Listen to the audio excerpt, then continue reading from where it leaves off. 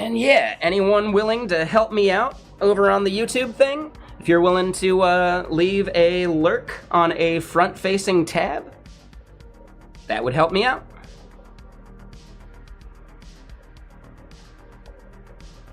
But no worries if not. If you don't got the bandwidth, don't worry about it. Alright, so we got that out of the way.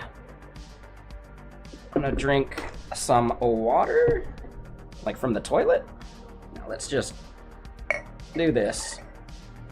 It's already 3:46. Man, the Reddit crawls go longer and longer, but some of the conversations are so worth it. And I keep calling it Reddit crawl, but yeah, like, I don't know, I really like the discussions during the news crawl. I should probably be over and like just chatting while we're doing it though, huh? Meh. But okay, so the part we left off yesterday, we did some major refactors.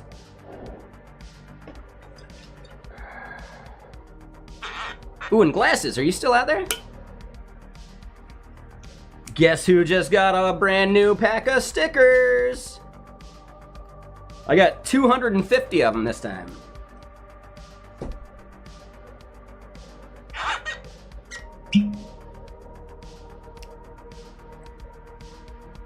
Yeah, at some point I'll set up a Shopify store.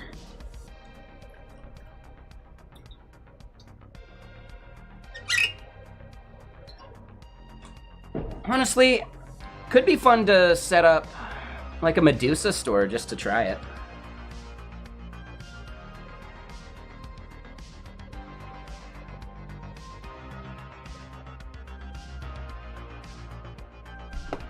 Yeah, that could definitely be worth it. Alright, let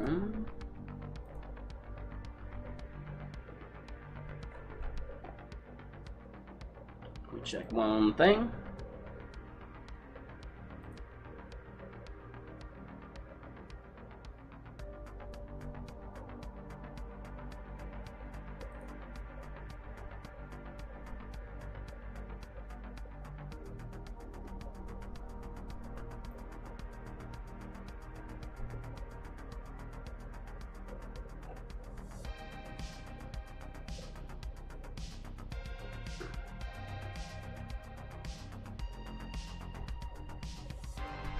Okay, so we got a little bit of whiskey.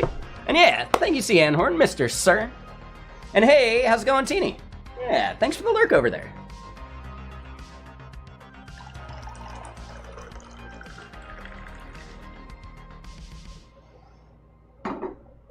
And yeah, these stickers are good. I went, for everyone else out there that doesn't know, should probably be going matte instead of glossy because it's a better plastic, right? And it lasts longer typically. Right, more sun resistant, all sorts of stuff. So yeah, matte stickers, way to go. I got these from customstickers.com, not customsticker.com. That one's actually shady. But yeah, customstickers.com, really good. Like awesome quality. Quick turnaround. Yeah, just great.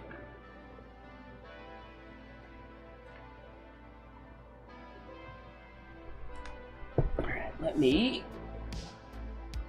pour some lemonade on it.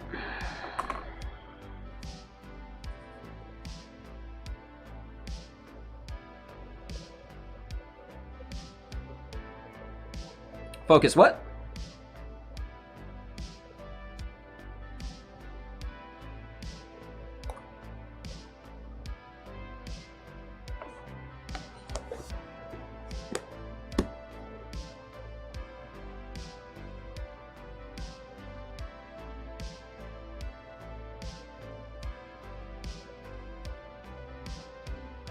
Most likely.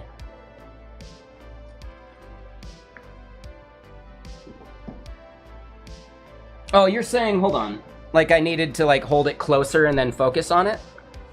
I think we're good. I think it's good enough.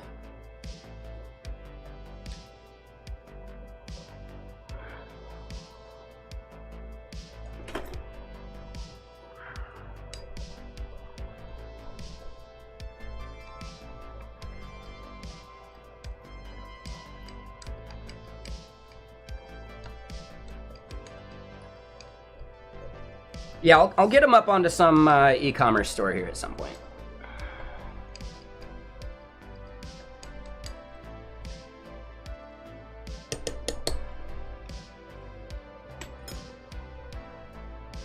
I'm thinking I'm probably just going to do the Shopify thing. Just because, like, shipping is probably simpler.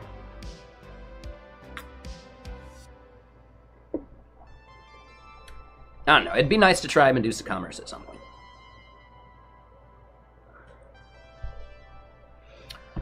But okay, so the bug that we had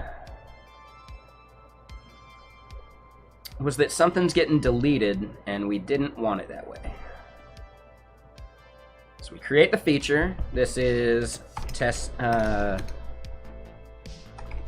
testing working gradual.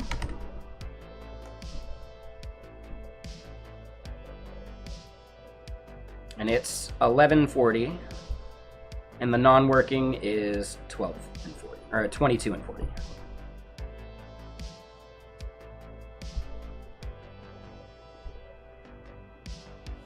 Yeah. So, should be able to publish. We end up removing that feature, and we end up creating this feature.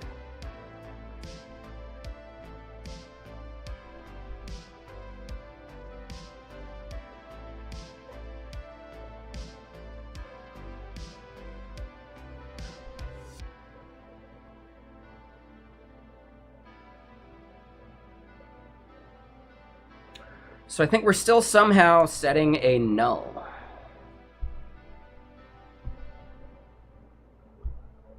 And that's a tricky one. I'm not sure why. We've got a lot of PRs though. Oh, and yeah, we have an invalid token. And we need to detect that in a better way. So yeah, we got a lot of stuff to fix here in the app.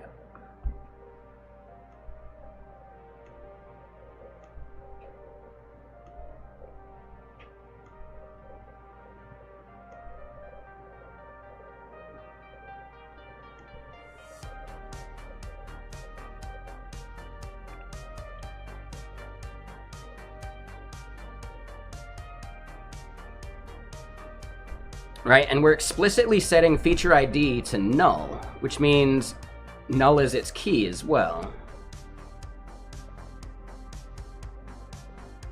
Oh, no, so that part's good. Yeah, so this part right here, though. Yeah, the name and that are not being overridden.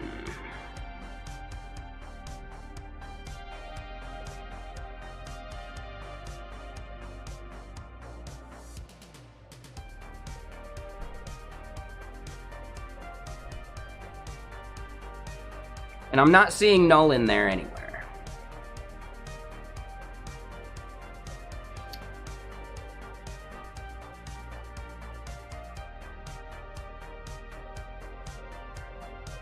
And this one doesn't have a schedule. Yep. Okay, so when we're creating these ones new,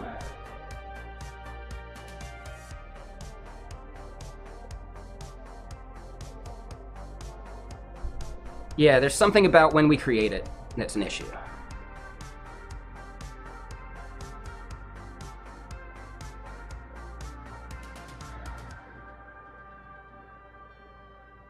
Now here's the next thought.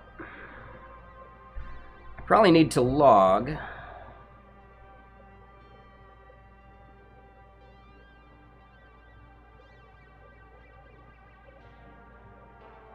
just pretty much all this.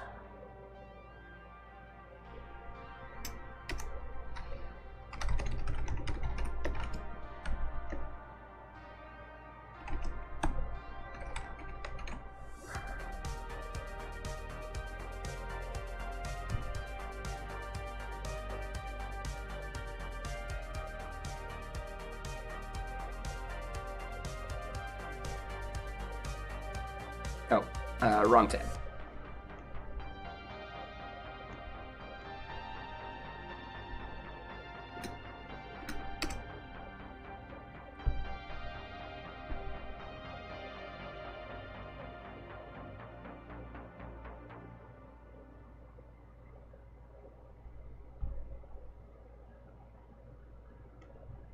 Oh, right.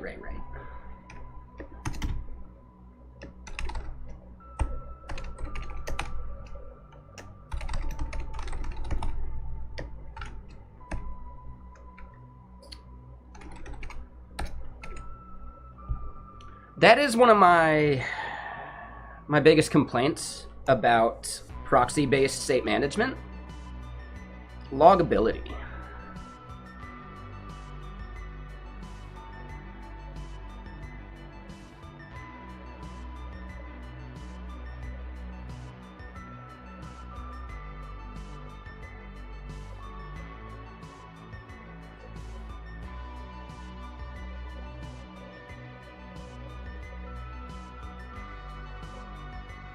Yeah, and you know what? We could write a utility function that does some of that logging for us. That way we don't have to keep retyping this parse and stringify nonsense.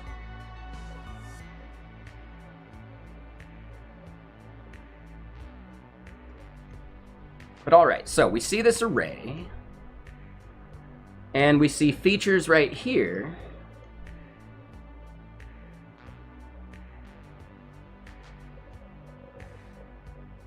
Features is fine. The issue is with the environment, we end up seeing features here with the wrong thing.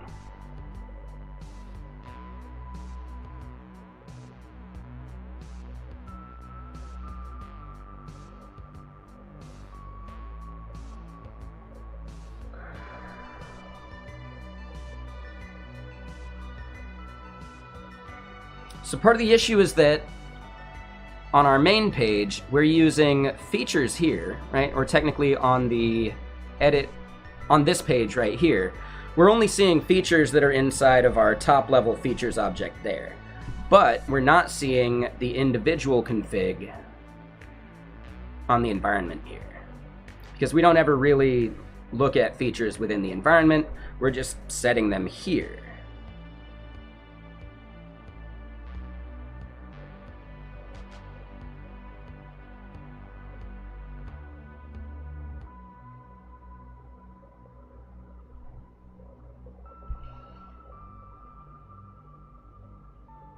Okay, so if we were to go and look at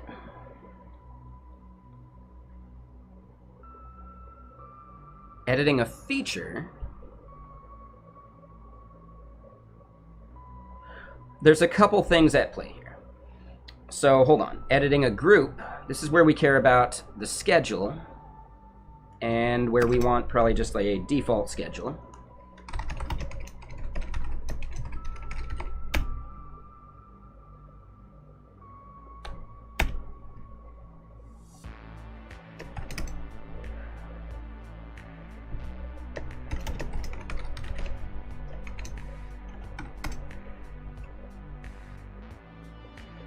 And I know we're doing that somewhere.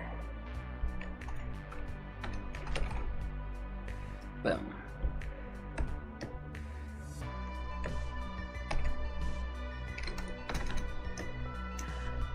And it shouldn't be capitalized.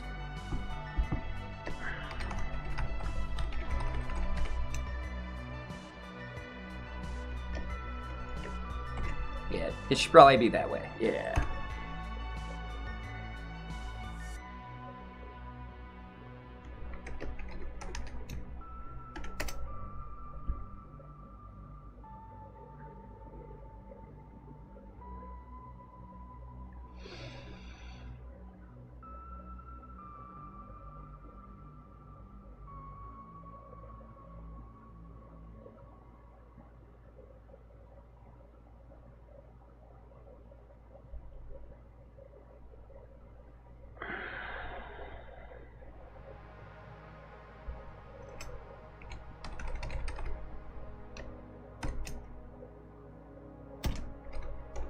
So we're going to add default schedule to that.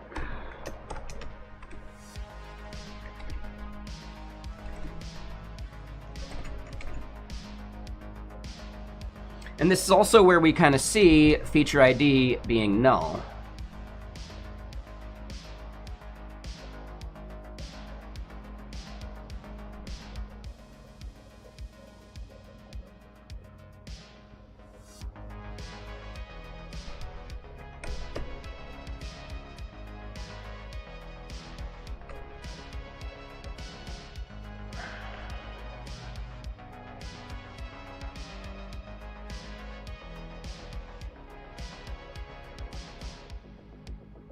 Where are we even using this?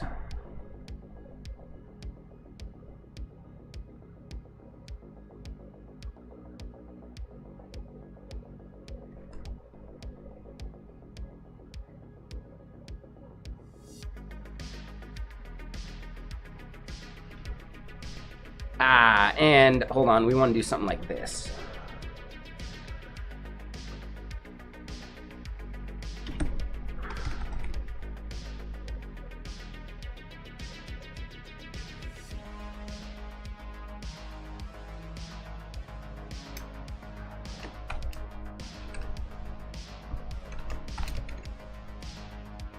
So yeah, we don't want to be harmed by mutability there.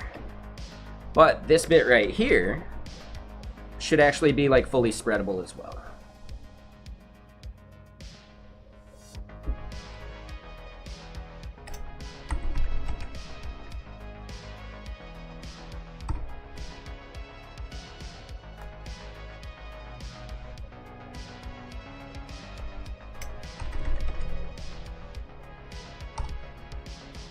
All right, so we'll do that. Spread those things on, override some of these things. Featured type should be good, and these should be good. So these are the only things that actually need to change there. Ooh.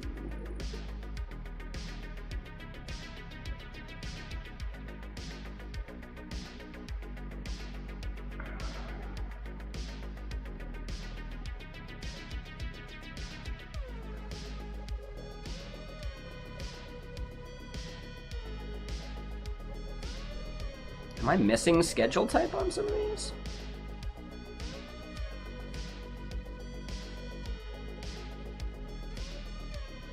I am not.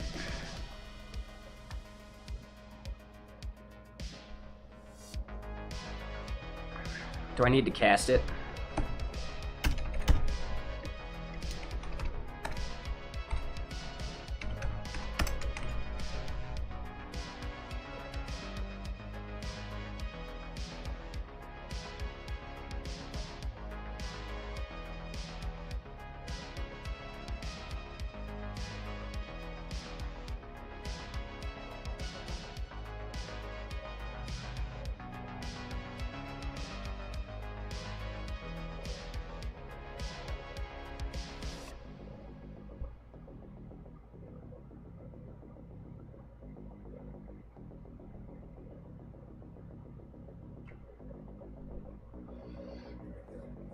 Wait.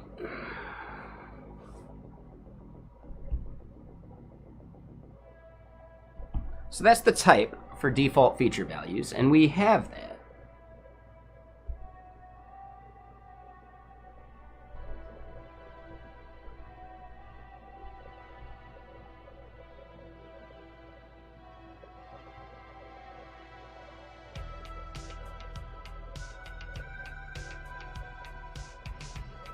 So type stripped, what is the deal?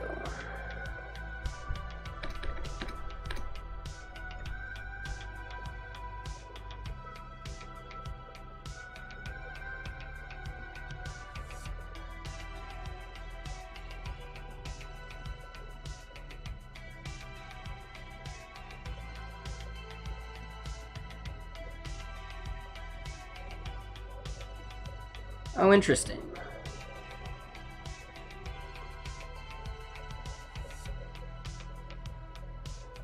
Okay, so our type is actually off.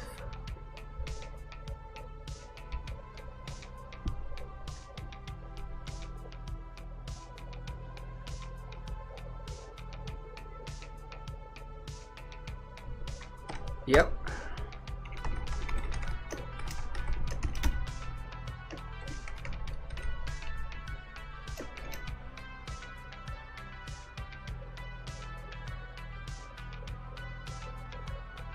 Now, I thought I had that defined somewhere.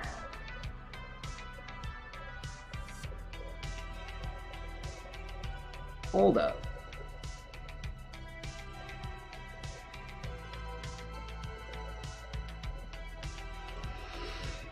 That's right. Feature and Vexilla feature. What is the difference? think one is just older.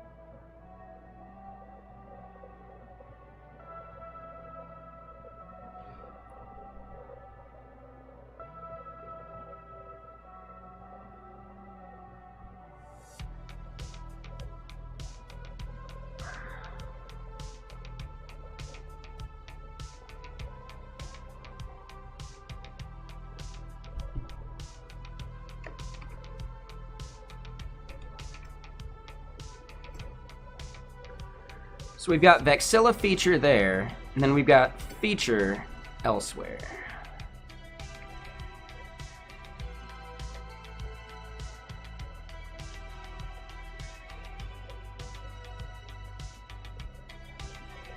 Yeah, so that's the issue.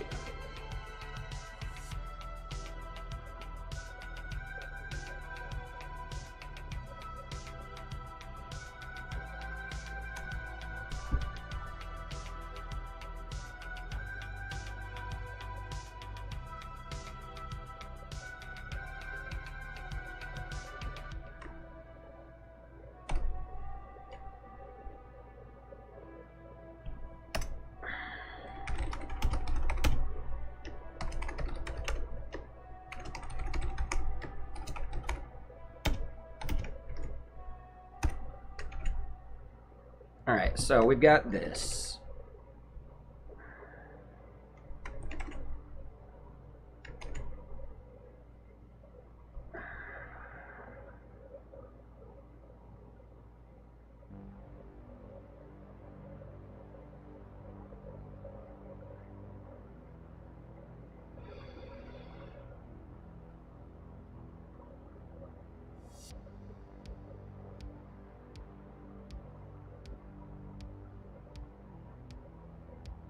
Yeah, just so strange to me.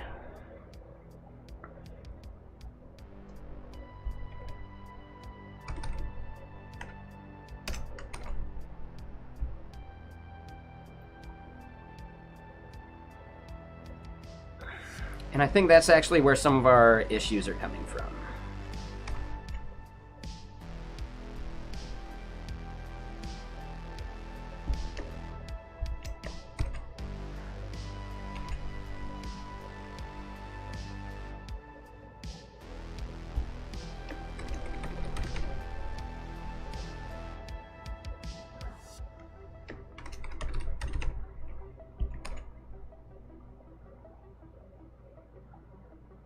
Okay, so if we comment that,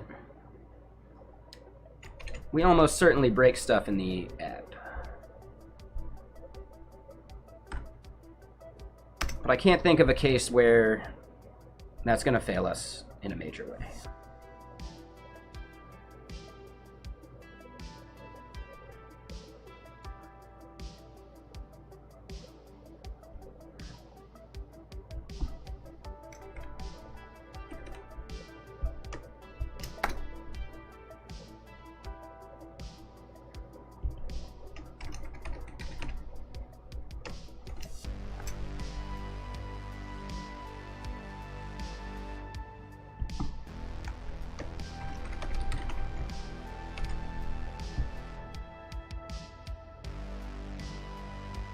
Okay, so that works for me.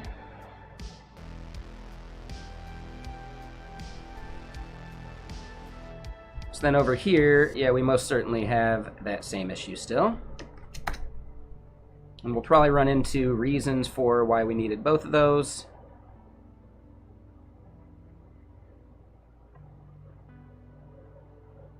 Ah, yep.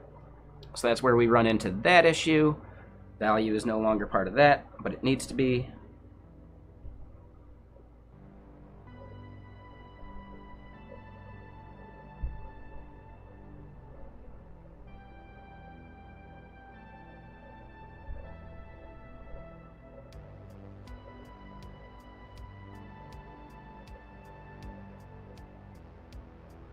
Alright, where's this other one?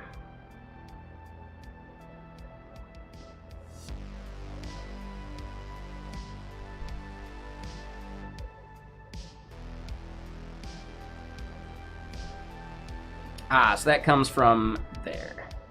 Okay, so Vexilla feature type string. We've got in a couple places. That looks right. So I think it's over in here that we just have this.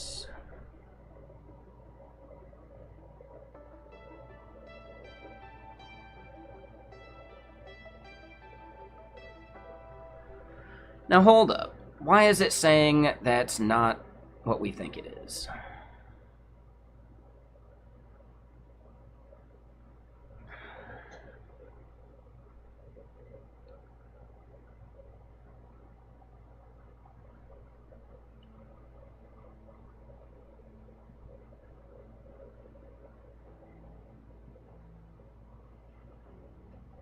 Is it based on data? And what up, MC? How you doing?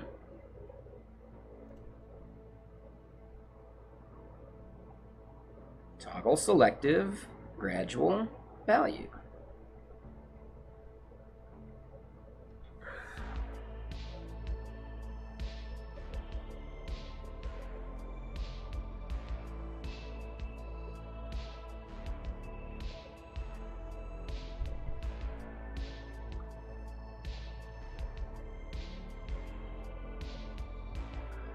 Oh, hold on.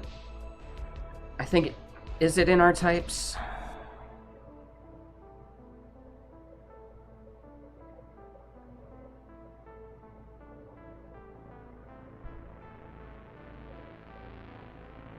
So we see a Vexilla feature set.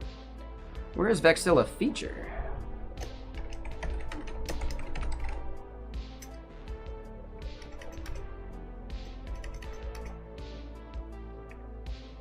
Ah, there it is.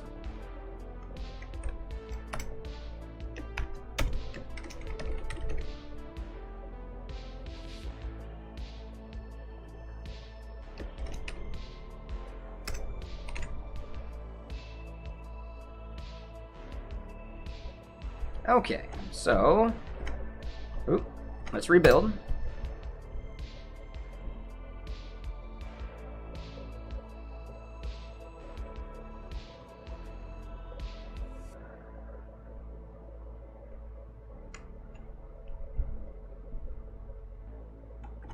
Let's try one more time. Oh, and yeah, this one got fixed. Sweet. We do have one more error right here, though. So what are they complaining about here?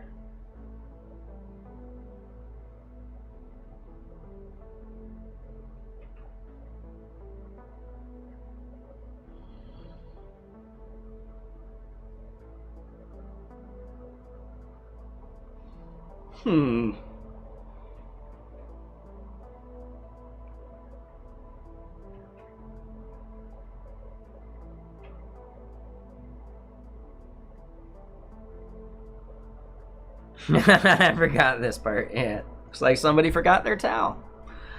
Okay, so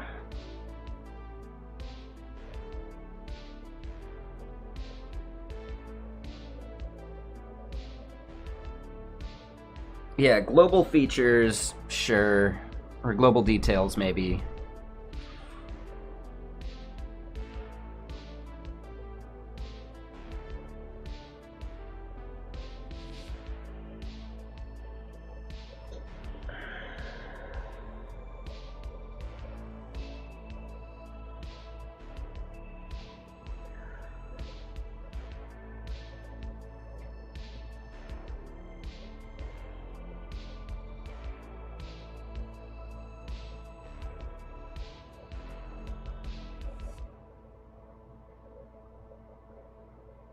So what part are they even complaining about? Type any is not assignable to type never. How or why is it a never?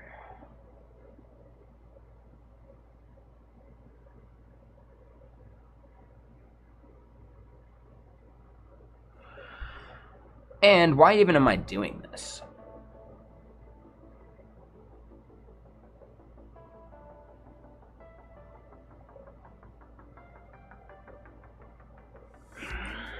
Oh, I see, I see. Because new details may not include the entire thing. That's right.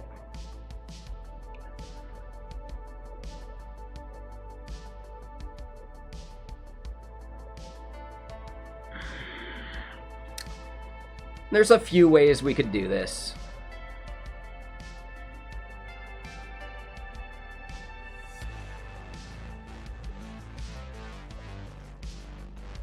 Yeah, let me just try this a different way and see if they're okay with it.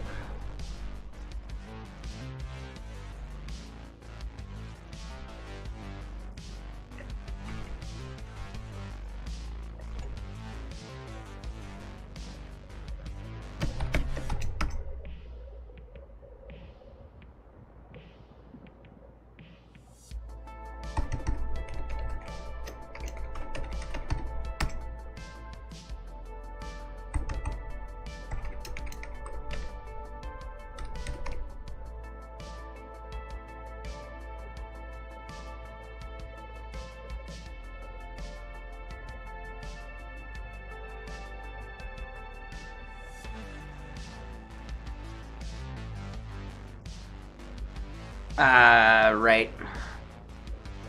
So yeah, we can't do this spread because things are potentially undefined. Which is interesting, because we're doing our feature details anyway.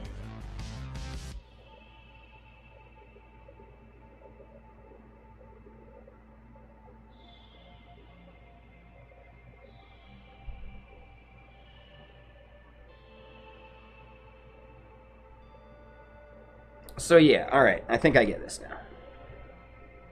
I think I understand why that was yelling. Oop.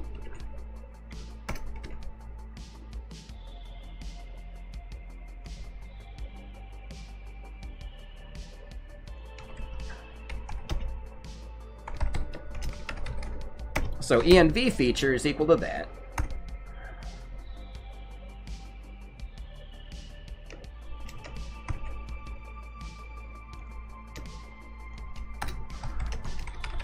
And it's definitely just this key as key of Vexilla feature.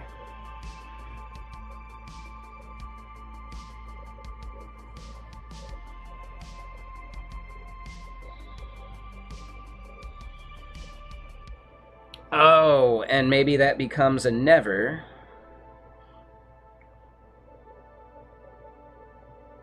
I mean, it knows it's a string.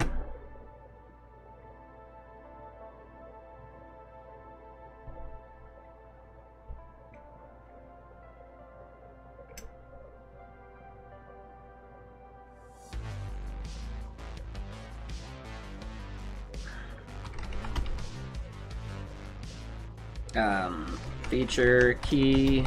Let's at least pull some of this out.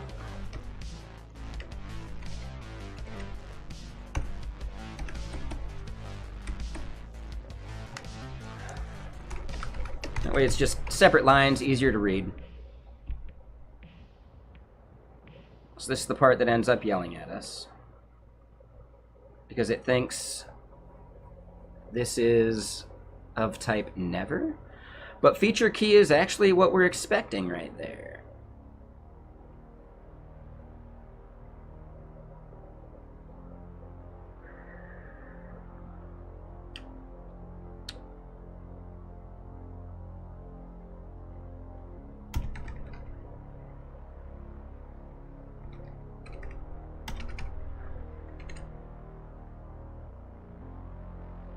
And yeah, that still doesn't do it. Okay, so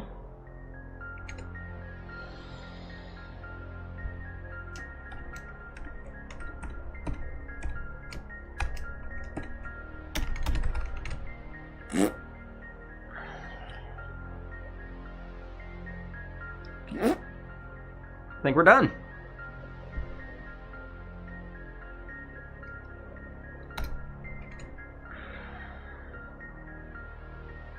I don't like it.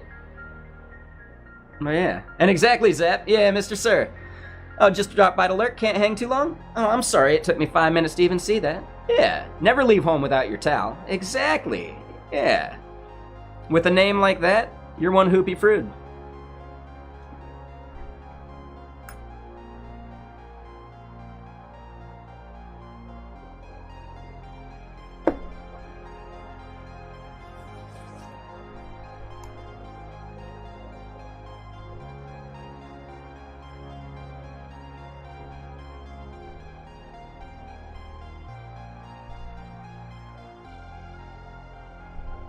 Alright, so we have now fixed the issues that came from a differentiation of feature and Vexilla feature. Why are they different? They're not. So now that we've done that, and yeah, I can fix some of these things. Yep, that's no longer there. I don't even think we need some of these types.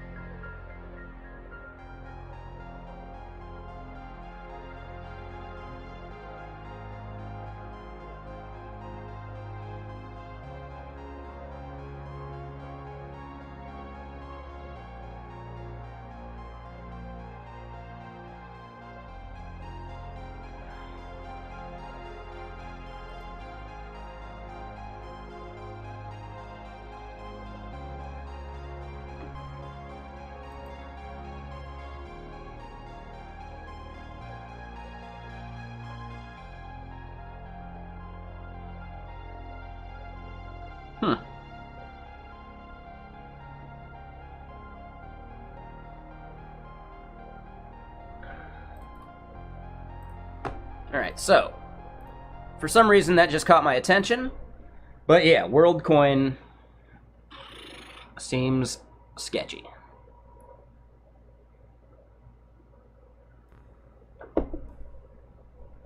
Alright, let's get rid of some of these yellow things that we don't need. React one we do.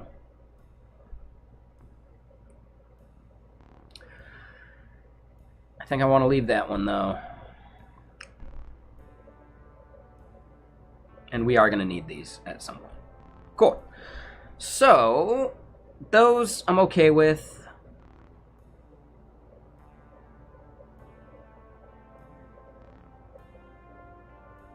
Yeah, this all seems fine. So when we create a new feature, we should be good. But the problem is, we've already got this null one that we can't see on gradual. So we got to delete.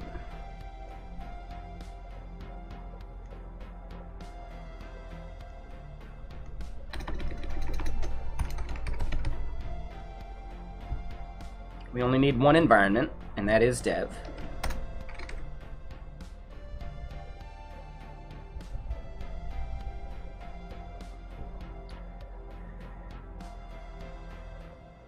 Yeah, I mean, it seems like something, like WorldCoin itself specifically seems like something that is trying to establish like a world social credit system, which is interesting, and I could see some kind of like valuable use cases for it, but it's inherently going to be abused, right? Look at China.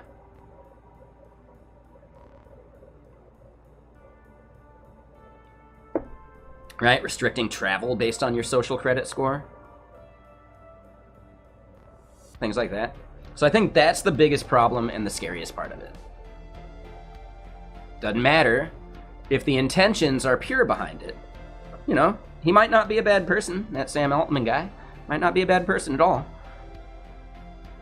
But the potential for harm from something like WorldCoin is massive.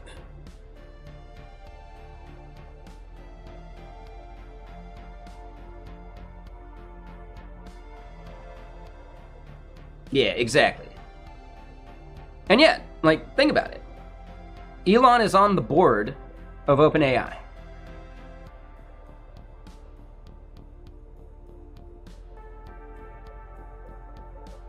Sam Altman is also on the board of Reddit. Do we think that Reddit locking out third parties via monetized API access is for profitability, or is it actually to maintain OpenAI's stranglehold, right? Are they trying to pull the ladder up behind them? Right? They made something by scraping internet data, so now no one else should be able to, because that's our moat. That's a terrible, terrible practice. Terrible idea.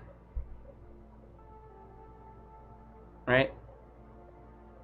Just gross.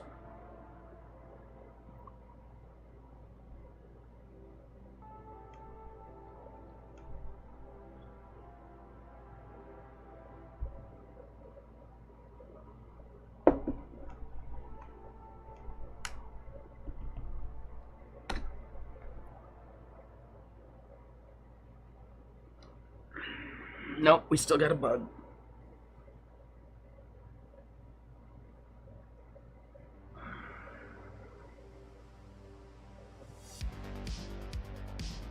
Interesting. So the moment we modified it,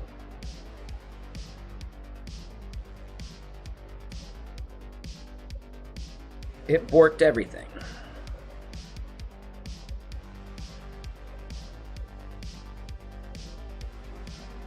All right, and this is the point at which I need to create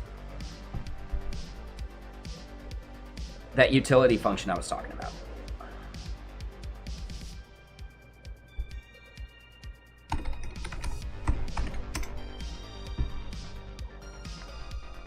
All right, so we're gonna call this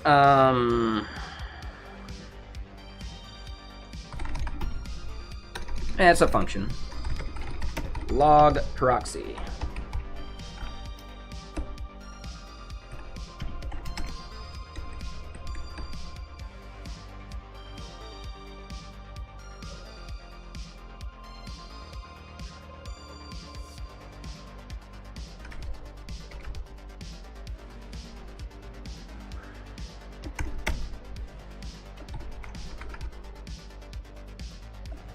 All right, it's just an object. We don't care. It can be permissive. This is going to be label, which is a string.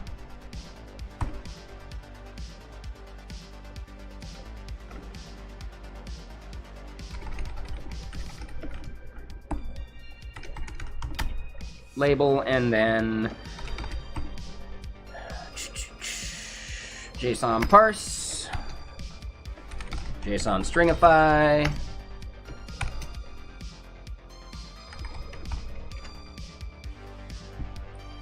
so yeah.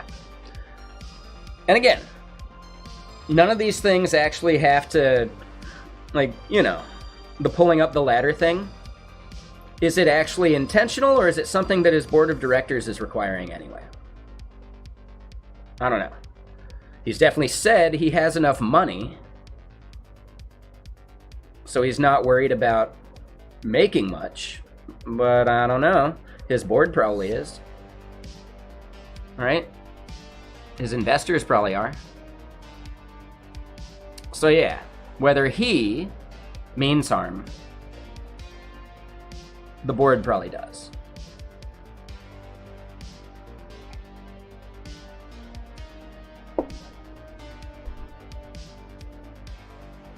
We don't know. Shit, you remember that movie, I Come in Peace? In which an alien is like extracting adrenal fluid from humans or something because it's the best drug in the universe or some shit? Right? He'd actually say, I come in peace right before murdering somebody. It was a terrible film. It's not good. It's one of Dolph Lundgren's better ones, though. Right?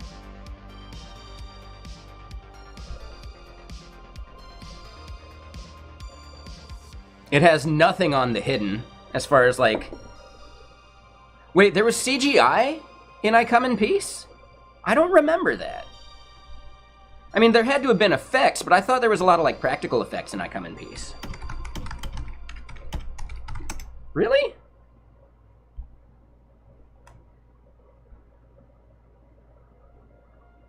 Yeah, shit, okay. Yeah, I forgot that completely.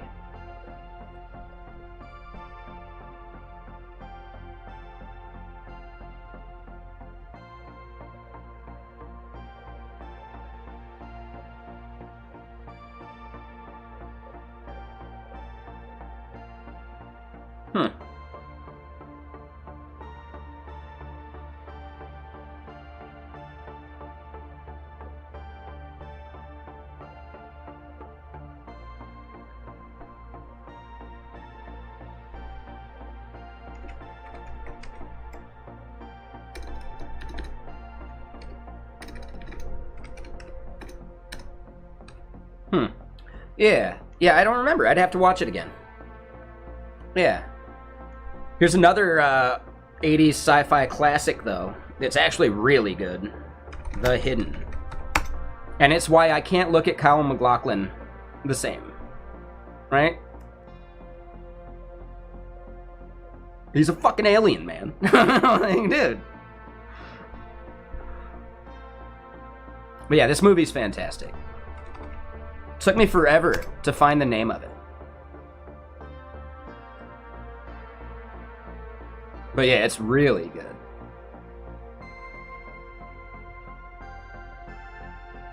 I mean, keep in mind, it's a low-budget 80s film, so it's not going to be like, you know, E.T. as far as production quality goes. But as far as like a fun film, it's quite good.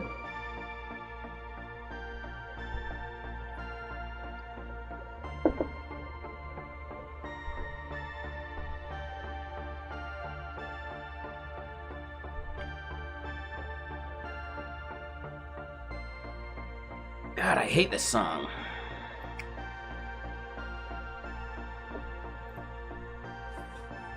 And yeah, man, 4 concurrent viewers. You guys are awesome. Thank you so much. Over on the on YouTube. Appreciate you. Y'all are really helping me out. Thank you. I've basically tripled my watch hours over the past 2 weeks just from streaming, which is cool. Well, yeah, what's up, Filter? How you doing?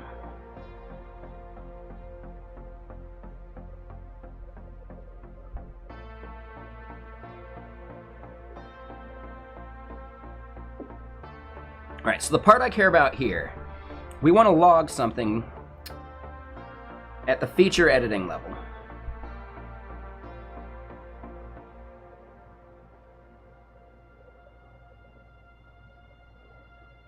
And yeah, data is a terrible name here.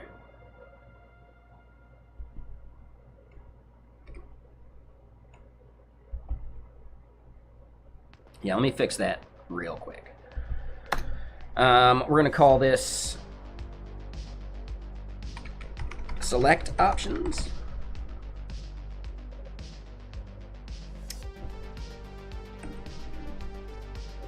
And it's actually just feature type options.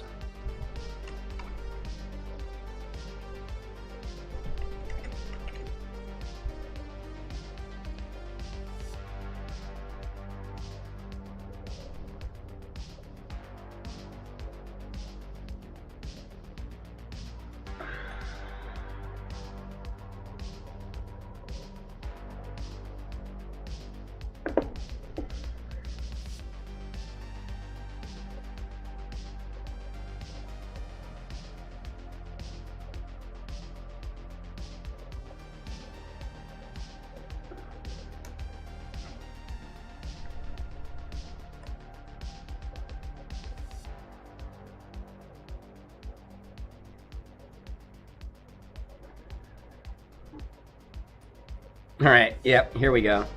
So that is just in that text input when things change.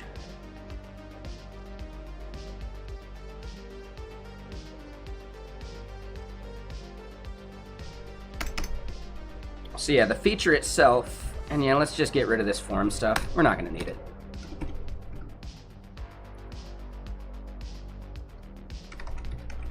And yeah, this is where we want log proxy.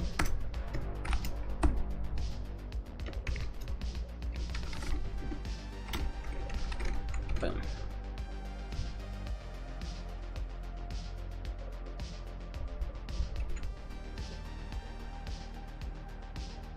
Oh, wait, really?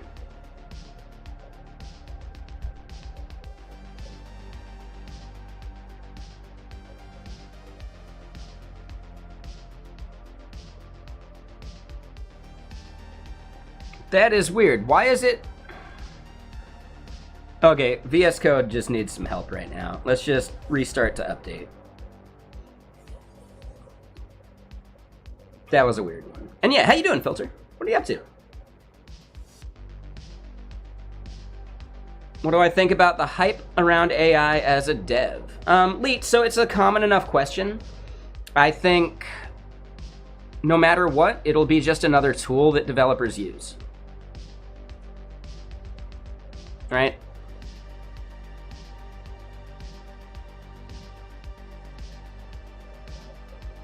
I've also never really gotten good results out of AI as a developer. I've tried to use it for a couple things, such as creating an FFmpeg command, and it was terribly broken. Now, I'm not paying for the premium, so maybe GPT-4 would do it better, but at the same time, I don't know. I think there are use cases for AI that are gonna be useful, gonna be awesome, and then there's a lot of other BS.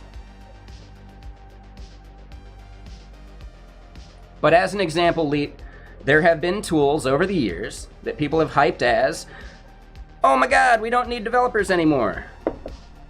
Right? SQL was one of them. Oh my god, we don't need developers, we can have business people actually write queries now. That didn't happen. Like, totally, didn't happen. Right?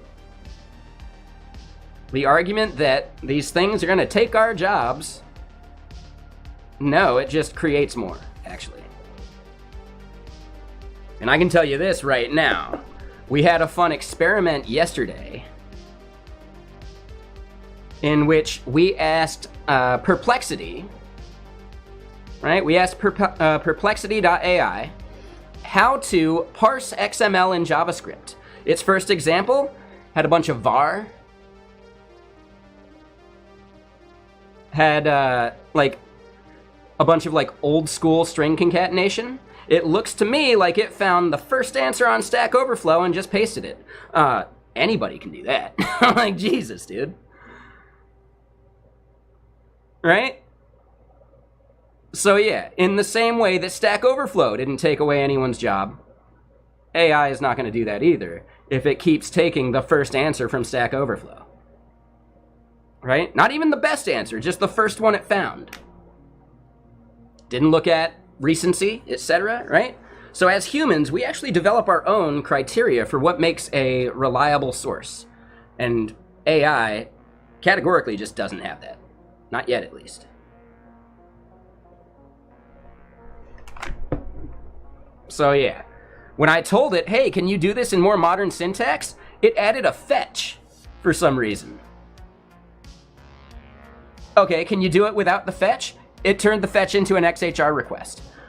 I never said anything about making a fetch or an XHR request. I just want to parse some XML, right? So they are incredibly naive, right? The AIs. Will they get better? Sure. But at the end of the day, experts still need to be experts.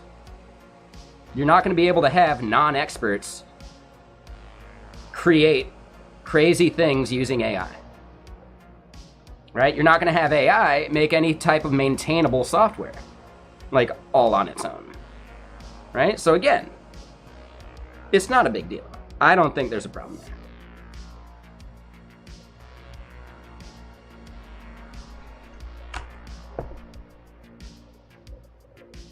Does that help? Does that answer your question there, Leet? And yeah, confidently incorrect. Exactly, Breakbine, for sure. Like, massively, confidently incorrect. Yeah, dude, you can find that on Stack Overflow. You can find that talking to other developers. Is it as good as that one developer that you just stopped pair programming with because it sucks? Yeah, That's what AI is at this point. They're that developer that just isn't fun to work with. Because they don't put in the effort, they don't care about their craft.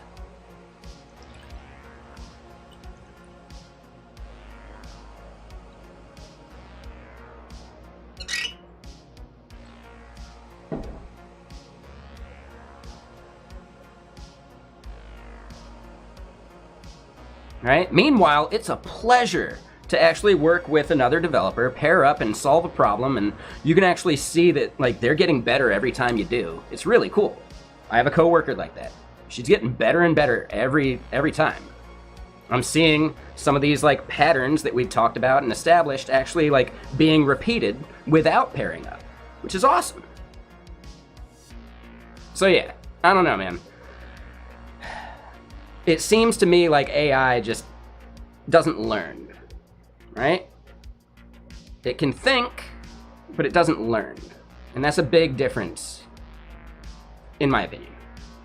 So yeah, no worries, Lee.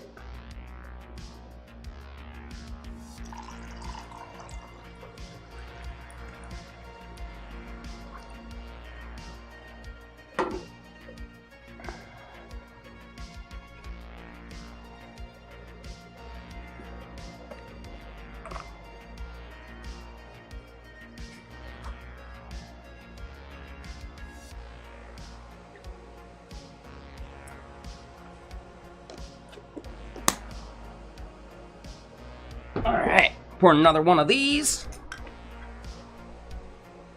And yeah, so we gotta start logging and figuring out why this feature is borked.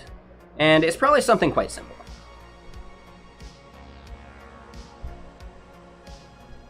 But hold on, let me bring some stuff back to where it needed to be. And yeah, what's everyone up to today? You enjoying your Saturday? Anything fun? Any good plans for the weekend? Anyone going golfing or something tomorrow?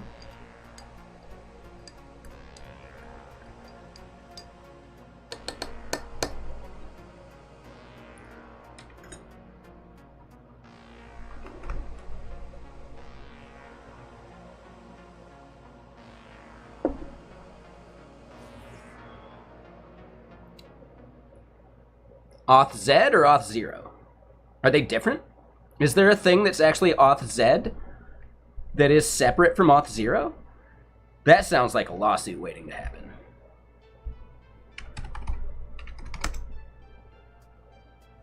It is a thing. Oh, it's the open source Zanzibar stuff. Ooh, Zanzibar is pretty cool. I like the idea. So yeah, Auth Z is about authorization, not authentication. I would still say that is a very questionable name, and they're probably going to need to rebrand at some point just to avoid the lawsuit about intentionally misleading people based on the name. Because it'd be a real easy thing, cultures that say Z instead of 0. Right? It's like an underhanded way of infringing the copyright. Exactly, yeah. So, I would not want to get in a lawsuit fight, like any type of legal battle with Okta. Hell no. Hell no. But maybe they're hoping to get acquired by Okta. Okay, I get you. Because, right, y'all remember, Auth 0 got bought for like $1 billion or something? By Okta? I think it was probably even more than that.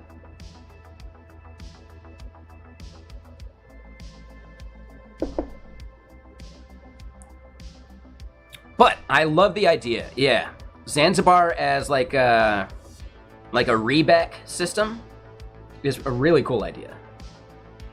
So yeah, Google Zanzibar is quite nice. Oop, yeah.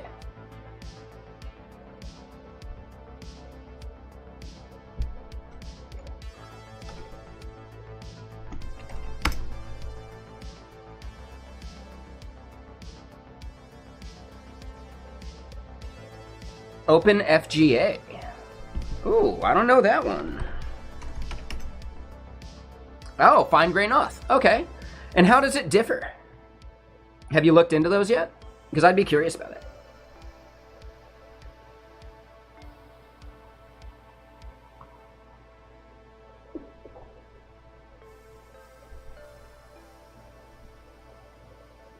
Yeah. Okay. I was curious why this was even a question that people ask. But yeah, Keycloak is, you know, is like Auth0 itself. OpenFGA is access control, and that's a different thing. Oh, interesting. So OpenFGA is based on Zanzibar as well. Oh, okay. Okay, so they're probably very similar. I thought you were saying OpenFGA was like a Zanzibar alternative. But yeah, this seems nifty. So yeah, AuthZ is about a service for it. OpenFGA is basically just something for you to run. Which is cool. I really like this right here too. That's a cool one. This is nifty. I like that animation.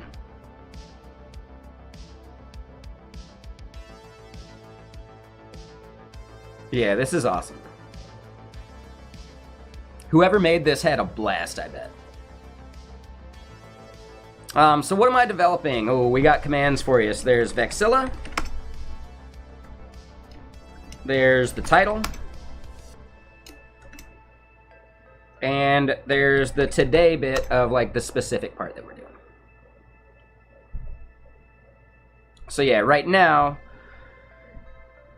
we've got an issue in our app that involves, not this error we see right here, that's an easy one to fix. But we've got an error in our app that involves just like how some of our state is set from the start. And because of that, we're running into some issues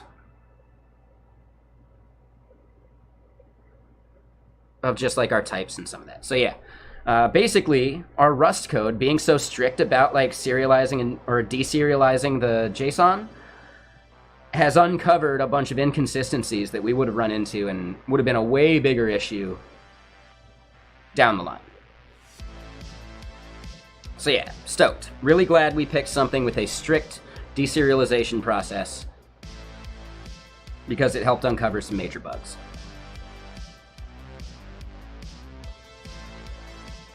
And yeah, look at the source. Oh, it looks like it's a video? It is a video. Huh. Okay. So my guess is they did it with something like processing or some other just like visualization focused language.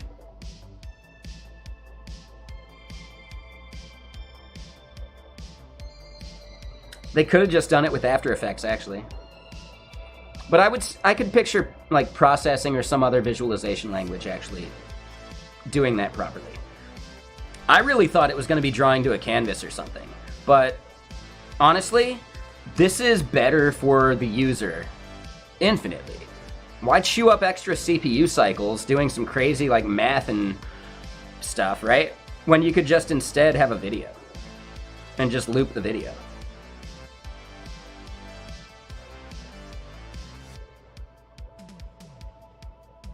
Right? And with a container format like MP4, the amount of like size for that, let's go look at it again. Hold on.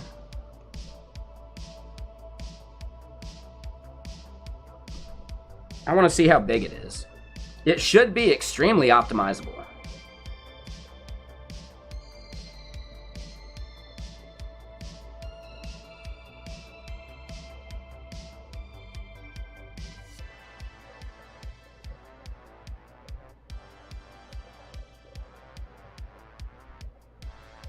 So it's not that one.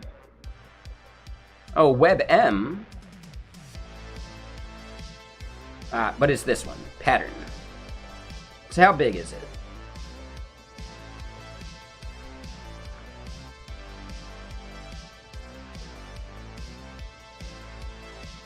It's about a meg.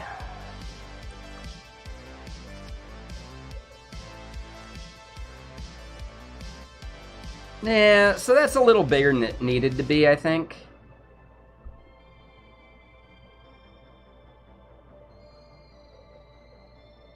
But still, it's less CPU cycles for the user.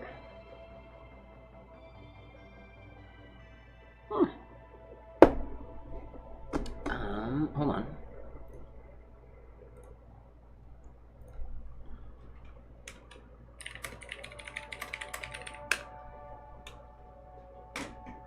Alright, so... yeah, that's cool. I like the video, though. That's a good little video. But yeah, let's fix this bug. I don't know why it's not yelling at us about log proxy not being there. That is so weird to me. Whatever.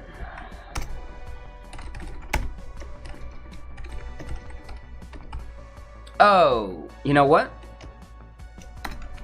So hold on. Did I even export it? I didn't.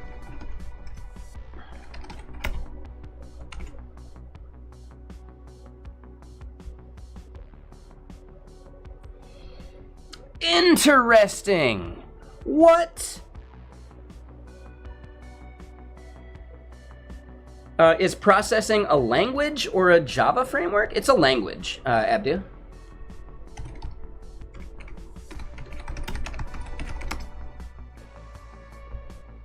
So, I mean, you can think of it more as... right, like they have an application for it in which you can like visualize things. Think of it like a Jupyter notebook or whatever. But still, like processing itself is a language.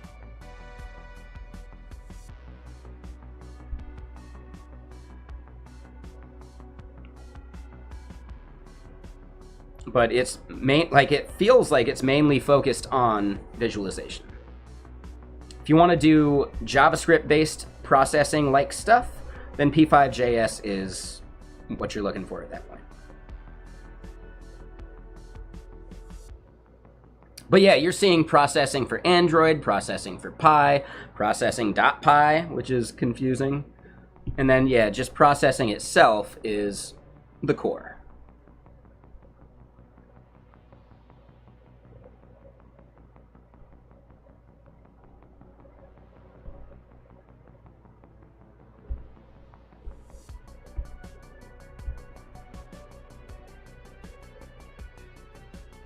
That's kind of cool.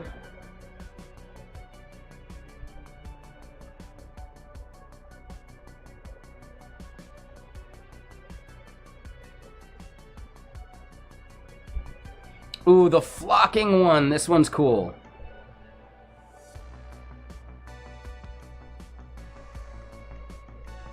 Right, you can click and they join the flock. Like, dude, it's so nifty.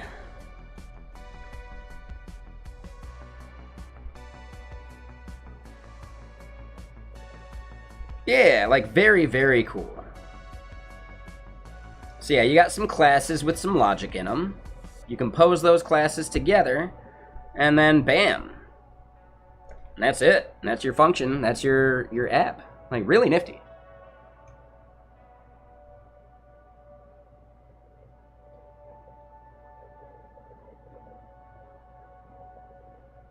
So one of these things is a void. So that's where some of that logic is happening.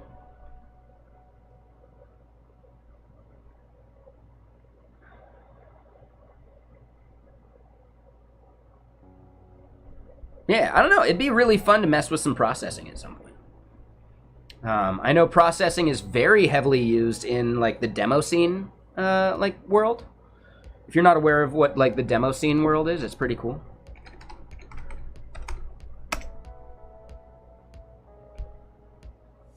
Right, so International Computer Art oh shit, didn't realize that was a link. Computer art subculture focused on producing demos, self-contained, sometimes extremely small, computer programs that produce audio-visual presentations. The purpose of a demo is to show off programming, visual art, and musical skills. In a lot of cases, some of these like visualizations end up being things that play at like raves, etc., while some DJ is doing something.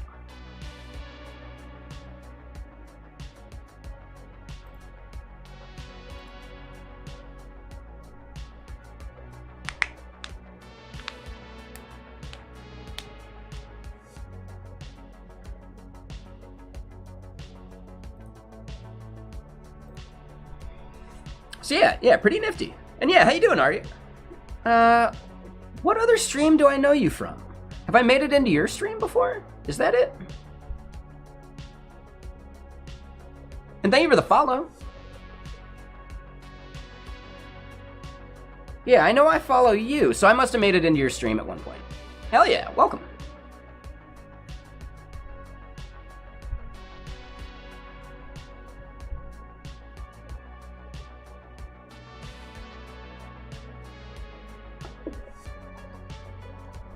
So yeah.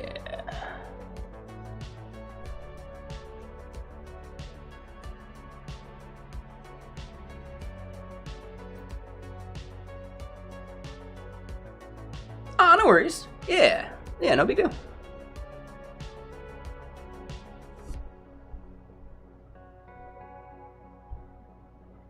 All right, hold on. So we got to import this thing. So weird to me that by not exporting it, it assumed it was a global, and it was like, yeah, you're good.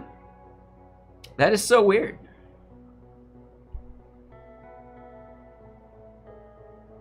Oh, thank you. Yeah, this is White Bat Audio. This is royalty-free music. Any song you ever like, you can just do the song command. But yeah, here's a quick paste. But yeah, White Bat Audio. Yeah, totally like royalty-free. You can play it on any stream. Ooh, and Abdu, you used to watch Coding Train use processing. Interesting. Yeah, no worries.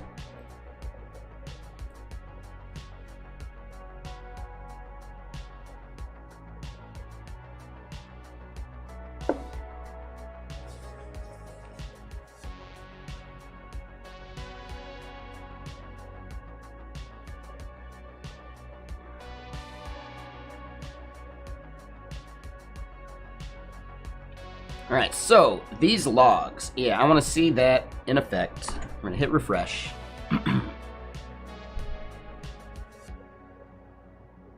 Oh, kind of got to save.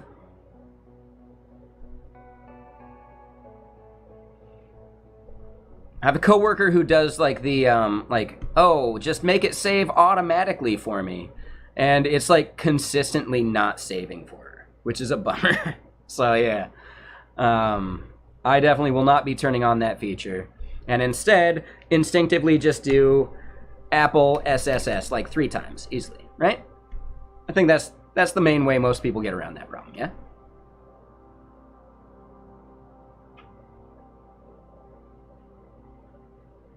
All right, so let me do this. We're gonna delete that feature. Gone. We're gonna head to it.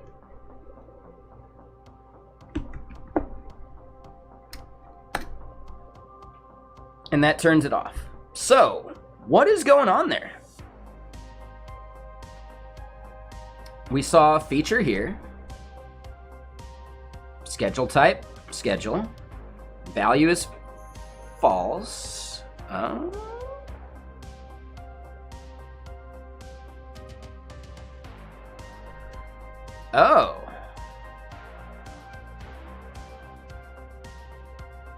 Okay, so that's our issue.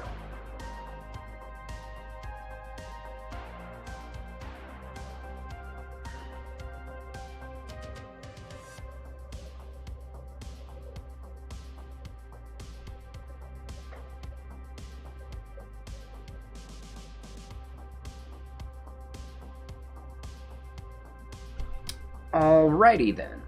So here in edit group, when we create a new feature, what are we doing wrong?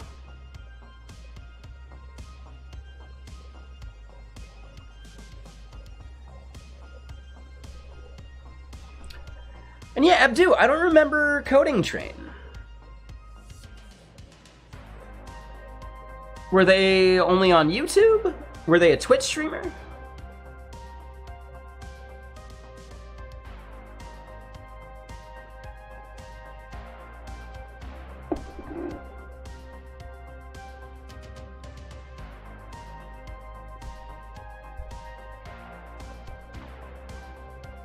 And yeah, Abdu, thank you so much for watching on the YouTube. I actually had the thought the other day, like, why haven't we seen you for a while? not banned right now, right? I don't remember any bad interactions, so if you are, that's totally my fault. Use the unban request. I gotcha. But yeah, I actually thought the other day, like, oh man, haven't seen Abdu for a while. So yeah, stoked to see you.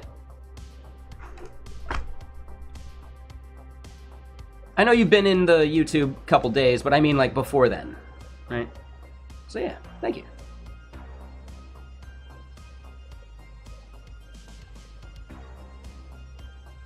Ah, you know what? That is the issue. Ah. And what up, Swampy? How you doing? So here's the problem, right? Default environment defaults toggle here. As we spread it,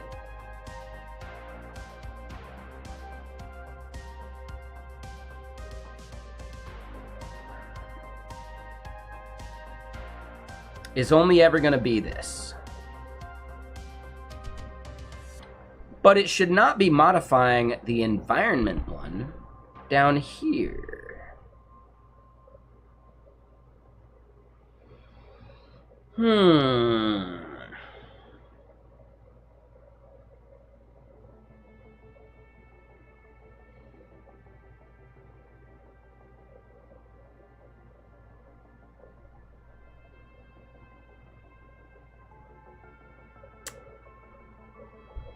So it's definitely a flaw in how we're doing the edit feature part of things.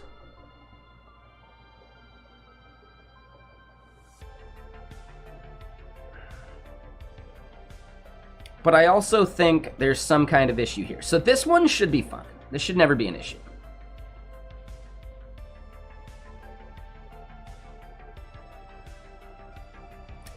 Oh, interesting, Zap. Okay. Yeah, that makes more sense. Got it. So coding train is someone from the processing foundation. That makes a lot more sense. Cool. Yeah, I haven't seen the channel yet. So I'm guessing it's a YouTube thing, not a Twitch thing. Nifty though. Yeah.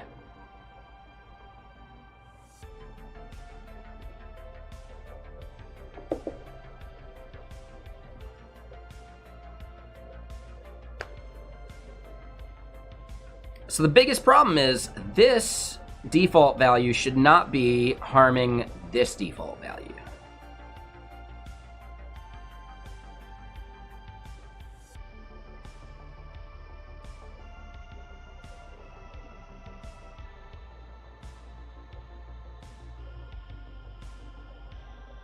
Ooh, and yeah, we need feature ID here too. Yup.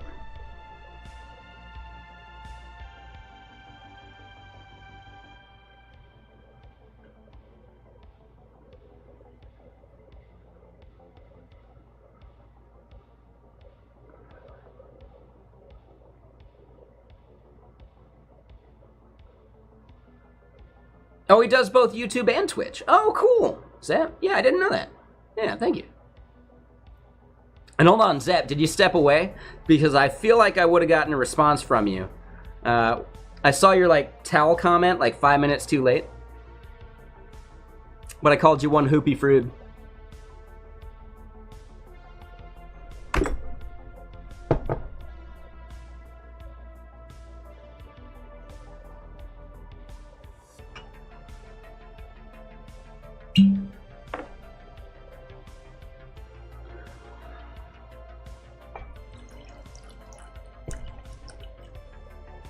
Not sure if... I assume you remember what Hoopy Fruit means. It basically just means cool dude.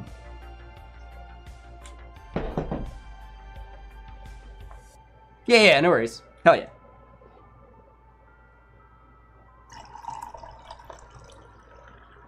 Yeah, that's fine. No worries. Yeah, you got a life. I get it. I just want to make sure you heard that reference, though. Because I think I'm one of a few people that would actually, like... be able to, like, you know, have some riffing about Hitchhiker's Guide.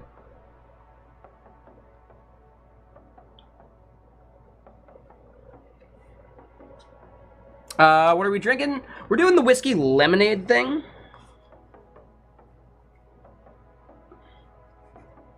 Right, whiskey water, not a bad idea. Whiskey lemonade's just delicious, though.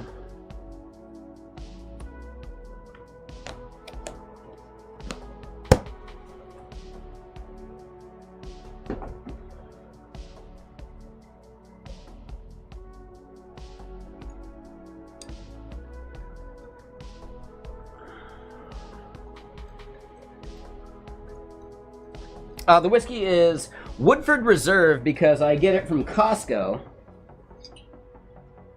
And this is a monster fucking bottle. It's bigger than my head. You know? So yeah, the 1.75 liters from Costco are great.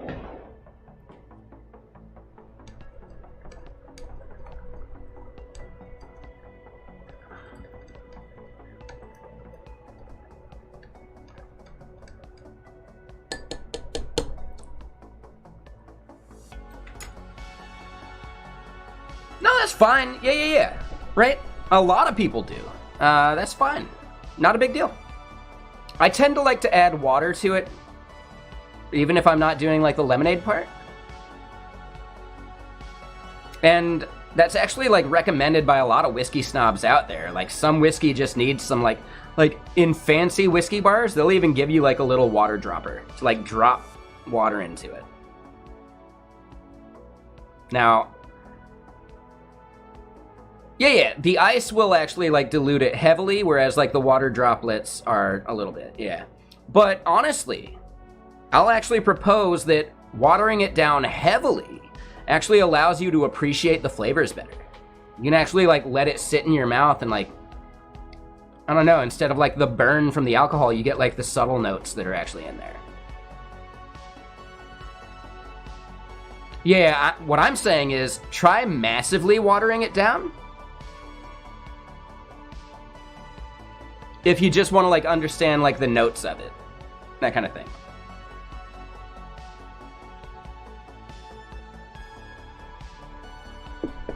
I mean like a 3-to-1 ratio, 2-to-1, whatever, like even 1-to-1. You'll be able to actually like sip it and like let it sit on the palate and like get all like the different like nuances to it. It's kind of cool. It's like a little hack to like really appreciate your whiskey. You don't have to do it that way every time, but when you're comparing whiskeys, yeah.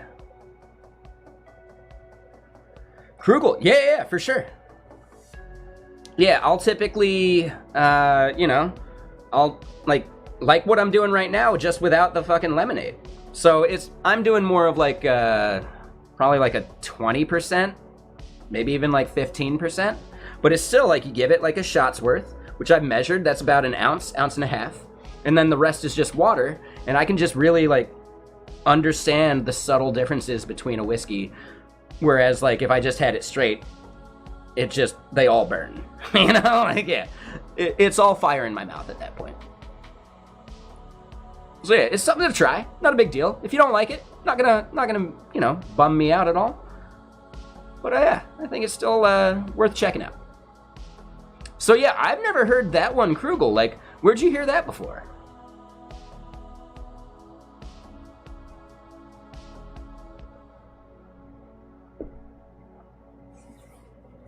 Because I've never heard anyone like actually water down whiskey the way I do. I've seen people do it actually, but it was usually just so that they could fucking like slam it back real quick. Teaspoon or two, gotcha. Probably still really helps though. Like, especially for whiskeys that are not smooth, right? Like the harsher whiskeys that typically have like the higher alcohol content.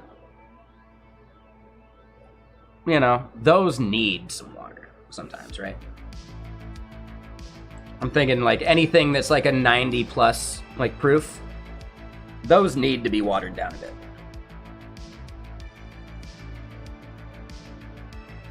Right? Knob Creek, that shit burns straight. No thanks. And that one's what, 110?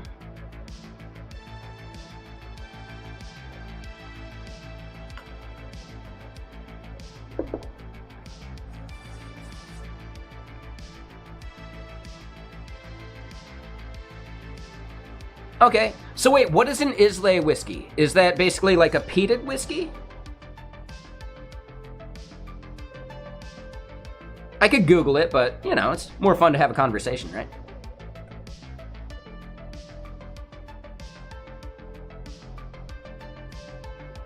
Heavily peated. Okay, cool. Yeah, I'm not a fan of the peat. So, you know. Yeah, no worries, Zap. Thank you so much. Appreciate you, Mr. Sir. Yeah, have a good one. Yeah, thank you for lurking. You're one hoopy fruit.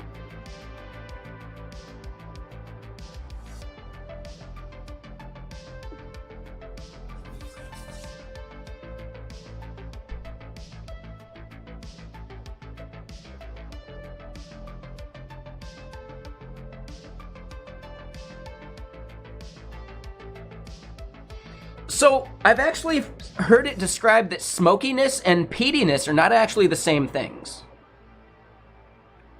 And, I mean, maybe they are, but to me, like, I actually think they're separate flavors. To me, the peat doesn't give it smokiness, it gives it that, like, this is the wrong term, but it works for me, like, that moldy flavor. Whereas, like, smoky is just kind of different. In my opinion, most Scotch has, like, an element of both, but is it really, like, the peat that's doing the smoky? I don't know. Yeah, I'm not sure either. I don't know.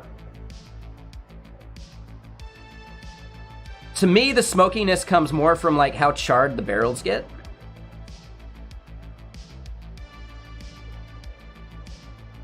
But I could be wrong.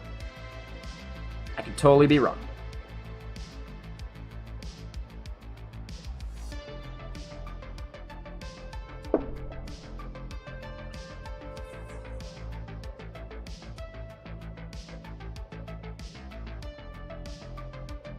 Just too much?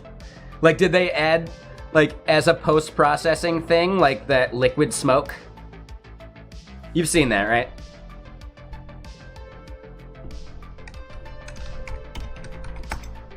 Is it like Fireball, but they just add liquid smoke?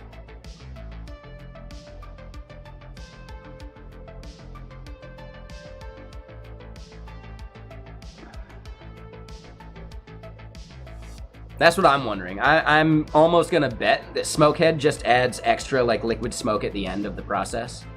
In the same way that, like, Fireball just adds cinnamon, you know?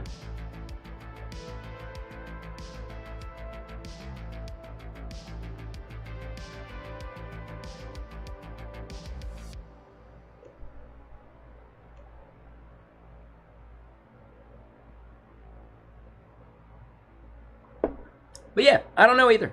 But yeah, no worries. Kind of a fun conversation. But hey, Breakbind, thank you for the follow. Welcome. Alright, so yeah. What do we gotta fix?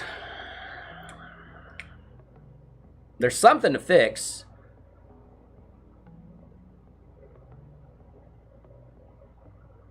It's when we're doing the editing on the feature. Oh, thanks. Like, how long you been lurking? I'm curious about that. Because it showed, like, your first chat today, too. So, yeah, super cool. Damn, you got an old account. 2012. That is OG triple. Quite a while? Yeah, no worries. Thank you. Yeah, I appreciate it. I appreciate the follow. The only time I'm ever gonna, like, judge someone for whether they follow or not is if they're, I don't know, if they're, like, raising a stink, then I'll look at their lack of a follow as kind of betraying their intentions. But you haven't done that at all, so, like, I wouldn't have even looked. I wouldn't have even noticed. But yeah, when someone's, like, asking a trolly comment or a trolly statement, whatever, right, or just being not fun to talk to, that's when I'll look at their, you know, at their, like, name and, like, how long they've been following, and if they're not following, then it almost betrays that, like, yeah, they're just trying to troll. So, again, It's not an entirely accurate heuristic, but it tends to be accurate more often than not.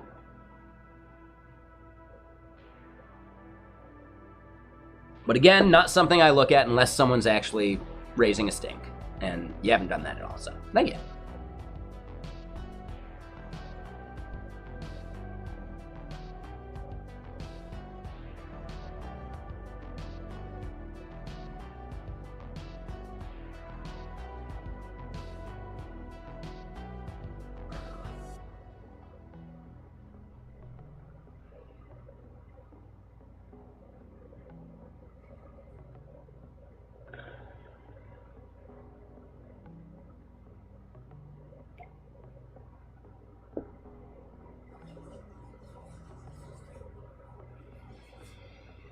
All right, so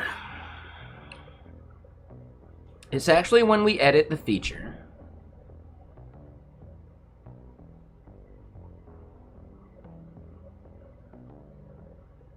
When we do this part,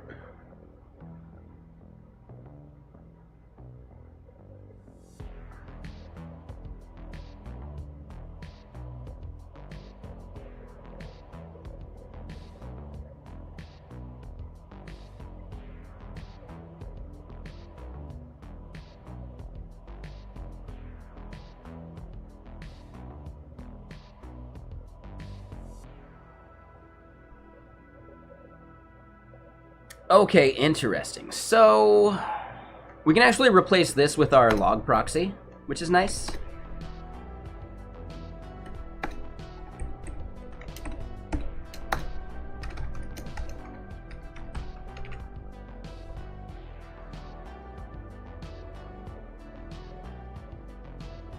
And yeah, sorry everyone that we're not like really heavy into the Rust code right now, but we uncovered some schema issues that need resolved because the Rust code fails because of them, right? So things like stuff being missing, etc.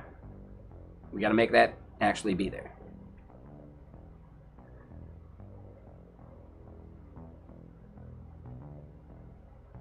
Now here's something. Default environment feature values should actually not be part of a flag group.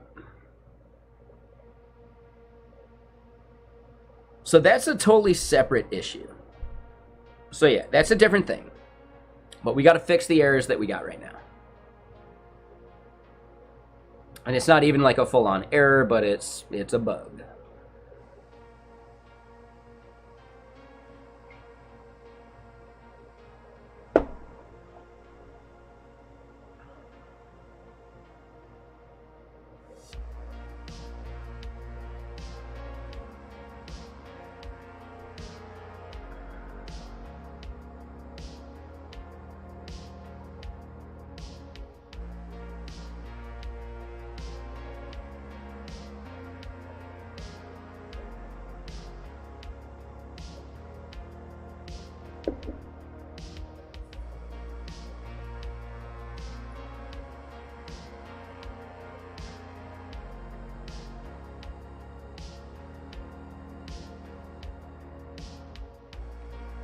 I wish there was a way of it showing me what time it is for someone else in Slack.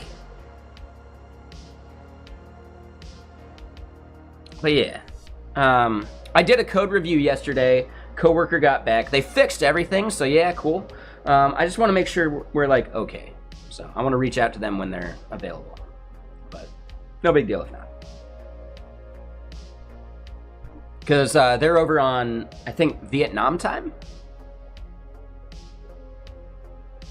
Which I would guess is probably like they're not like truly awake, etc. until like probably like 9 p.m. or something.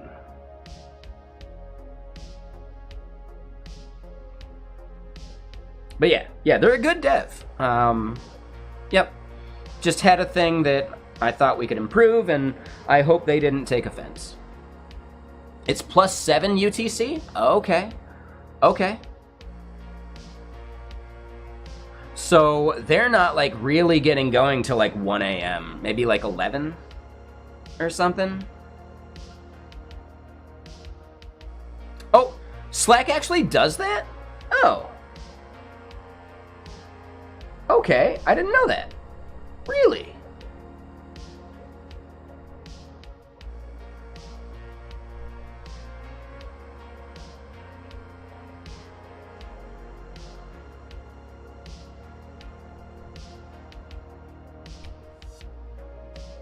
So, I mean, Slack tells me what my local time is. Oh, you're saying it would be nice. Oh, I gotcha. Yeah. Okay, cool. Yeah, that'd be a nice feature. Yeah, Slack, Discord, a whole bunch of stuff. Yeah, like that'd be really cool, just to show you what time it is for someone else. Yeah. Does Teams actually do that, though? Ooh, when I was working on Teams, that would have been hugely useful if I'd known about that. Or not working on Teams, but using Teams at a previous job. Teams and Outlook actually do that? That's awesome, hell yeah. And dude, again, Clown Shoes. I love your name, man. I know I've said this before, but I had like a previous like coworker / boss like at the snowboard resort I used to work at, Stevens Pass, who used that term a lot, right? Calling shit Clown Shoes. Yeah, that is a really good username. That shit's fucking Clown Shoes. It's like something you could hear him say fairly frequently. So yeah, that was awesome. And Wade, thank you for that follow. Appreciate you.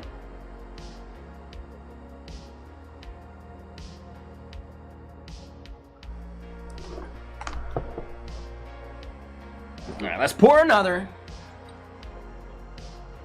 Outlook will actually let you display 2 times at the same time. Oh, that's a good feature.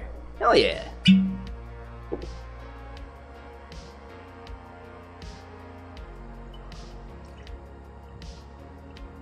Now, is calling something Clown Shoes actually like common where you're from? I think it was like an East Coast thing. Because the person I was talking about was from like Vermont, like East Coast.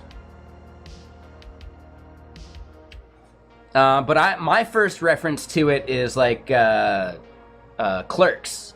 I believe Jay calls something Clown Shoes.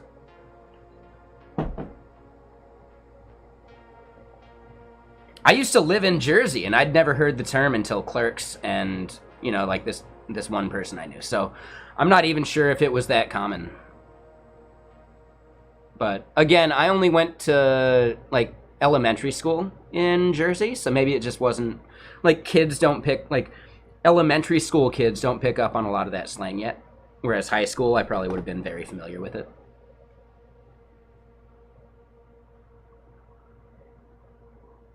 Yeah, that's a really cool feature, Breakline. Yeah. Yeah, people like rag on Teams all the time, but really it's a pretty damn good tool. It's better than Skype at least, right?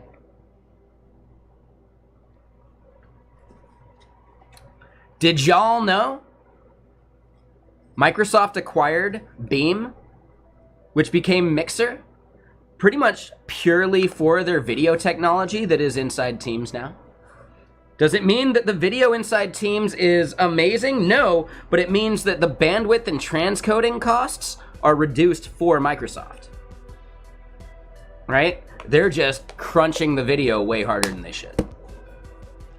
But yeah, FTL. FTL was a big reason for Microsoft to acquire Mixer. Or technically Beam at the time. Oh yeah. Yeah.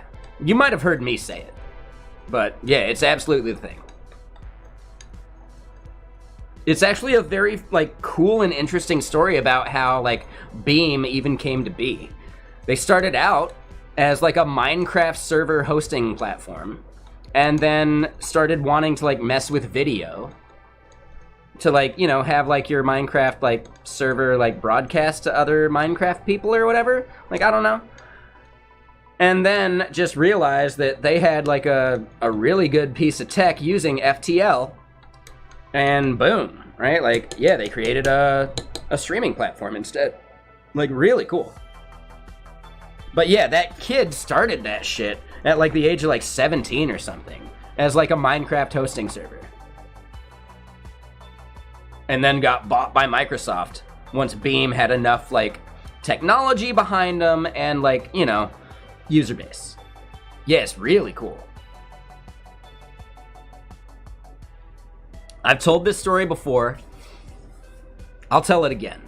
I interviewed at Mixer, possibly even before they rebranded. I can't remember that. I think it was Beam at the time. It was owned by Microsoft still, but I don't think they had actually rebranded to Mixer yet. I don't remember the time frame of that though. But I had a coworker who went and worked for him. Oh, no worries, Winchester. We'll talk about that in a sec, but let me tell this quick story. And Mama said not to knock you out.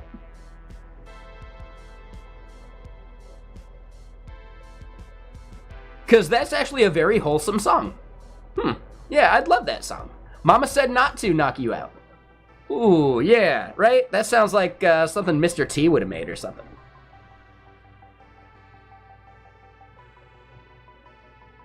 All right, real quick. So yeah, I interviewed at Beam, Mixer, whatever.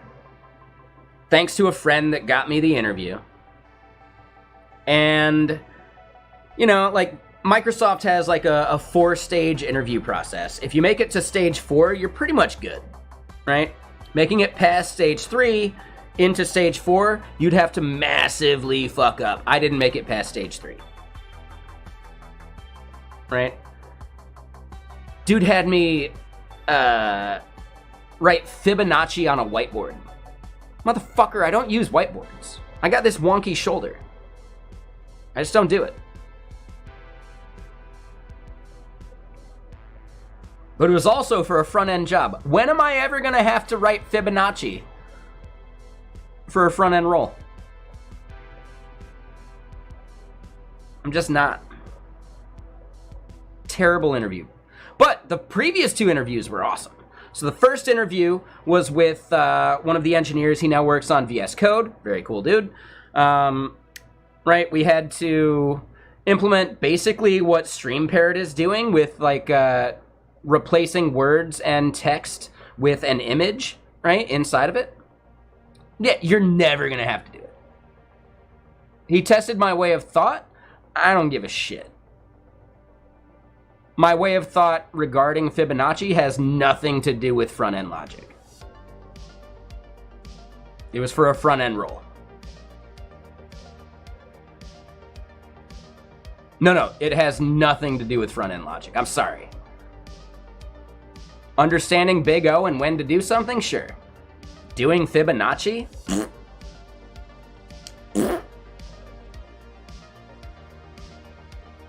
No, it's just a lazy interview, Hocus Pocus. It really is. It's a lazy interview technique. Exactly. Oh, I have not read that DM, but yes, absolutely, the stress caused me to not even think about the problem properly. But anyway, I digress. So, the first interview was awesome. I had to basically do what StreamParrot's doing with replacing, like, images within a thing. They really liked the recursive solution, but I did it with a loop. And I'm sitting there hacking, chatting like we chat, kind of how I work on code anyway, right? And we're chatting, we're doing it. I go to run the tests all of a sudden, and oh, there's a failure. Well, it was just one failure. I look at it. Okay, cool. I forgot to handle like the empty case. All right, nifty. I handle the empty case, all tests pass. And he's just like, wait, what? Because we were just chatting, We were just bullshitting, and I don't think he was even looking at me actually like coding.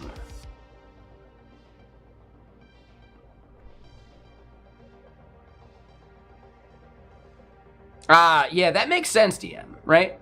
It's a stress test.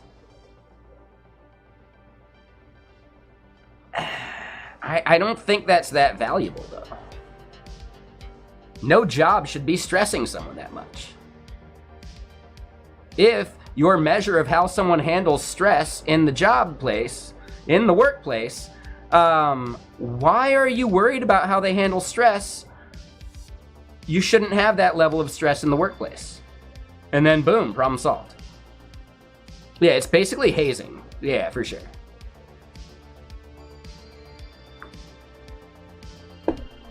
But yeah, I did this thing using a while instead of a recursive function. Either way, same thing. Make sure that you have your like bailout case. Otherwise, you got problems. I did. And I wrote this, and he's like, wait, what?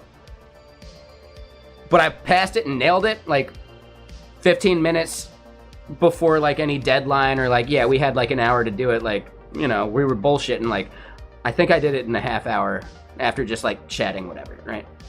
I think I did it even quicker than that, but I don't remember.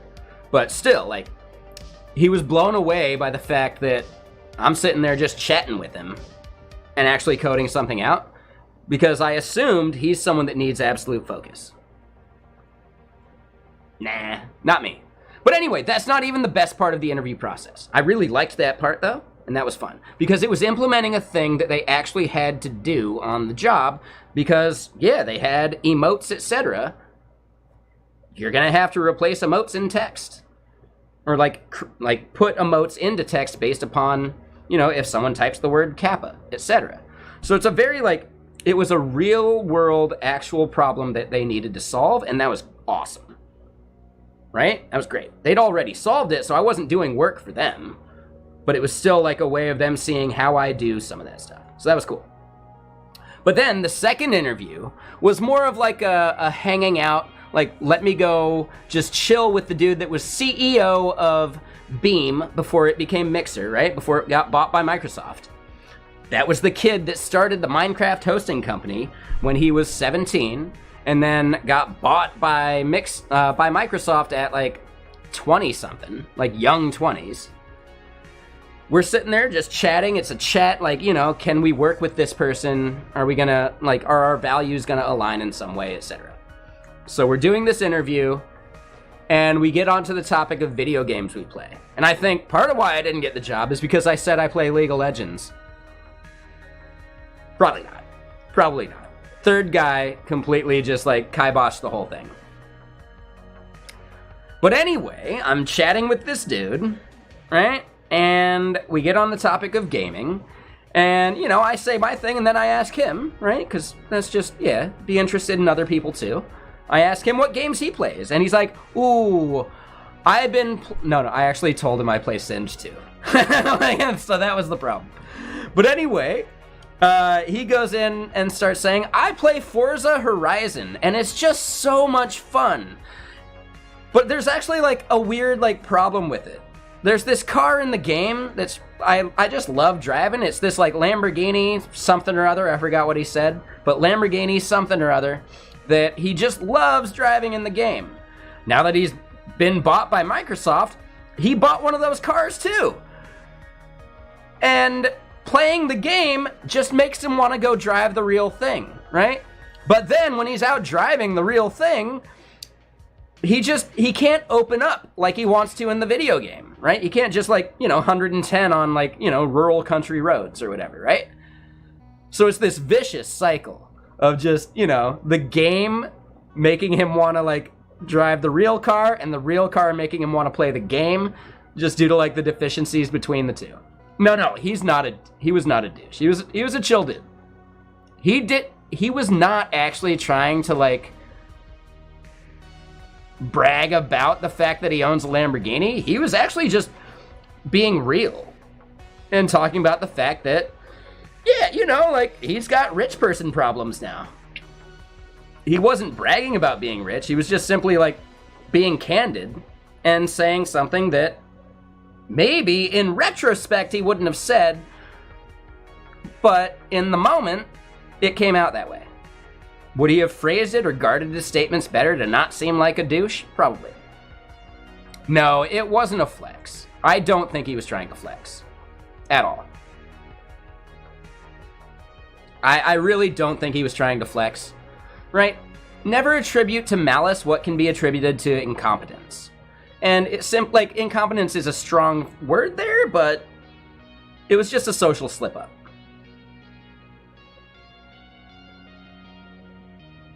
Yeah, If it had been a Toyota Corolla, would it be him bragging? No. It would be him just simply talking about a thing that he's experiencing.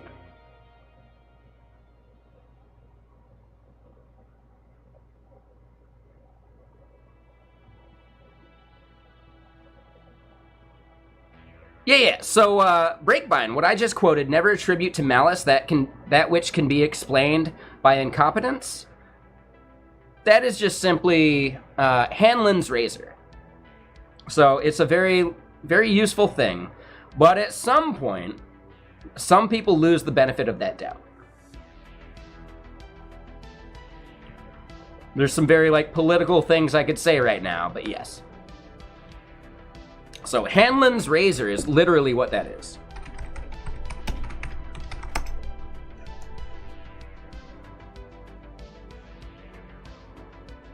Stupidity is the way they phrase it. Incompetence is the way I've always heard it phrased, because being competent and stupid don't go hand in hand, right? Competency is just simply your ability to accomplish a task.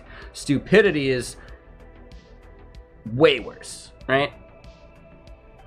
Competency can be trained, stupidity typically can't. It's the best a man can get. There you go. Nailed it. All right. We'll take it. Nicely done.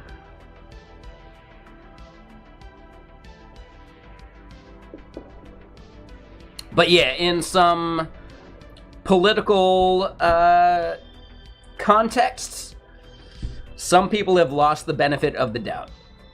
The benefit of Hanlon's razor. Mitch McConnell is one of them. That motherfucker knows exactly what he's doing. Well, maybe not anymore.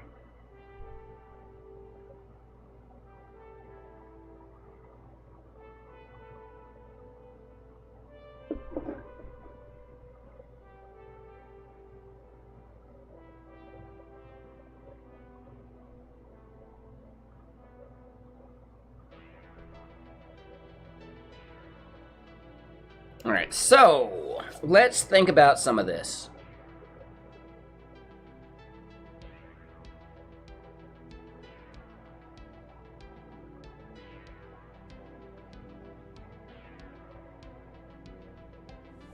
I don't see any obvious place that would be changing that for us. Huh.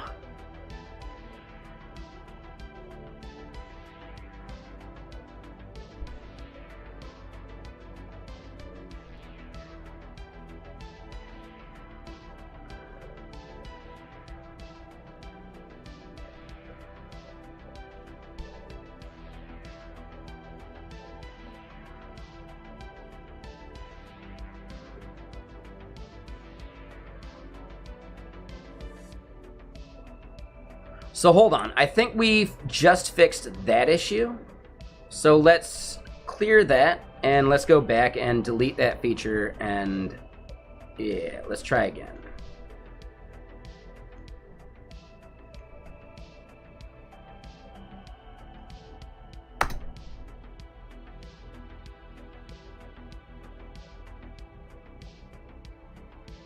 It actually looks like we just fixed it.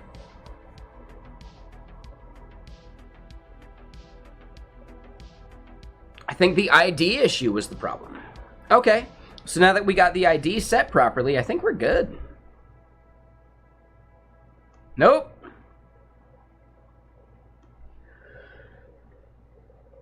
I think we are good. I gotta delete the group again.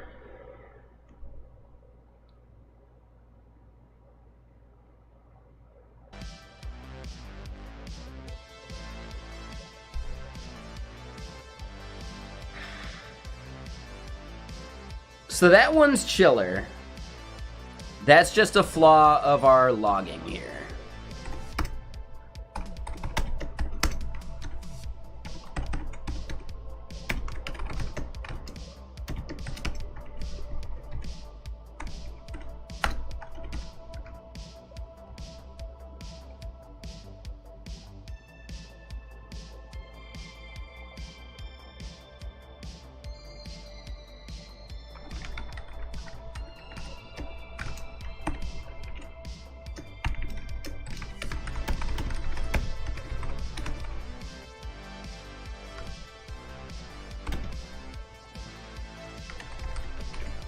All right, there we go. So that'll save us from that issue. But realistically, when we hit that issue, we need, like, if we delete a group while we're on a feature page, we should probably navigate back.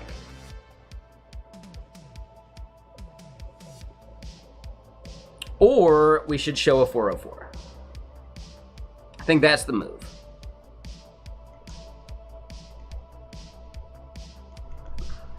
And yeah, thank you.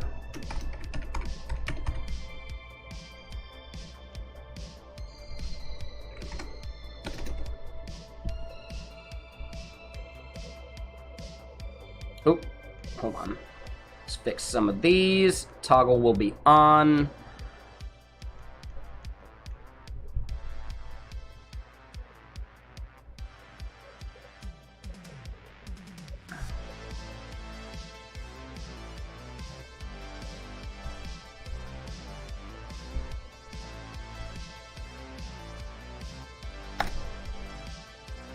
And we're good. All right, so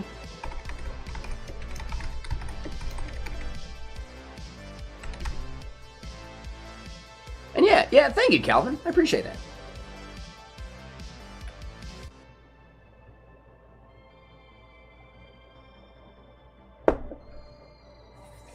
Oh, and sorry, Breakbind, you had a comment that I forgot to acknowledge. Hold up. You're still newish, so you need to focus, but hoping you get to that level at some point. Okay, yeah. I remembered that one. Yep.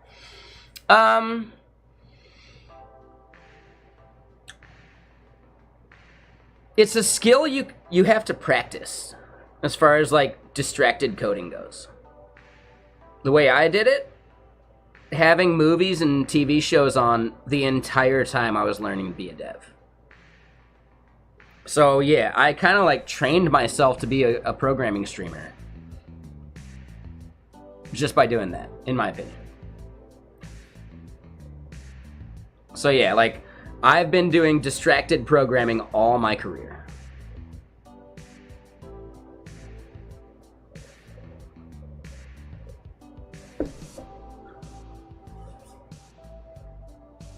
Now granted, you can start out easy with things that you've seen many times before. But then eventually, something new is something that you can still, like, program through, depending on how good it is. I wouldn't watch Inception for the first time while trying to code. Yeah, there you go, exactly. Yeah, the cats are totally distracting. Absolutely. All right, so we go gradual here. We got the 1140, we call that good. Create a new one.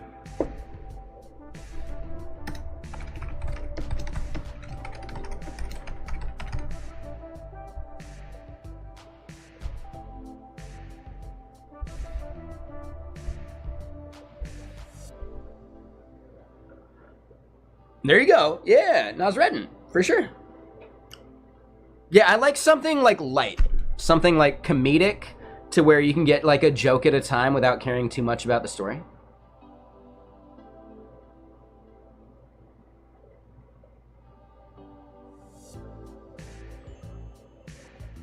Ooh, nice, Breakbind. Yeah, that's awesome.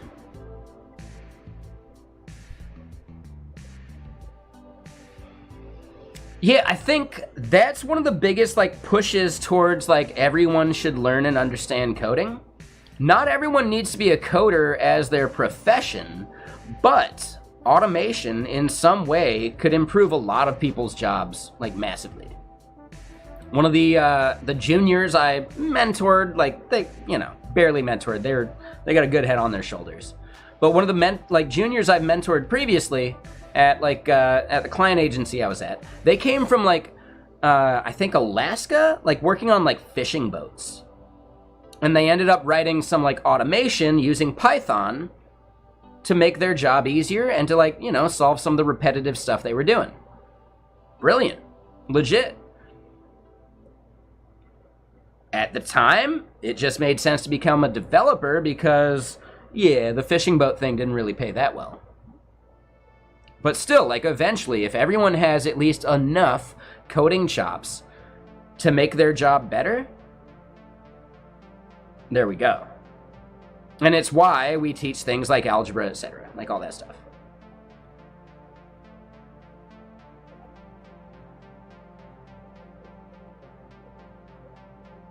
That's fine. Breakbind, that's still really good, man.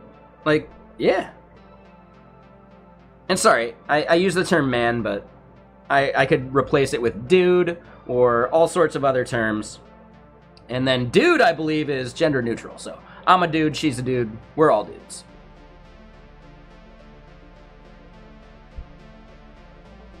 Right? Dude is more like Frood in Hitchhiker's Guide. It can be applied to anybody. Just be a hoopy Frood. My dude. Yeah, there you go. Just saying. Just throwing it out there. Yeah, I've totally said, like, man when talking to women as well, and, like, they didn't take offense. It's fine. Right? Man, dude, close enough.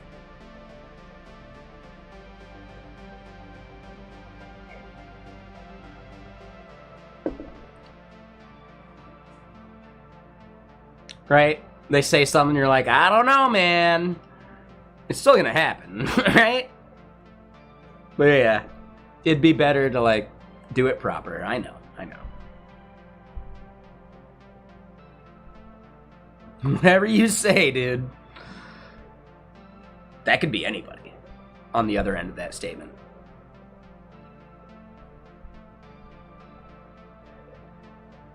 Oh, and hold on, Clown Shoes. I'm scrolling through and I realized I forgot to acknowledge your comment. You like to ask questions about how well candidates can use Git or source control. In your opinion, that's way better day to day? Like, can you do this job kind of questioning, rather than what is the big O of this theoretical algorithm you're never going to use in real life? Yeah, I agree. That said, I think the Git thing is very, like, light.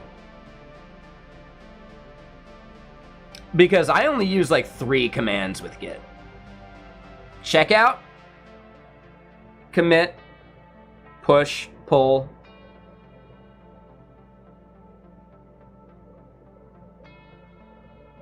Maybe a reset when shit goes wrong, and that's it, right? There's only 5 commands of the entire plethora of things available. I do git pull origin main. It does the same thing.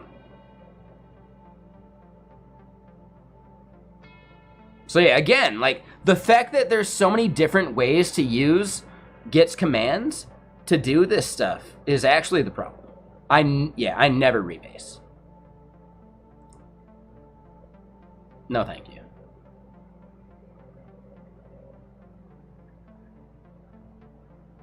A rebase is a rewrite of history. I don't like it. We do it at work, technically. I'd prefer a merge. But yeah, like, we can do whatever we want within our branch, but then once it gets merged into main, it gets, like, squashed and rebased, probably. I think it's technically a squash and merge, or at least as far as, like, GitHub phrases it. But yeah, like, I don't know. I'm okay with it. I don't mind a squash. I think that's fine. I don't like rebase, though. But I have gotten in major arguments, not major arguments, but just disagreements with other coworkers that want a clean Git history. No, I want an accurate Git history. Sorry, I don't give a shit about 1,000 commits. That's fine. It actually gives me, like, a better understanding of what's happened when. But I don't ever need to, like, bisect or figure out where it went wrong and then, like, use that commit in some way. I just need to understand, like, how this change got introduced and how I can fix it. So, yeah, in many cases, I just haven't had the experience of needing to do a bisect, etc. So maybe rebase versus merge makes bisecting simpler. I don't know. In my opinion, needing to do a bisect is a problem.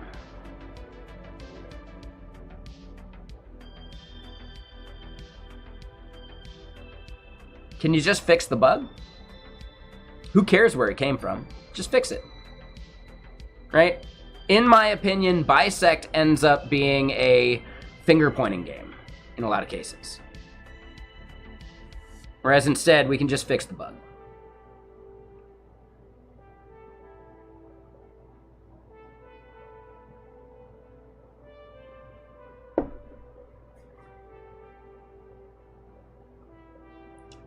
Standard error. That sounds like almost a reference to South Park. More people come if you'll say you have punch and pie. Hello? I came here under the assumption that there would be punch and pie. Yeah, sorry, dude, we don't have any punch and pie. Well, I'm leaving.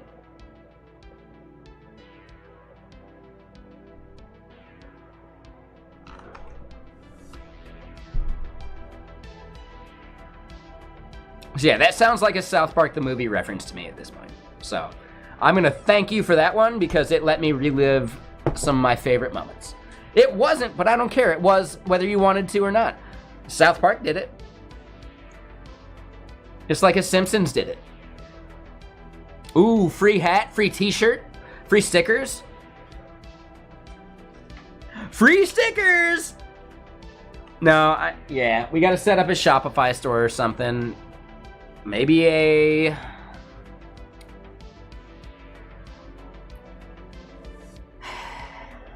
Maybe a Mercury commerce thing.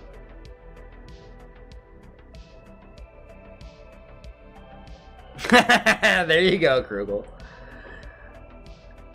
I came here under the assumption that there would be punch and pie. Sorry, dude, no punch and pie. Right? And then they're out. And yeah, again, everyone out there lurking on the YouTube, I really appreciate you. Thank you so much. And it's gone. I'm sorry, my time is reserved for actual customers of our bank. Goodbye.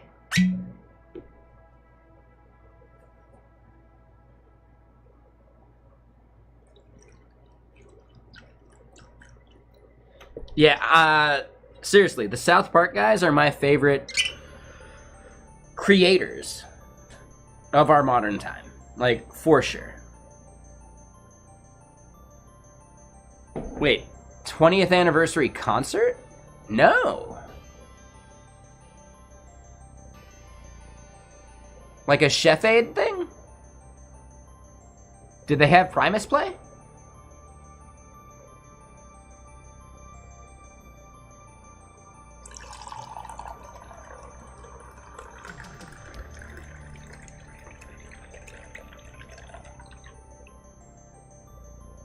I went out to Din Tai Fung recently with some friends, and when they... Oh, Primus was actually there, oh my god! When they were discussing, like, someone's like, oh man, you should totally go to, like, what is it, Coachella? Yeah. They're like, oh my god, you should totally go to Coachella, blah, blah, blah. And then, like, their friend was like, oh yeah, he's been trying to get us to go to Coachella all day. Right? Oh, hey, what band would you like to see at Coachella? And I said Primus, and then their response, like, mockingly was like, oh, they'll be there. I doubt it. Even though Primus did play Coachella back in the day. Maybe it was Bonnaroo. It was one of them, right? But, like, holy shit, like, that was the one where they did the duck suits and everything. I can't remember if it was Coachella or Bonnaroo now. So that's me fucking up.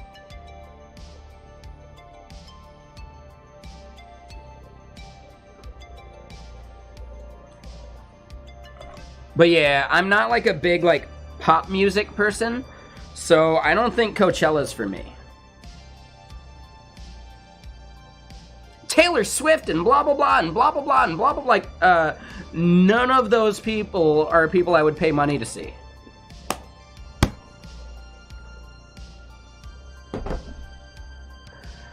Ooh, my last concert, yeah, like pre-COVID. I actually had tickets to see, shit, what's the band that Patrick Armbruster is the singer of? It's not Big Data, like they did a collaboration. I'm forgetting their name now. They're super good, though. Yeah, like ages ago. I'm planning on going to Chromeo, like in a couple months. I think Chromeo would be a really fun concert. I could spend an extra $100 and do a meet and greet or something like before the thing, right? And get like early access, whatever. I can spend another extra $100 to like reserve a table in like the bar section because I'm not sitting in GA in the huddled mass and sweating with them. No, I'm good. I'd rather just drink and hang out and sit, not stand. So yeah, I'm probably... So Primus didn't play Coachella. It must have been Bonnaroo. All right, my bad. My bad. Yeah, I think Primus played Bonnaroo then. All these festivals with weird-ass names. I don't know, man. Close enough. But yeah, I think the duck suit like thing was like I guess Bonnaroo then, not Coachella.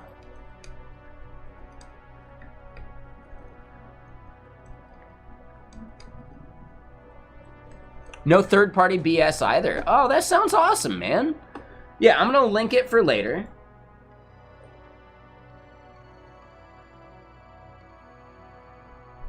And yeah, that's awesome. Thank you for sharing.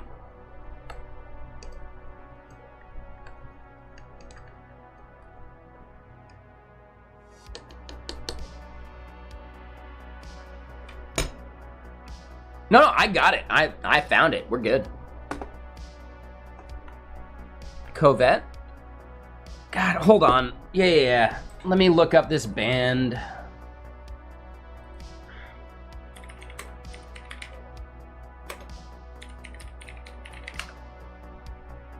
Joywave.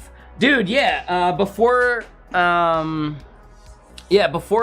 hit, I actually had tickets to Joywave and also did like the just give me a table with a seat kind of thing at the Showbox. That would have been an amazing concert. But yeah, it didn't happen. They refunded the money. So yeah, Joywave was the last thing I actually bought tickets for. I really wanted to go see Django the last time they came to Seattle. But I missed it because I had to like, I was under the gun to like deliver a feature for some work bullshit that totally could have waited. So yeah, I'm bummed I let my job convince me that I shouldn't go see Django. I definitely should have gone to see Django.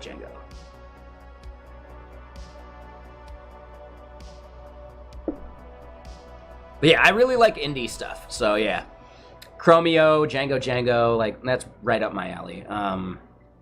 Little Dragon is coming to town as well, and I'm thinking about going to see Little Dragon for sure. One of my favorite like accidental concerts is I got to see Floater play at Neumos for free because we were just hanging out at the bar next to it. And then I just like wandered over to the venue and it was awesome. Because basically at Neumos here in Seattle, their like restroom was down in the basement area, but like it was like between the venue and like the bar. So I'm sitting there in the bar with some friends hanging out, chilling, and then just like, went to the bathroom, came up, and then heard a band, and I was like, ooh, I'm gonna walk over and listen to this band. And I must have been standing there a while because my friend came up and was like, hey man, where'd you go? Dude, this shit's good. Like, dude, yeah. And plus, like, girls we were talking to. Nah.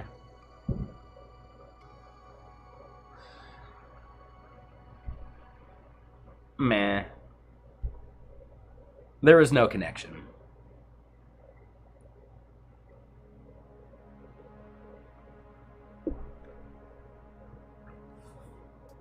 But yeah, I got to see Floater for free and didn't even know who the band was. And then as we're like coming out of the bar after like the whole concert's done, I'm asking like, hey, what was that band? They're like, that was Floater. Oh, cool. And if y'all don't know, Floater's like a Northwest, heavily Tool influenced kind of band. So they make some songs are very much like Tool-esque. And if you didn't know, I'm a huge Tool fan, at least like, older tool.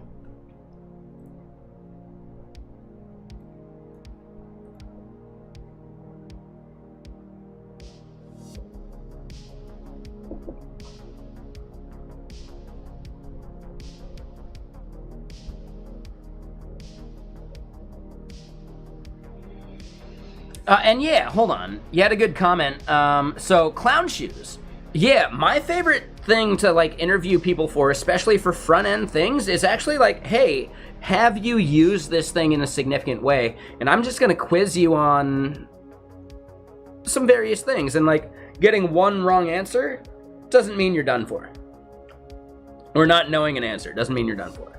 So, in the past, when I've been interviewing people for Angular jobs, I would simply quiz them on, okay, how would you handle attaching your token to all backend HTTP requests? How would you handle redirecting the user to the login page if they have an invalid token? And if they don't mention HTTP interceptors for the Angular HTTP module, then have they actually used Angular in any significant way? I don't know, man. Now, I've worked with some devs that didn't know the answer to that, but turned out to be great devs because getting that wrong is not a big deal. They answered plenty of other questions just fine. But it's still like a heuristic.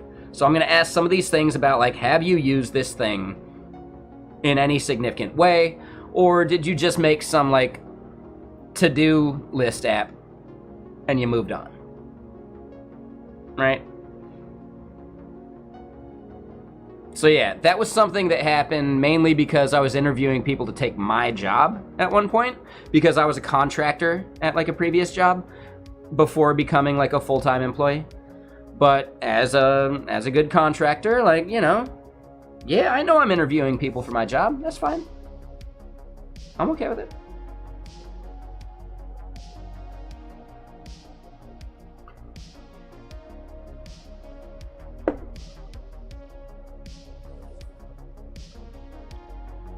But yeah, and then in other parts, when we were hiring a junior, I would actually base my questions off of what they were familiar with. I'd give them the option of, oh, hey, I see React experience. The questions I'm going to ask, do you want class-based or hook-based, questions? And then I'd just ask whatever questions based upon their answers, which was great. Yeah, really good.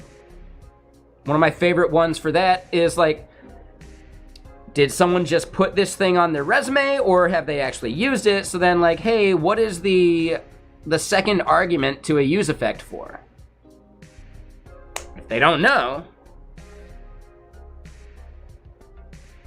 that's a red flag. But again, they'd have to miss other questions too. So yeah, most of my interviewing other people has been based around practical knowledge, not theoretical problem solving knowledge. I don't give a shit how you solve a problem. Just solve the problem, right? What I care about are, hey, you have these things on your resume. Are you lying?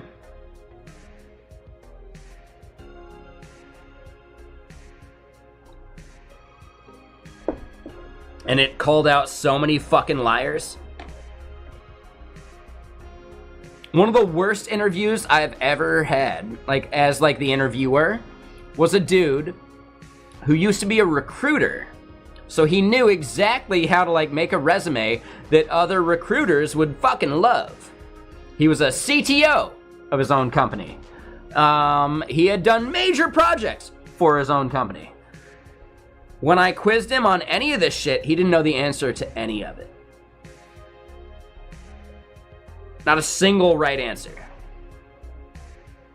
But he knew how to game the system and get his resume pushed through. So I hope that dude has figured some shit out and became a better dev, but he would have been a massive problem on our team at the time.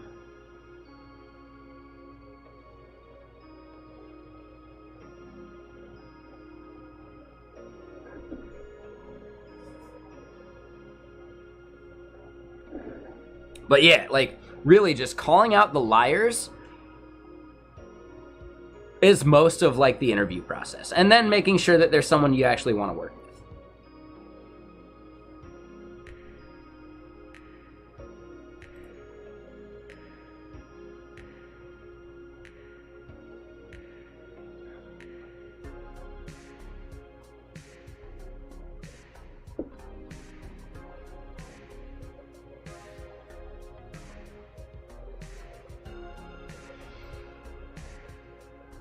So I was never the person that had to like send the, hey, we're not going with it things. That was HR's job. This was a giant insurance company. So my only task was interviewing the person and then providing feedback for my manager to act upon. So it was typically just listing out the things they failed at or did well, and that's it. I'm not making the decision for the hire at all. But I can point out these are the things they got wrong.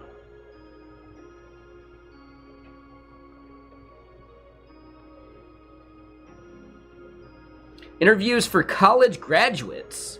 Data structures and algos. I mean, I'm sorry, like, my interviewing typically was for, like, senior things. But also, like, we did interview for juniors. I still don't think data structures and algorithms was something that mattered at all for the junior part. Like, even for the juniors I interviewed, I cared more about were they lying on their resume or not. That was actually the biggest indicator to me of whether they'd be someone worth actually working with.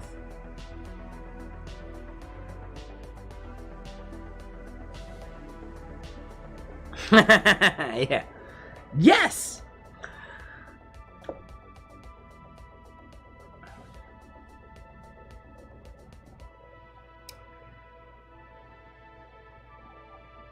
So understanding those implementations come from experience. For a junior, I typically didn't ask the same shit, right? I didn't ask about HTTP interceptors or any of that. For a senior, absolutely. If you're going to be a senior Angular developer, you better fucking know some of that shit. For a junior, I had way fuzzier, like questions. Right? The questions I asked were not nearly as hard. But for the senior role, oh man, yeah. You're calling yourself a senior with this technology, but you've never done X with it? Well, I mean, that's not a red flag until we get to the point where you've never done any of these things with it, and then, yeah, I'm gonna judge. I'll just point out that you couldn't answer any technical questions about a framework that you say you have years of experience with.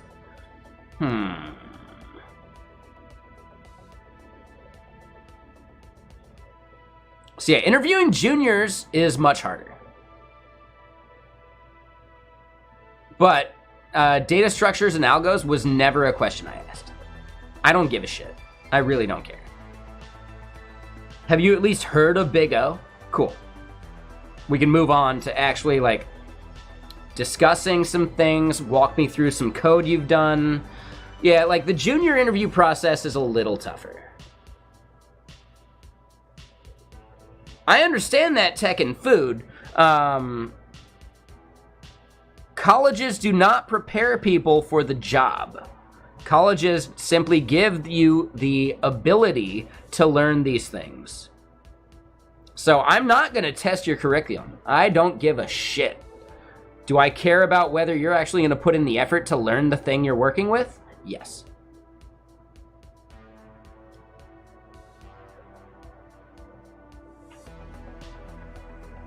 Yeah, just saying, tech and food. The college does not prepare you for the job. It teaches you how to learn. And then you need to teach yourself. Right? College and university is there to teach you how to learn. Not to give you every single thing you need for the job. Otherwise, it would be a vocational skill. Right? A vocational school. Vocational schools are basically not what university is trying to do.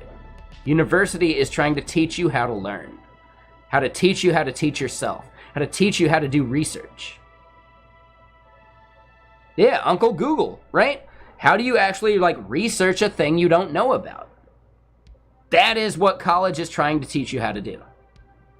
How to actually involve critical thinking towards understanding the world around you. Yeah, no worries, tech and food. But yeah, I think that's the most important part, and that's the biggest thing I gained from my college experience. I didn't go to university. I went to a 2-year college, and then, yeah, I just took my 2-year degree, which is an associate's degree in applied science, which means basically nothing. But yeah, I have an associate's degree. I don't even have a bachelor's degree. The thing that makes me a better dev than earlier me is the fact that I'm able to learn something I'm unfamiliar with. Because college didn't teach it to me, but I was still able to figure it out. Right? Learning specific languages or frameworks or whatever, that is not college's job. Superior's a little rough, but just saying, like, your ability to teach yourself is more important than your college degree or your university degree. All college and university are trying to do is teach you how to teach yourself. Any college or university program that is not doing so is fucking up.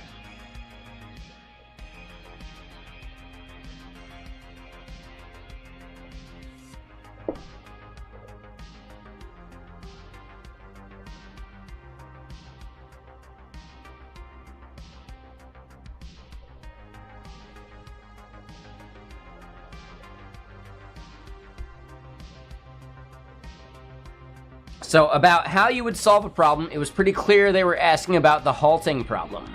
Oh my god, yeah, solve the halting problem. No big deal, so easy. Such a simple thing. Oh, it definitely is tech and food, for sure.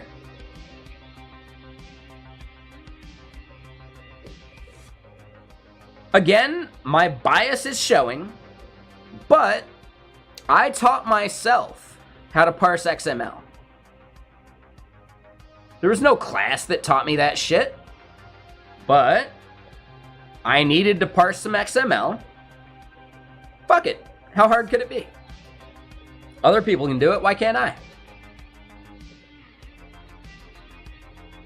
Ooh, the halting problem? How do you actually detect that the operating system has killed your program? You can't. It's impossible. I'm sorry. It's fully, emphatically impossible. You just can't do it.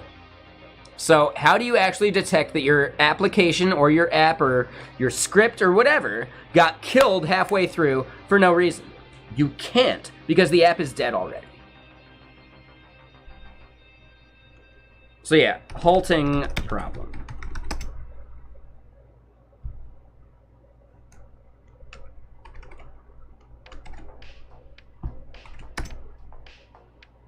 Right? It is undecidable. There is no general algorithm or bullshit or whatever. Yeah, algorithm is the term, right? There is no such thing as a general algorithm that solves the halting problem. Because it's impossible. It's undecidable. If you solve the halting problem, you're the smartest motherfucker alive. Literally. The smartest people in the world have not been able to solve this problem. If you can solve it, you're smarter than the smartest people in the world.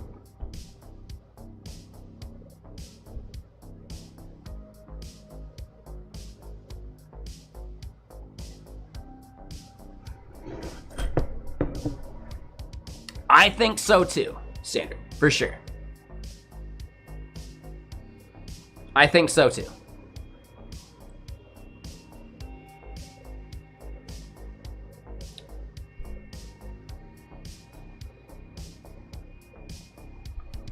Again, like, we have to think theoretically. By definition is tough, right? Who's making that definition?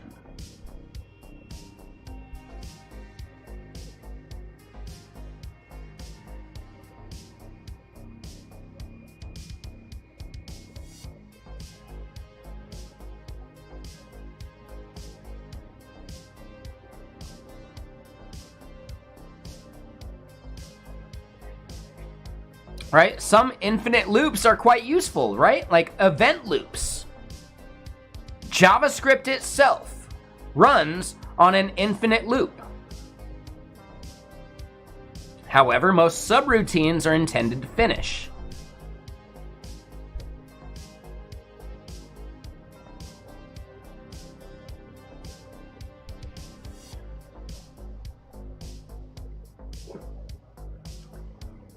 So yeah, very, very interesting stuff.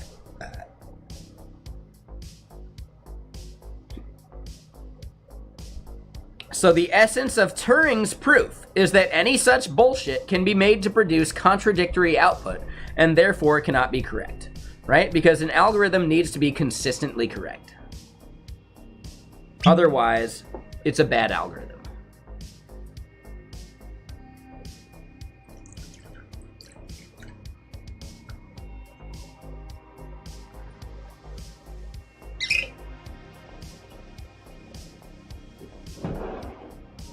If. Yeah, maybe. Sure.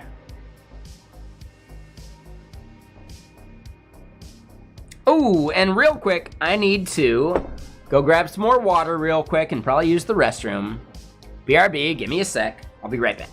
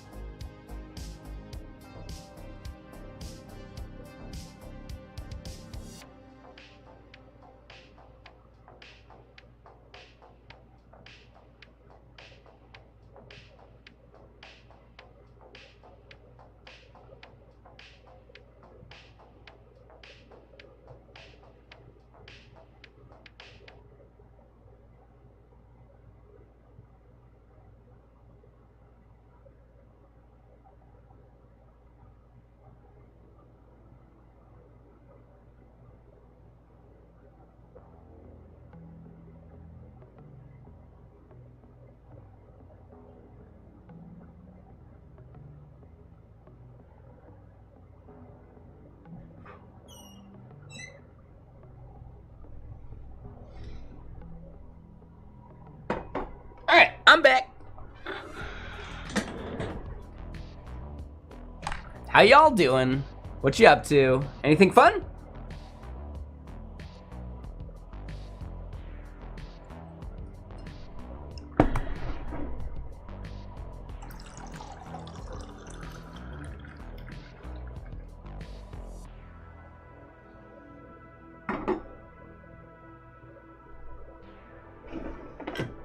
Other than watching me, I know that's fun, right?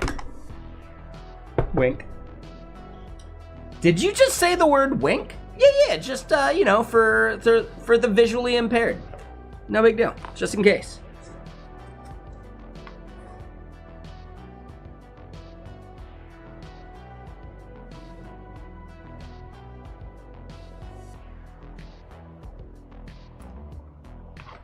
Wink. Oh yeah, Ethan. Yeah. No, that wasn't a blink. That was a double wink. Wink. Right? That's how you know it's extra super secret. Double wink. Yeah, I'm stealing that joke. That's from shit. That's from The League. It's the thing Rafi does. Obviously, Rafi's the worst. El Cuñado.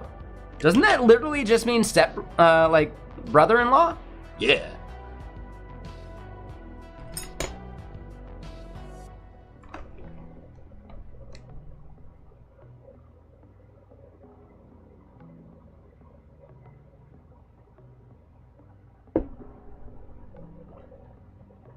Honestly, it's not that hard to discern a blink from a wink.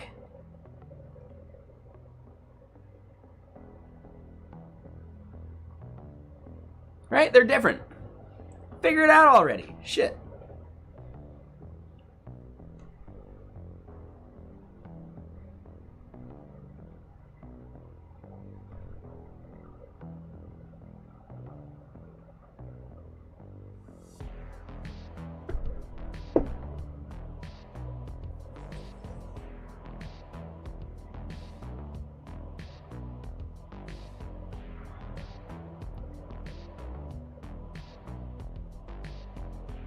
So yeah, the halting problem. I haven't had to look at it for a while, but yeah, super cool.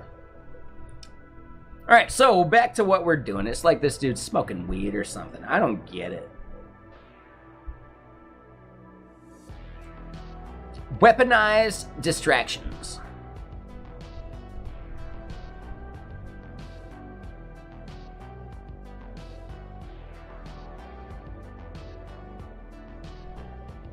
All right, so we see the feature, we see the type, we see the ID, we see all that.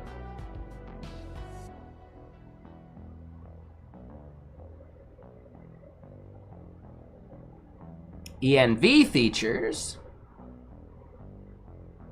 Looks good. So I think we solved the bug.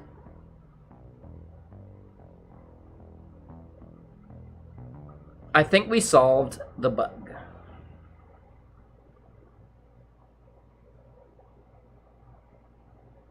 Yeah.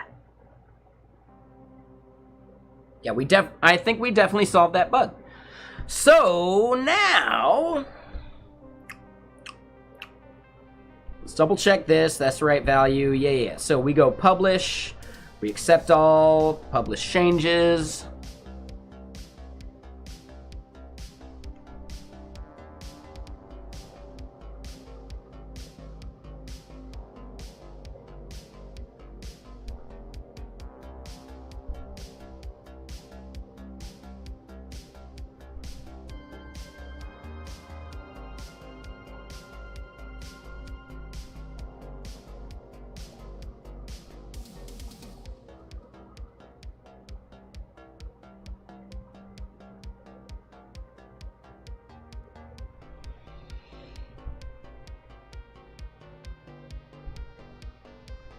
Yeah, we'll just merge it. I think we're good now. Right? We don't see the null thing.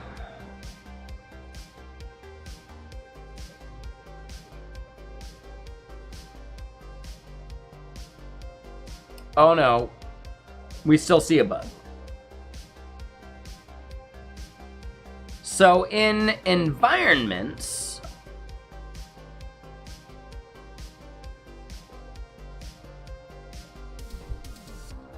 our name is not being propagated.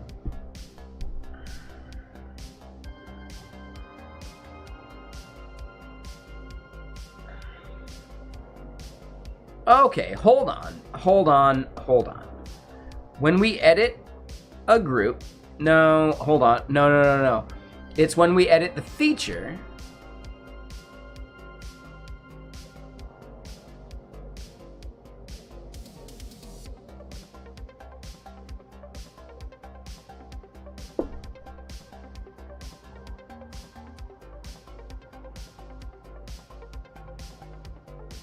What up, Widgler? How you doing?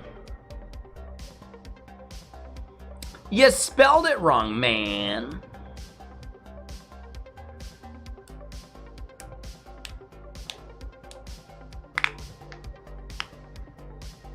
Man.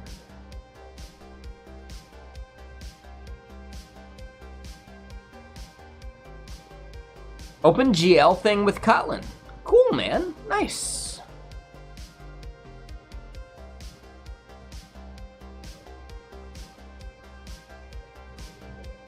Huh. Okay.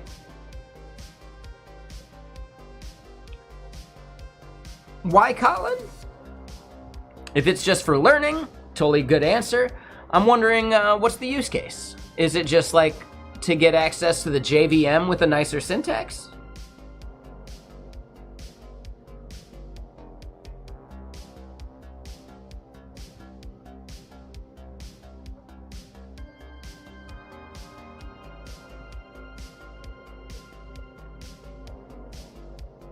Okay, yeah. Makes a lot of sense, I get it. I was just wondering if there's like a specific like technical constraint for why Kotlin was chosen. If not, you don't need to justify it. Using any language is fine. I was just wondering if there was a specific technical constraint there. So, cool. Yeah, hell yeah, man.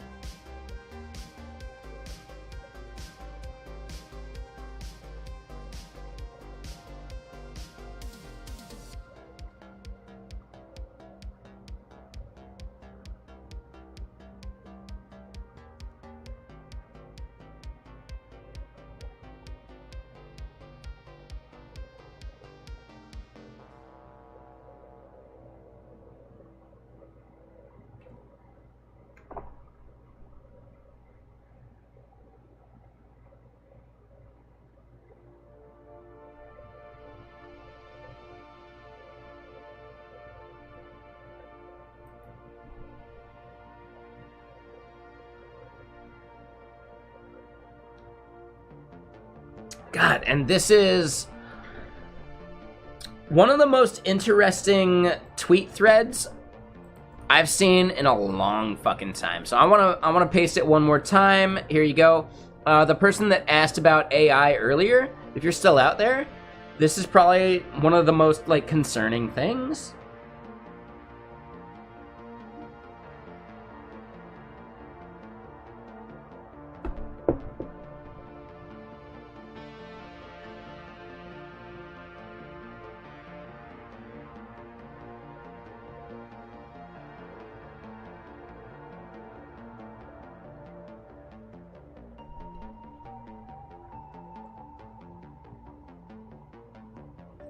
Yeah, a little bit. And yeah, like, I understand what WorldCoin is trying to do, but it just invites the shit China does for, like, social, like, credit score into a global fucking ecosystem.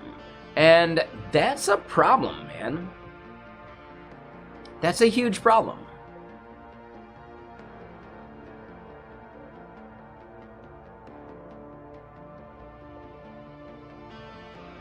I'm not gonna say Sam Altman means harm, but the potential for harm is there, right? So I think there's something to that.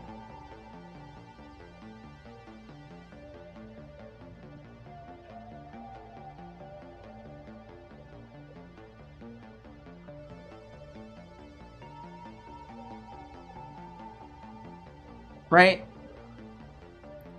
At some point, that shit will be perverted beyond the initial, like, thought. And then, it's everybody's worst nightmares anyway. You can't travel because your social score is too low? Yeah, it's the scan your iris shit. Yeah. I understand it a bit. Yeah, you get 25 tokens of WorldCoin. Oh, so cool. I mean, at some point, I don't know, man. 20% of WorldCoin is actually, like, reserved by Sam Altman already, or whatever business, right? So 20% of that of the value, etc., is already like kind of hoarded a little bit.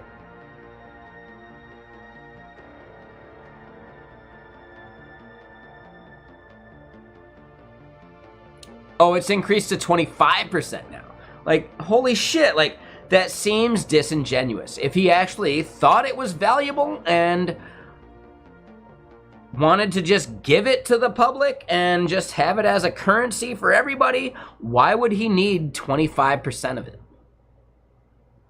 There's something wrong about that, in my opinion.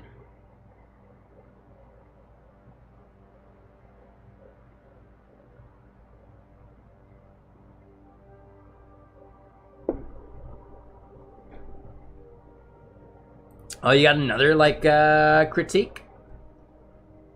Orwell was right. Smash the orbs.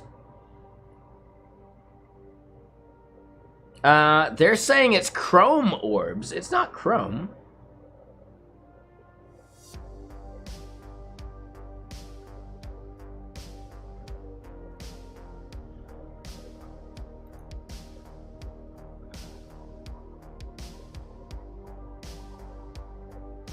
You're quoting yourself on Twitter there, Standard? Ooh, I don't know.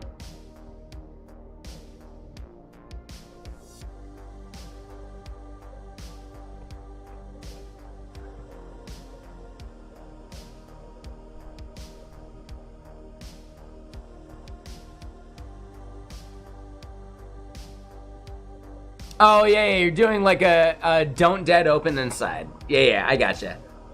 I see what you're doing with it. Yeah, don't dead open inside.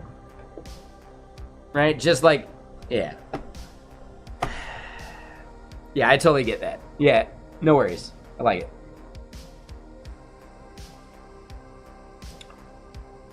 I mean, Ethan, I don't think they're struggling to get people to sign up. Technically, Sam Altman posted a video of him like showing like the entire line of people trying to sign up with it in some country. The crazy part about it is that like the third world is adopting this more so because they're seeing it as like a get-rich-quick scam, right? If it takes off, that those free like 25 coins are a thing that they can totally like use to change their status in life. Totally missing the point that if everyone has 25 coins, then who fucking cares, right?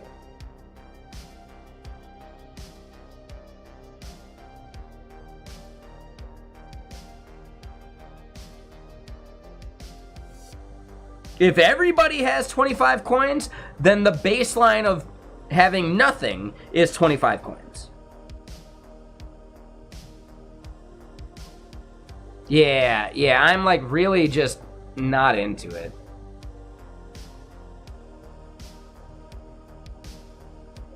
That said, like just think about like the scammers of the world. If they could have their right to the internet revoked, well, is that kind of beneficial? Maybe. Guy, I would actually be curious about that. I didn't ask that. I didn't even know that you weren't following. You've been previously subbed for 2 months. I bet you used to follow. But why is that, guy?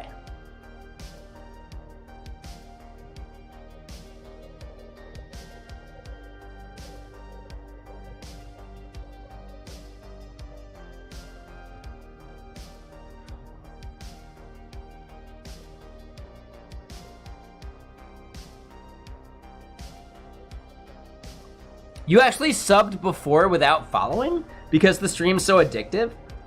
I get it, but... Really? It's fine. Here's my biggest point, Guy from Mars. I only use whether someone is following as a heuristic of if they mean to do harm based on their comments. And as far as I remember, you're not harming anything. So... whether you follow or not, that's up to you. I get you. You're typically pretty much. I can't think of a single instance of you actually being like a harmful actor, if we can think about that, right? So It's fine. You don't have to raid. We're good. Or not raid, sorry. You don't have to follow. The only time your follow matters is if you're posting some shit that I consider harmful. I will then look at whether you're following as what your harmful content intends. So, yeah, a lack of a follow kind of betrays, like, an intention. If you're not even following and you're posting, like, hateful or trolly type comments, I will judge it. Guy, you're not doing that, so, like, feel free. Don't worry about the follow. It's not a problem. At any moment, if you want to start, like, posting spicy takes, the amount of time you've been following would actually be a heuristic for me to recognize if you mean harm with your spicy takes.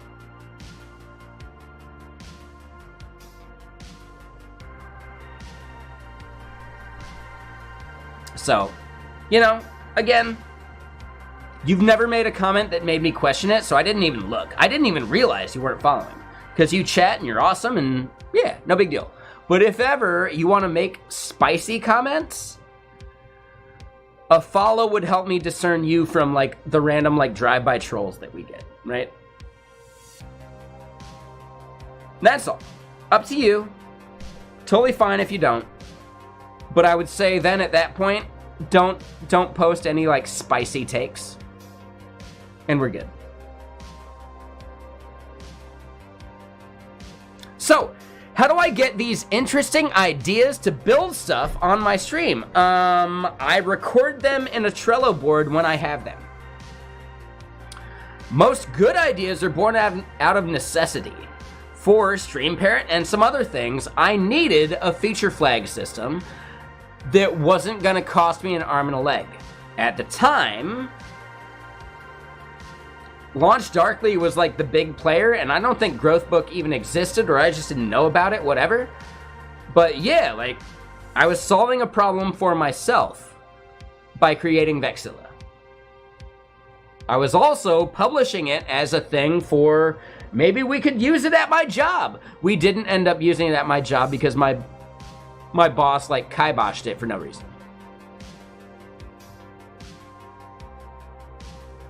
No, like, the biggest thing, Contio, is just simply recognizing that we all have problems we need to solve. Could we write software to solve it? Yeah, it goes in the Trello board. Do we need to solve it right now with that software? You know, but it sits in the Trello board. My Trello board is thick, like so thick. Right? Like crazy thick. Look at how deep that goes, and look at how deep, like, you know, some of these actually go. My point is, you don't have to be some kind of fucking genius to have a Trello board that stacked. You have to be diligent about recording every idea you have, and then sorting and filtering those ideas later. The biggest thing is, a lot of people bring critical thought into the brainstorming process, and just, nah, man, you can't do that. Critical thought has no place within the brainstorming process. Brainstorming is, any idea is valid. Critical thought totally, like, throws that idea away, right? So you need to make sure you're separating the idea of brainstorming, of just pure creativity. That has to be absolutely segmented away from your critical thought process. Right? Your critical thought process is then, well, can I do this? How long would it take me? Do I need other people to help me do it? Does there exist technology to even make this happen? And that's when you start sorting and filtering and, like, moving things up in the top of the list versus down in the bottom of the list and all that.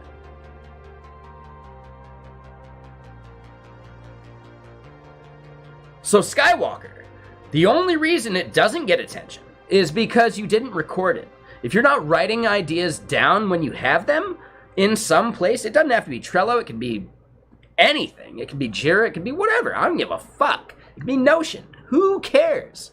But you need to record every idea you have, because if you don't record it, it's gone.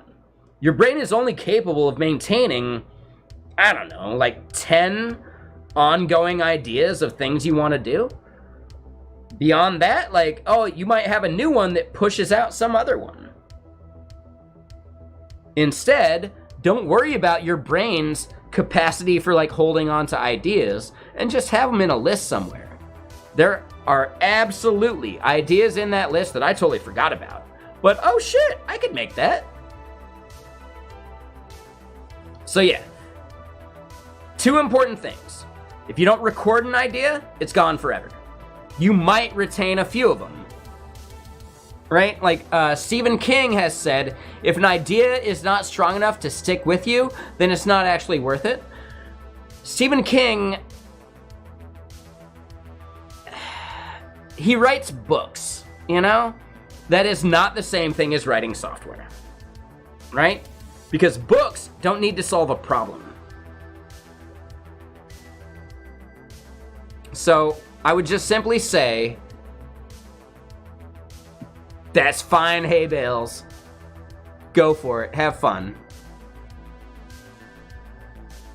As long as it's recorded somewhere, it's still available. So yeah, I would say simply do not treat the way Stephen King thinks about writing in the same way we think about software. Because it's a fundamentally different thing. His ability to write a story is always there, right? So he's not dependent upon what he can do. However, we are as software developers. Some of these project ideas I have require me to understand something about something that I don't know yet. And just because I don't know it now, doesn't mean I won't know it. So in the future, this idea I had that depends upon something I didn't know at the time, well, I know it now, and I can move that thing up in my list. But if I didn't record the idea, it's gone forever. And yes, I will be making a YouTube video about this entire, thought process, for sure.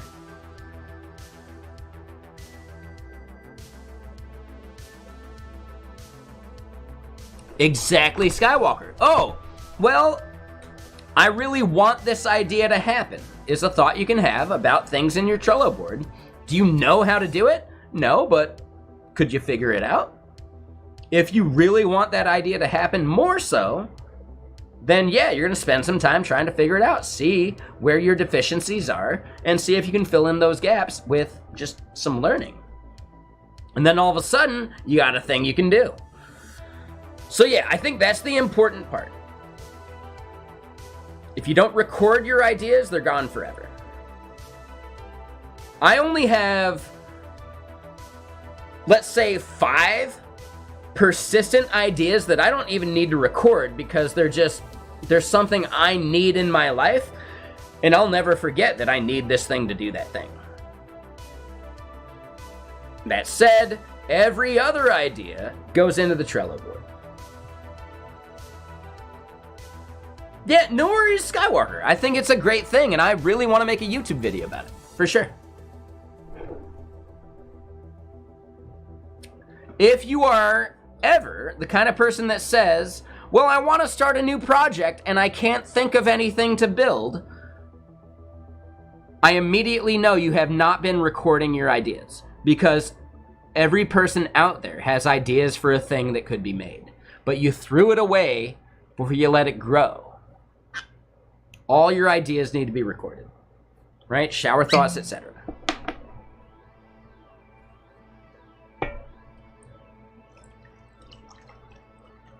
Again, many people make the mistake of bringing critical thought into the brainstorming process, and they have nothing to do with each other. There's no such thing as a bad idea during brainstorming. So keep that in mind. Right? During idea creation, during thought creation, no such thing as a bad idea. If you can embrace that, shit, man, you'll have too many ideas. The problem I'm having right now. But too many ideas is actually not that big a problem because you can just sort and filter based upon how likely can I actually accomplish this goal. And that will change over time. And then eventually you have something that's like, well, that's an easy lift. I should just do that real quick. Boom, nailed it.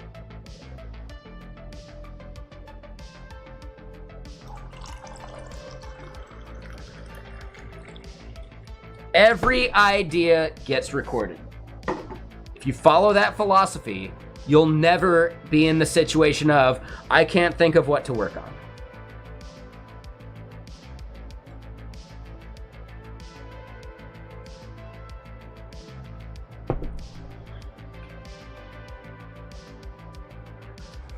So yeah, no worries, Skywalker, for sure. I think, yeah, starting your own board right now. Oh, I mean, I don't know, tech and food. I would say the most successful side project I have is StreamParrot, the chat overlay below me. Let's go look at it. Let's go check it out. If we go to Aki. Oh, wrong thing, wrong Aki.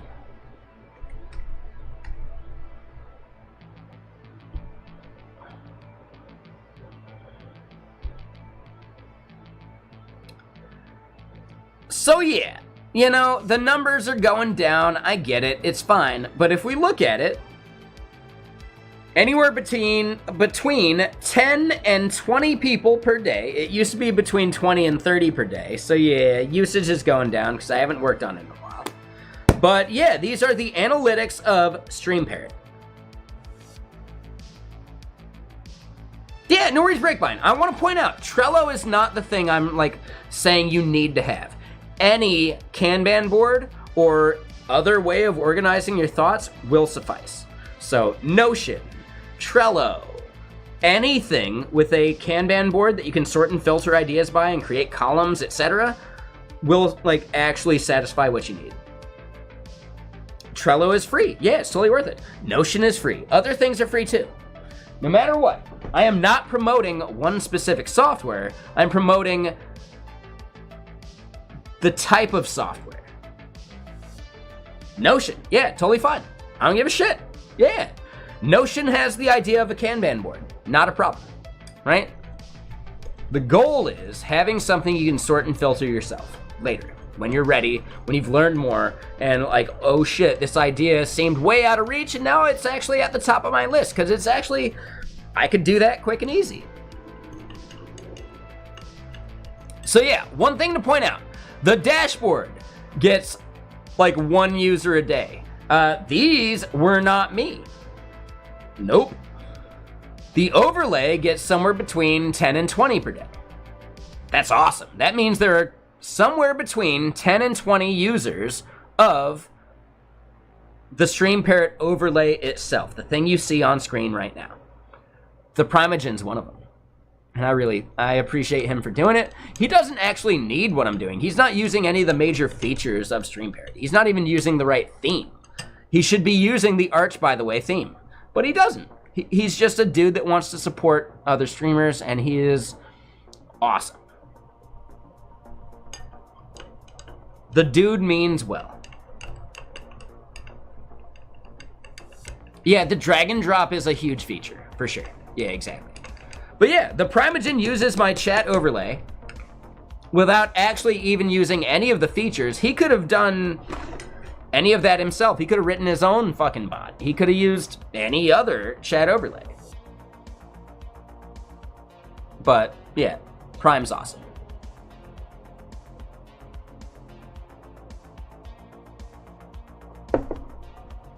I think we called it like masked or something like that.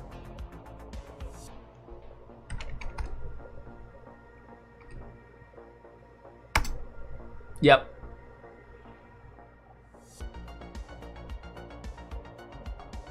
It's not perfect, it's got bugs, I'm sure.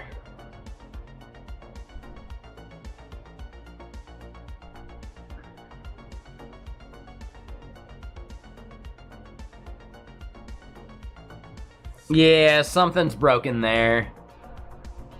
And we got some major bug. Yeah, I haven't touched it for a bit. We'd have to go fix it. However, hold on. Do we actually have it set up right now?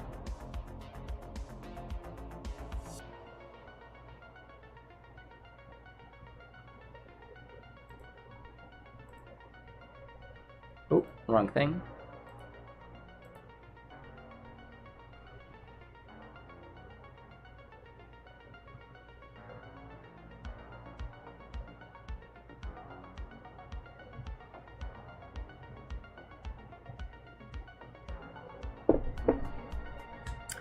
Now, I think it's listening to the wrong channel, which is why it's an issue. But yeah, we'd have to like fix the source.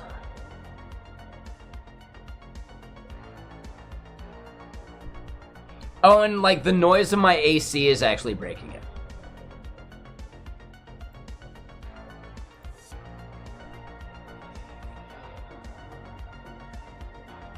No, it's not the music, it's actually just the noise from the AC in the background, because I had started making it when there was no like AC noise. So instead I need to like introduce a slider of like the minimum like decibel level that should matter.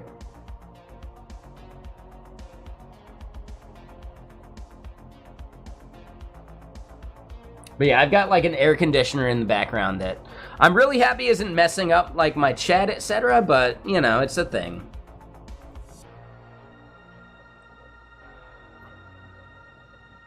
Right, like, my speaking isn't, like, distorted because of it, so that's fine. I'm okay with it. But when I do speak, you might be able to hear it in the background a little bit. Just a skosh.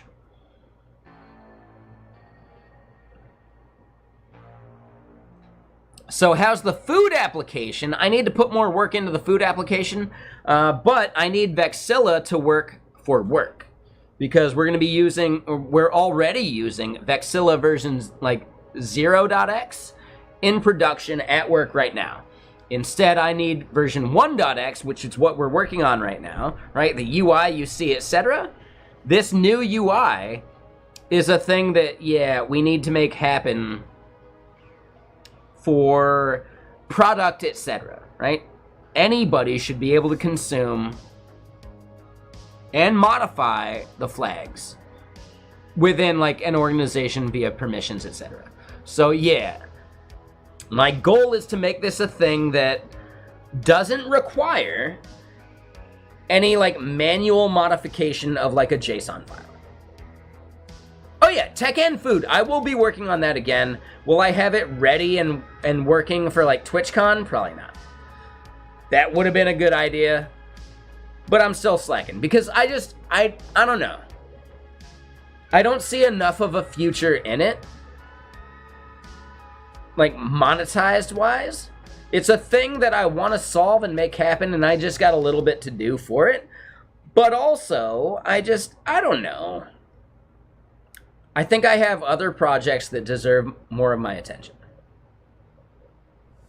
Have I been working with Rust lately? Not at work, no. In this project, I've only been on the Rust like client for like the past week or two. Maybe 2 weeks. The Rust client for this project is actually helping me uncover like type issues, which is hugely valuable. Any strictly typed language could have been that, but I find myself more familiar with Rust than Go and some other things. What are flags and oh yeah, you're right, Breakbind. I totally like ignored someone. I'm so sorry. The person that asked that, I don't even remember who that was. I'm so sorry. My fault, my bad. The idea of a feature flag. The goal is to separate changing a flag, etc., or changing something in production from your actual deploy process. Right? Your deploy process can use environment variables and whatever to deploy a thing, but your typical deploy process could take easily in like a properly like continuously delivered ecosystem, still like an hour and a half to work its way up from a PR to dev, and then dev gets merged into staging, and then staging gets merged into prod, right? If you're doing like branch-based environments. At the organization I used to work at, our build process was easily like a half hour. And then you're waiting on someone to like review and approve something to make that PR happen. So going up through the environments from dev to production is bare minimum an hour and a half. Oh, but what if a change needs to happen? I mean, that's even worse. Holy shitballs. So even in a continuously delivered environment, you're looking at an hour and a half before a user actually sees this thing. And that's best case. What if it takes 10 more minutes to like get this person because they stepped away to use the restroom? Or they're doing dishes or whatever, like remote work, like no big deal. Right? None of that hour and a half actually introduced lag time of a reviewer reviewing the thing when it needed to be reviewed. So we're looking still at a bare minimum hour and a half, and really like it goes up from there. It could easily be like 2, maybe 3 hours, depending on if you can get someone to review this thing when it mattered, etc. Whereas, could you schedule these things at runtime to change a thing quickly and easily, and like typically just like a single value of whether this feature should be on or off, whether this page should be actually part of our routing, whether that link is shown on some page, whether that form exists. Like there's so many ways to think about like a feature flag in a way that needs to be changed remotely.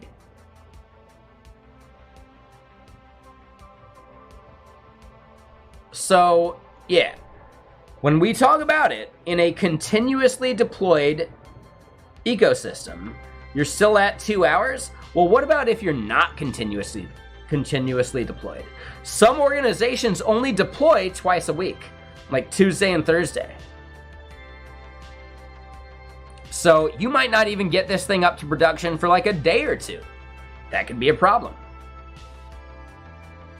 When we think about feature flags, the most simple thing we can talk about is like, hey, you got some like application in which you want to show snowflakes falling during Christmas. Right? Some weird little bullshitty like front end thing that just spawns snowflakes for people to like not worry about, and oh hey, it's fine. No big deal. Sure, whatever. It's fine. To actually turn that on for users, do you want to actually involve your engineers and that 2-hour process to release it? Or could it just be like scheduled and it just happens automatically at runtime?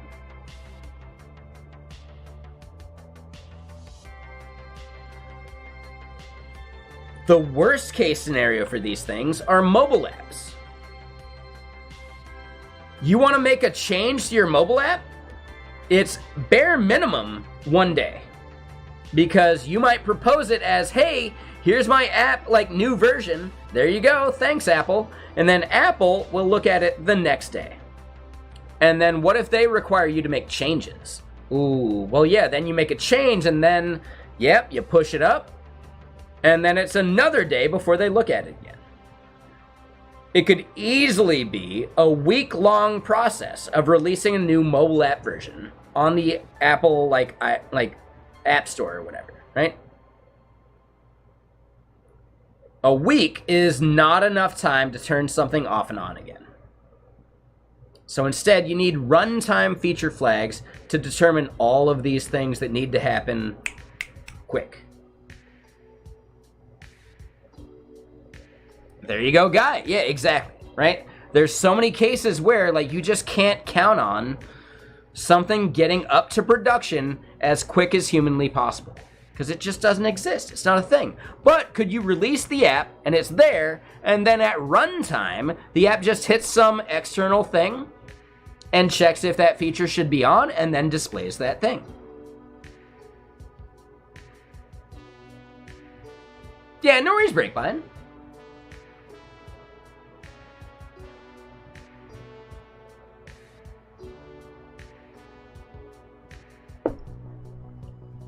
Yeah, the key is mobile apps are the worst case scenario. Easily a week before a new version lands towards your users.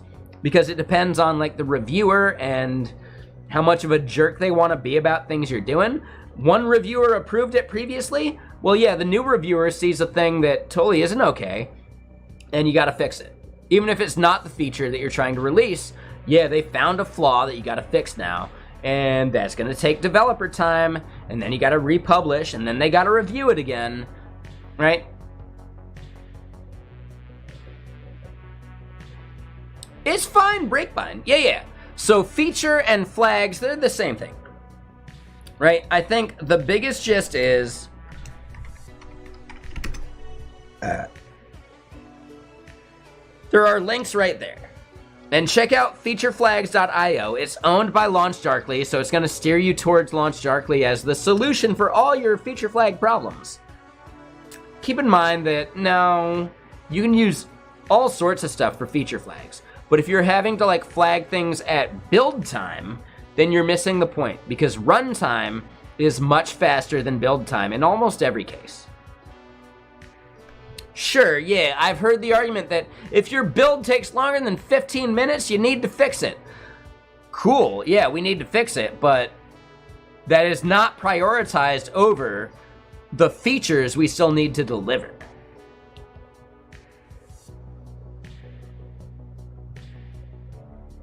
Not always, breakbind. Not always. But things that needed to happen on a specific date, those were definitely feature flagged. Because they couldn't rely upon the release process to be timely. So even like, if you're running a recurring like every 5 minutes, fetch the feature flag like JSON, well, cool, you're getting that shit every 5 minutes. And the worst case scenario is you release it and it takes, 9 minutes and 59 seconds. That is the absolute worst case of a 5-minute timer. You can actually reduce that, but typically your timer is how quickly a user gets it times 2. Minus 1 second, technically, right? So yeah, 5-minute like interval of checking for, hey, let's grab the new flags on your back end or front end or whatever.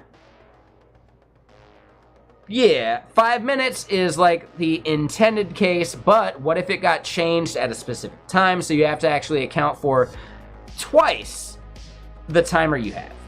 Could you fetch it every minute? Maybe. Is it important for you? Maybe. Like, I don't know. Again, this is based upon my static file-based flagging. Could you have actually like a WebSocket connection to LaunchDarkly or something that notifies you immediately when that flag changed? Well, yeah, that's a little better, but again, the overhead of that might not be worth the cost. So something to think about there too. Will I eventually want to have a way of people listening to real-time changes to these things? Yeah, totally. But I have no server. It's just a JSON file. So instead, I'd have to propose options for people to do because, yeah, that's not my problem to solve.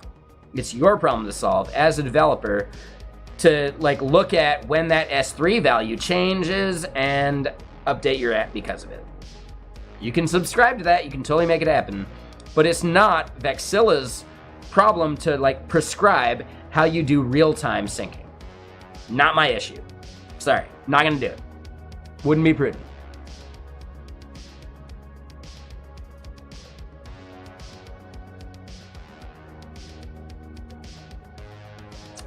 No worries, breakbind. Yeah. We all learn stuff every day. You just learned about why feature flags are important and why the build process is not a good source. Boom. Right? Being able to speak to that in an interview? Awesome.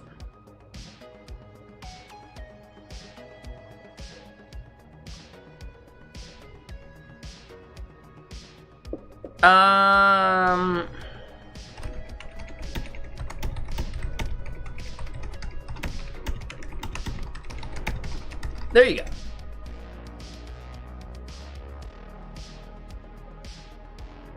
My typing is terrible. Sorry. You know what I meant though, right? Are we good? Okay, cool. Thank you. My typing was terrible. It's like, can I even spell? I don't know. No idea. May or may not want to do your own stuff at some point. I don't know what that means in this context there, Breakbind, but yeah, sure, man. Yeah, understanding feature flags is important. There are plenty of tools to do so. Growth Book is really the one I recommend if you don't want to use Vexilla, because it's not ready yet. Yeah, Growth Book actually does support like just a static JSON file. I didn't know that for the longest time, and then Theo and Mark from Ping both informed me that, yeah, totally, like, Growth Book does that. Well, shit. But instead, that helped me pivot to the Git native version of those things. Right? Git ops, technically.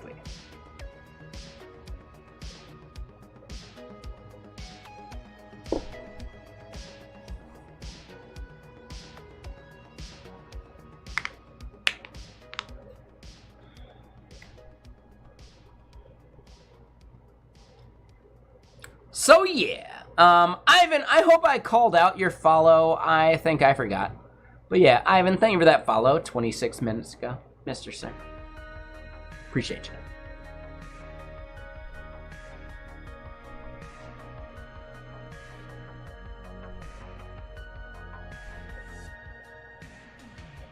So yeah, we've got a bug. The name is not being updated as we expected, and it seems like it should be, though.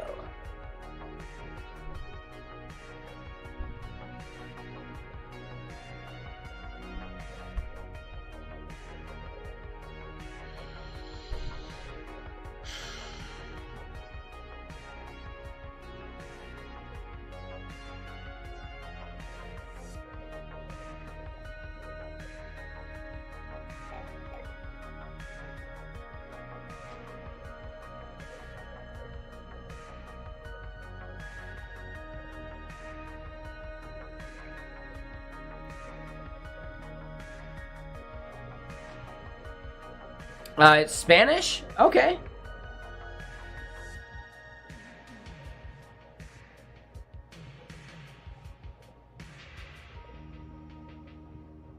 Hold on. Is it the bongo song or whatever? Bongo bong? Papa was queen of the Congo. Mama was queen of the mambo. Yeah, Papa was king of the Congo. Mama was queen of the mambo. Deep down in the jungle, I start banging my first bongo. Everybody in the jungle want to be as cool as me, right? I'm the king of bongo, baby. I'm the king of bongo bomb. Something like that. Yeah, yeah. I love that song, by the way.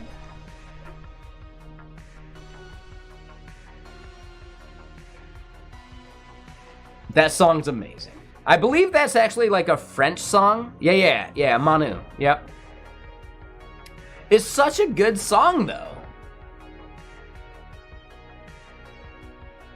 Yeah, I believe they're actually like French instead of Spanish, but they do involve Spanish or Portuguese like origins in their songs. So, yeah, no worries. King of the bongo, king of the bongo. I love that song, by the way. It's so good. I had a high school English teacher actually turn me onto that song.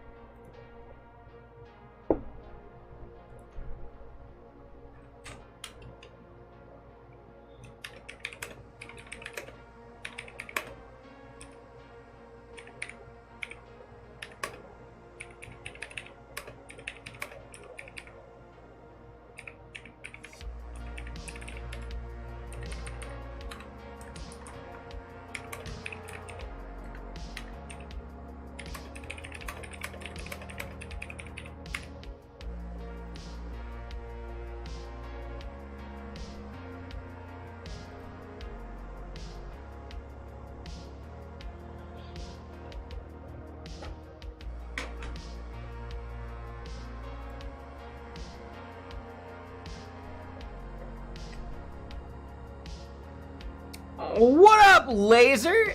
Guillermo, Mr. Sir, how you doing?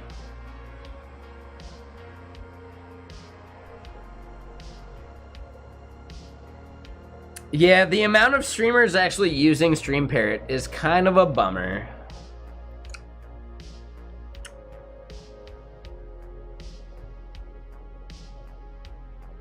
It was 20 to 30 per day, now it's 10 to 20. And that number will continue to go down until I actually like publicize it or do something about it. So yeah, it'll just keep dying. It's fine, I get it. It's okay. I've seen worse.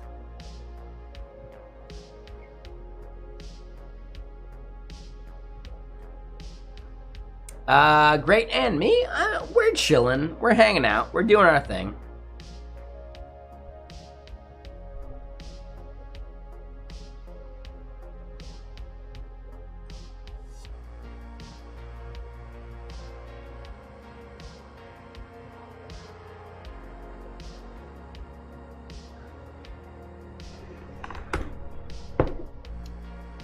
One of my favorite like bits of drinking whiskey here on stream is when I do like the last drop thing and it actually lands in my mouth.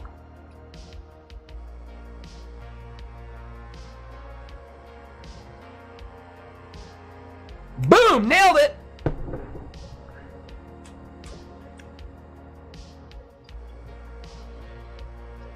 I know, so good. So good.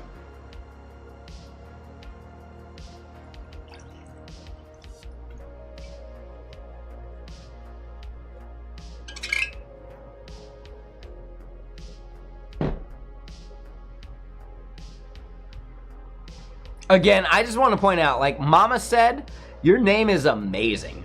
Mama said not to knock you out. Well played. Yeah, that's some, like, good, like, maternal advice. Well played. Yeah, we tried to take over the world. Obviously. Like, come on.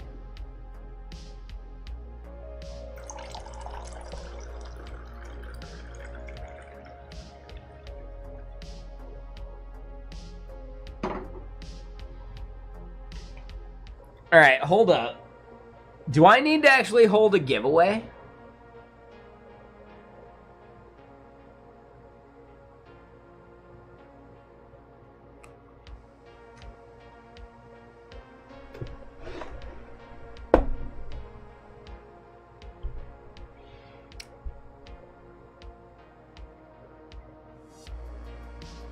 We'll do it here soon.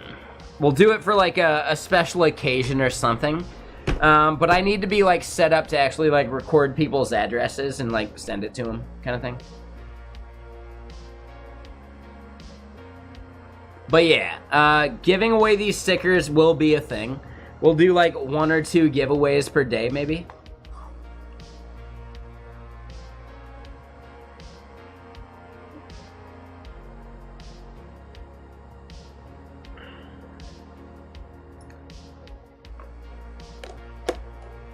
That'd be fun, right?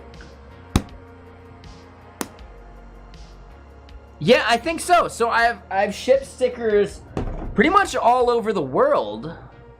I know some people have them from various countries. I think I can ship to Brazil. There's like a US Postal Service like flat rate.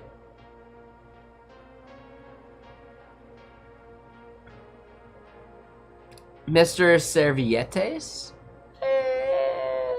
Mr. Servietes? All right. Flame the MG? What does that mean? What does that even mean?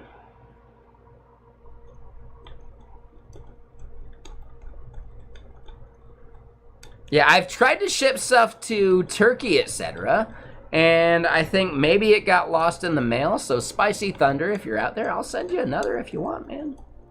But we haven't seen Spicy Thunder for ages. Hope they're doing okay.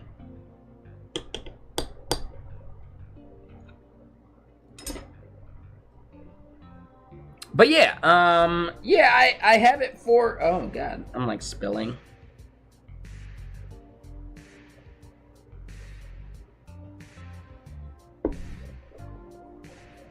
Right? I've got entire like packs of these fucking things. I ordered 250. And really, that was me just like seeing if they could do it right, and I'd actually order more. And then allow y'all to like purchase them. It'll cost you like $1 because that's what it cost me to make. And then on top of that, like whatever it costs to like ship it to your country. I think we can make that shipping like pretty cheap though.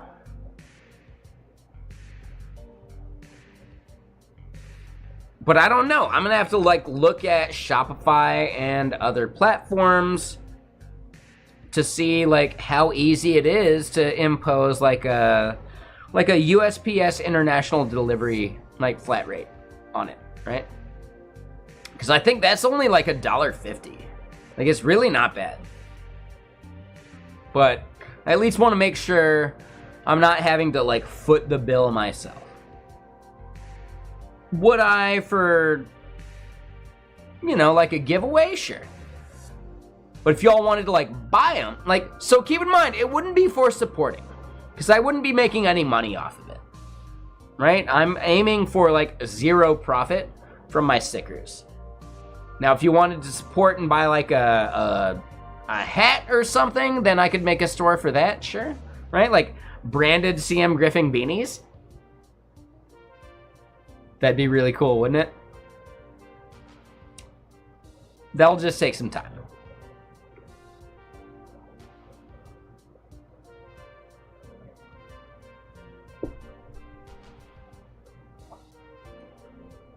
But again, this is not for support. This is just if you want the stickers, and there would be 0 profit on top. I think that's the value of like the stickers then. But other things would be hey, do you want to support me by, you know, paying $5 more than it would cost to just make this, you know, through some like printing shop? Sure. Again, I think the support is more about just buying it rather than the profit, and I think that'd be cool. I don't think merch is like a way I need to like monetize my streams. I almost feel like it's kind of gross that way. Instead, I just want to like deliver these things at no cost to me, and we're good. Yeah, for sure. I get it. Totally makes sense now. Thank you. Yeah. But I still I don't want to profit too heavy from merch.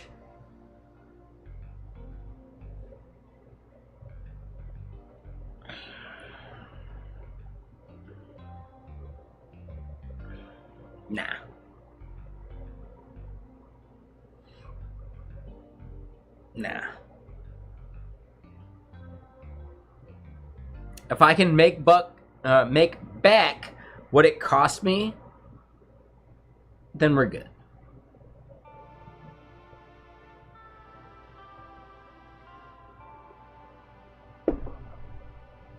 Nah, I don't do Instagram. Sorry, like, I've got Twitter, I've got Threads technically.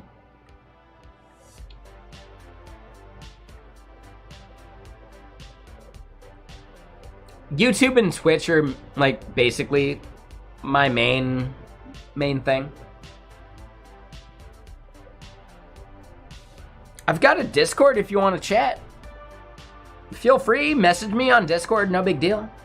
But yeah, Instagram, I don't know, man. I technically have a Threads account, which is technically Instagram too. But I don't post to Instagram. Like, I don't know, man.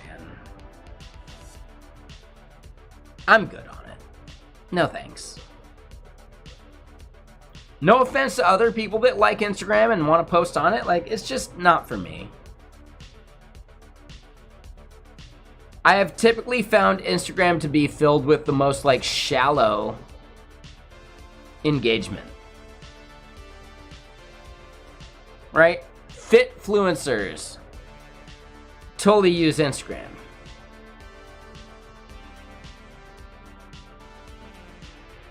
I categorically hate Fitfluencers. I'm sorry, it's gross. It's the worst fucking thing. It's so vapid. It's so superficial. It's the worst shit. Like, seriously, I hate Fitfluencers. Yeah, Instagram, like, are people in bikinis? Sure, right? But it's not even like, that's not even like the worst part. I fucking hate Fitfluencers, man. Right? Fitness influencers are the biggest problem we have on social media. Aren't they? Aren't they? They're the thing that makes you feel worst about yourself.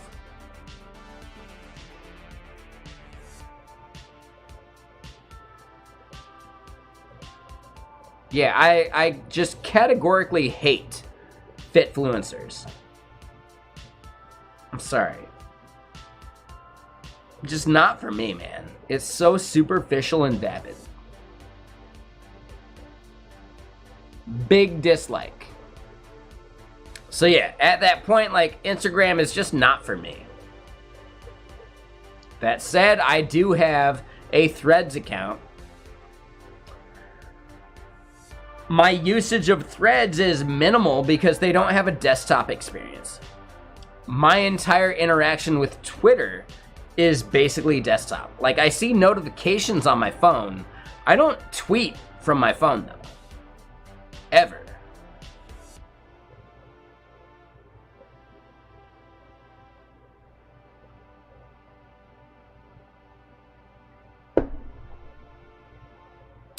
Exactly, right? Like, the Fitfluencers and, like, the Instagram people, like, the coaches, etc., are the prime example of, like, fake it till you make it.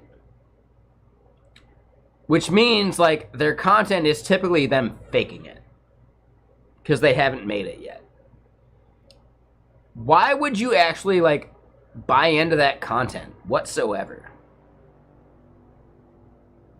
I hate it. I fucking hate it. There are other streamers out there. I won't name them, but you absolutely know who I'm fucking talking about. Where their Twitter content is basically them posing in front of fucking mirrors, flexing their biceps. I hate that content. I fucking hate that content. Yeah, right up with people staring in the fucking mirror, posting that they went to the gym today. Dude, I fucking hate it. Hate. Like, pure hatred. I don't hate many things. I really hate the superficial bullshit that some of these people fucking do. Does it mean I hate the person? No, I just hate the content. I fucking hate it.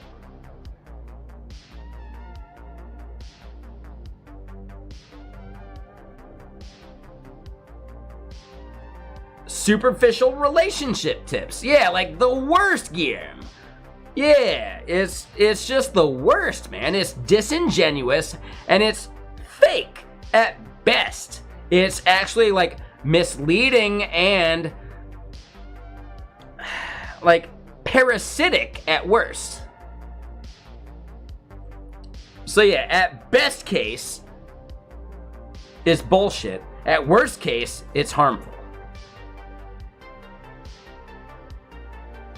Yeah, exactly, Guy from Mars. I know I need to lose weight. I don't need some fucking talking head to tell me that I need to lose weight. I know I need to lose weight, and I'm working on it, man. But is my goal to fit the Hollywood, like, version of what a man should be? Fuck no! Hell no! Get that shit out of my face. I don't want that content. That shit gets banned from every timeline I have.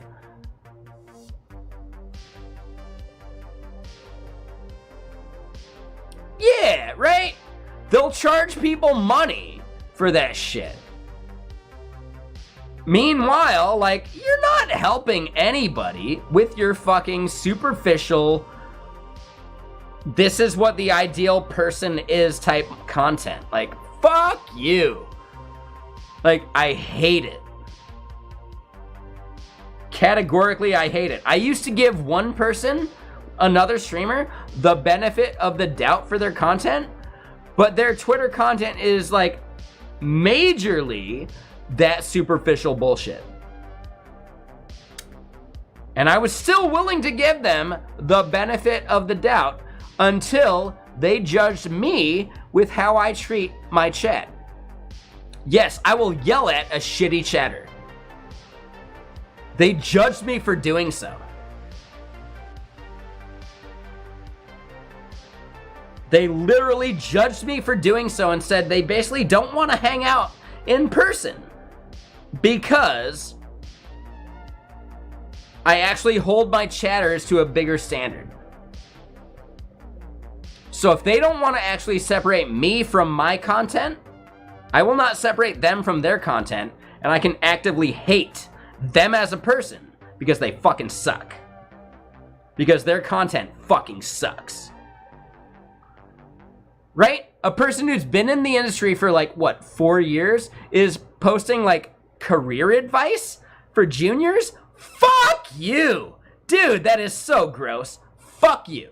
No, that is terrible content. It is misleading at best and disingenuous at worst.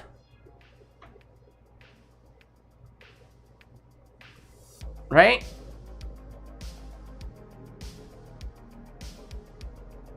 Like, dude,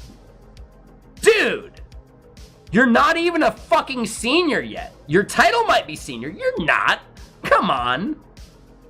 And you're still telling people how their career path should go? Fuck you. You're pulling the fake it till you make it thing, and you haven't even made it. Like, dude, I hate that content. It's the worst fucking content ever. I fucking hate it. There was a time in which I gave a streamer the benefit of the doubt for their shitty content. Because they're not their content. They're a person separate from their content. But the moment they don't give me that benefit of the doubt, then I'm gonna judge them the same fucking way. Their content fucking sucks. Which, by proxy, if they won't let my content be separate from me as a person, well, yeah, they suck as a person then. Resume advice? Dude, motherfucker. Like, I hate the resume advice content. I hate anything geared towards juniors, basically. It's the easy way out. You're taking the easy fucking way out by creating content for juniors. I fucking hate it.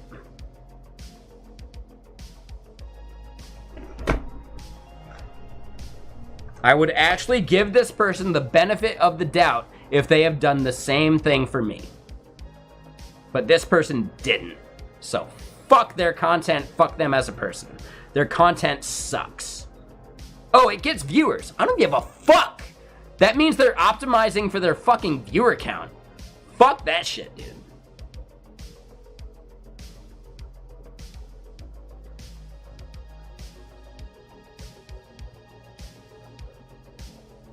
I know, it's a bit of a spicy stream. I actually, like, dive into this, like, exact same thing.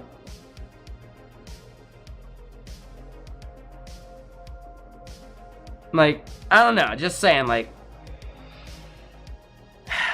this is a spicy thing. We're not saying anybody's name, Crutchcorn. If you equate some streamer to these statements, that's on you. Right? If the shoe fits.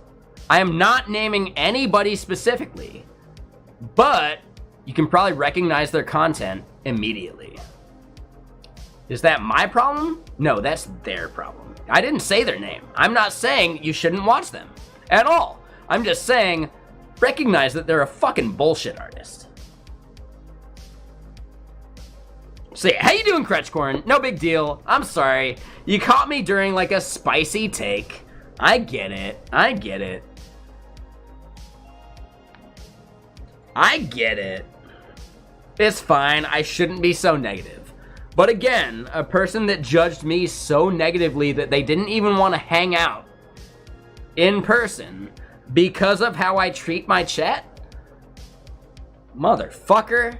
Yeah, if you can't separate my art from the artist, I'm not going to separate your art from the artist. And I'm going to judge people accordingly.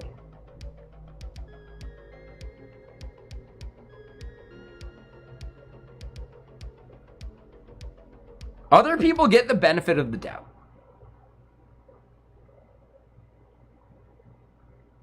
Not quite, Kawe.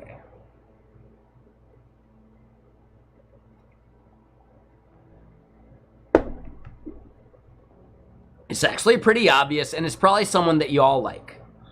So I don't want to drag the person specifically through the mud. I simply want to call out the practice. Yeah, there has to be a distinction between person and online persona. Separate the art from the artist. That's important. I can happily watch a Woody Allen film while recognizing that he's probably a shitty human being. I can happily watch The Usual Suspects while recognizing that Kevin Spacey is probably a shitty human being. Does it diminish the film? Hell no.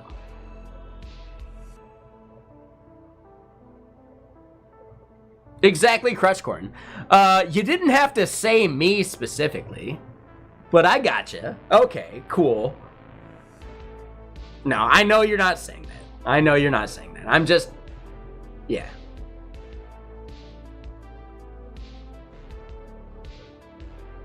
I get it, Dr. Cuddly. You say follower for 3 years, and you're right. But it does come up from time to time.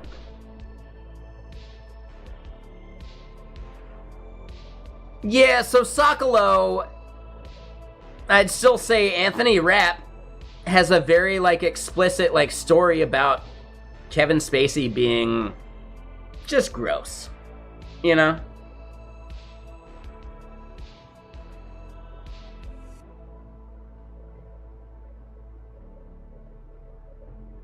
We might be, Crutchcorn. I don't know. If you want to message me privately about it, sure. So yeah, Dr. Cuddly, can you recognize, though, that is this the majority of my content, or does it just come up from time to time?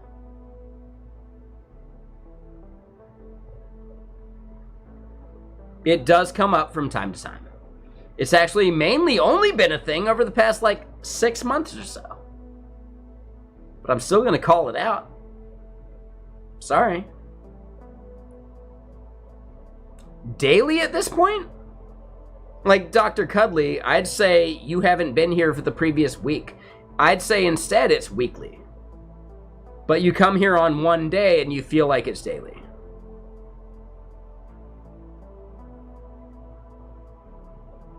That's not a great, like, take, in my opinion.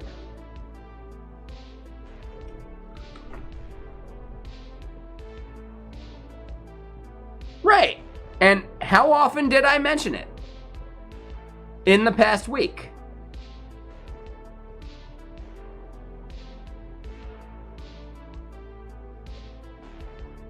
Yeah, it's not that every day, dude. I feel like you're painting me with a broad brush at that point, Dr. Cuddly. I don't appreciate that, actually.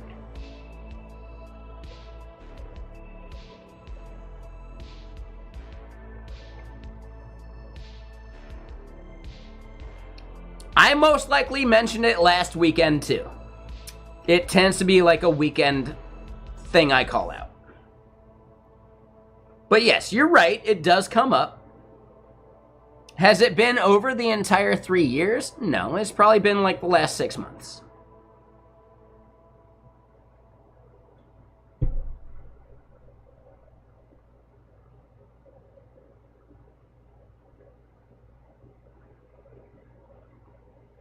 Yeah, on weekends, we get spicier than normal. Sure. Is that my problem? Okay. And there is a big difference as a creator with vested interests and insider context. Yeah, totally.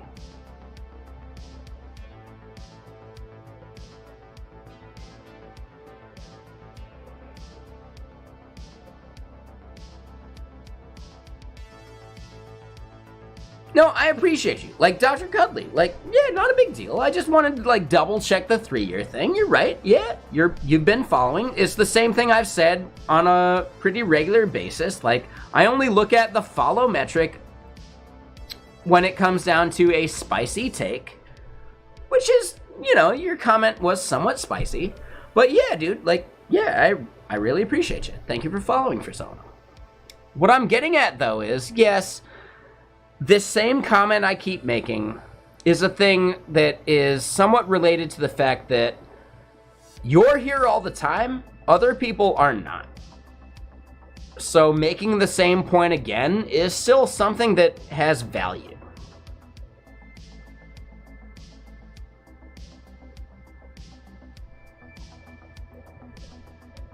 Yeah, did I actually, like, bring this up from the start? No, I think there was some, like, catalyst or thing that, like, triggered this rhetoric. Sure, I'll agree with that.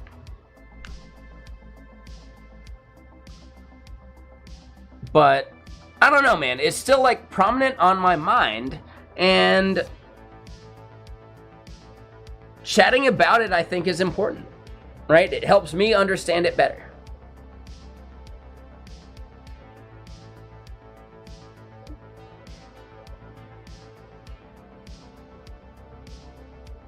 So, Pegasus, our config is you select a provider. Right now, there's direct and there's GitHub. Yeah, no worries, Dr. Cuddly. Again, the way you phrased all that stuff, we're totally good, man. Totally good. If you would like to leave because you don't want to hear these same things again, I get you. I totally get it. But again, like, you have not done anything that I would consider harmful or overly negative, etc. Very good comments. You're right. I have made these comments way too much recently. I get it. I totally get it. But is it any different from when I need to respond to people like chatting about AI or React versus Vue or whatever, right? Like, there are certain things that I have to repeat as a streamer. And I think this is one of those. So I apologize that it seems redundant. There are certain things that are redundant that just need to be said. Yeah. Disliking their content is actually not hating that person.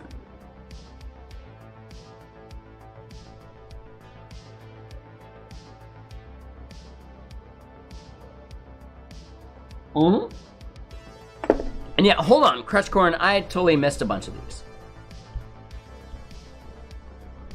So, hold on. Sorry, Crutchcorn.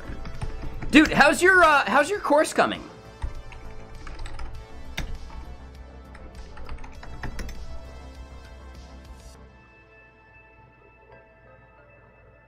No, I like, we were in the depths of a discussion, and I think these discussions are important. Yeah, stacking, like, yeah. Right? You know, shit happens, right? It's going well but slow. Working on a bunch, on a website redesign and revamping your search a bunch. Well, hold up, wait, do you need to revamp your search? Or could you just, like, have your... Oh, hold on. 1 second, Pegasus. Let me read up on that in a second. You agreed with a video from a hot take streamer that you're not even a fan of. Yeah, that's fine there, right? Dude, stacking, that's not a problem because you need to separate the art from the artist. their content is separate from them as a person. That is the main goal. Separate the art from the artist. At that point, the worst person you know made a good comment. That's okay. You shouldn't feel bad about that. I might agree with a random Jordan Peterson fucking comment somewhere at some point. Does it mean I like him as a person and like the content he produces regularly? Fuck no. Hell no. That dude sucks. But is he capable of making like a reasonable statement every once in a while? Absolutely.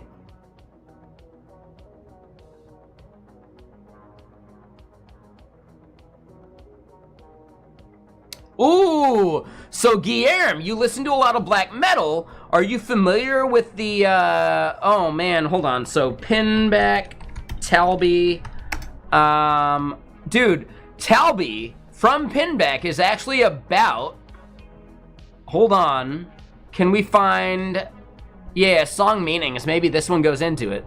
It's about the band, shit.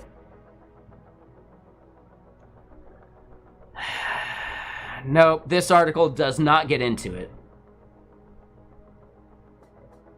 Is there a Wikipedia song about it? Shit. Oh, hold on. Talbia's song about the story of the band Mayhem. Yeah, the band, shit, never heard of them. This is a terrible thing too. So anyway, Wikipedia band Mayhem.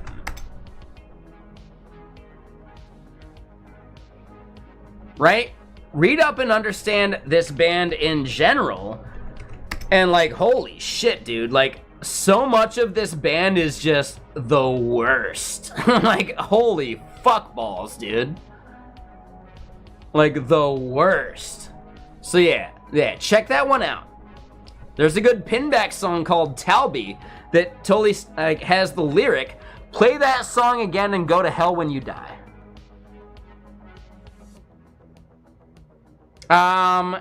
So I don't know about that one stacking, but yeah, like totally, there's like murder involved. Like full on actual murder involved around Mayhem and like the bands around it.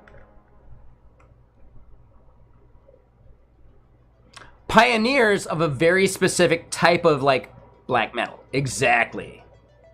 Oh, really? Breakbine. Mayhem's from your local area? Yeah. The people involved fucking suck. But the music they made might be pretty good. I have no idea. I'm not that into like black metal, so I don't know. But still, just pointing that out.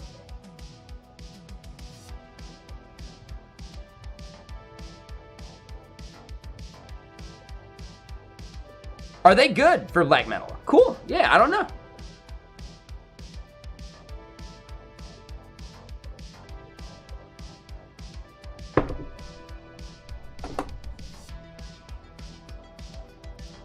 So hold on. And again, like seriously, thank you for the comments, Dr. Cuddly. I appreciate that. Your intentions are noble. I really appreciate you. Thank you. If you're out there, I really appreciate those comments. Thank you. So Alien, you had a comment, hold on, and I missed it. From my specific experience, which authentication standard or specific library do I find easiest to use and integrate into my applications? So most of that is based upon what you need to integrate with.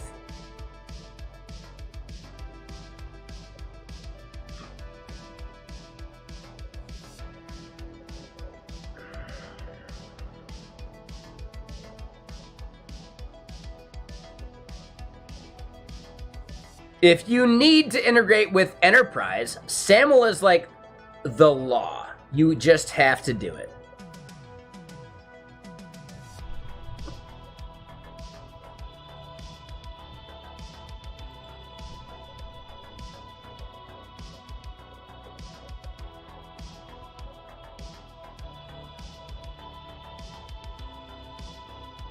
Graffiti on the lower walls of a bridge on your way to walk with a mural of Mayhem's logo in all black.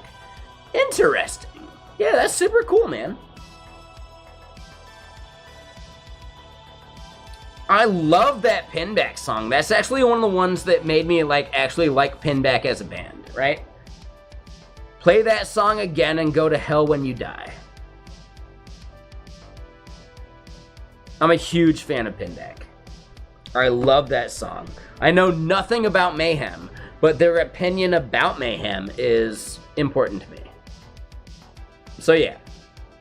Again, black metal is not my style of music. I don't listen to it. I listen to maybe like prog rock at like the heaviest, right? Russian Circles is a great band. They even have stuff that's too heavy for me.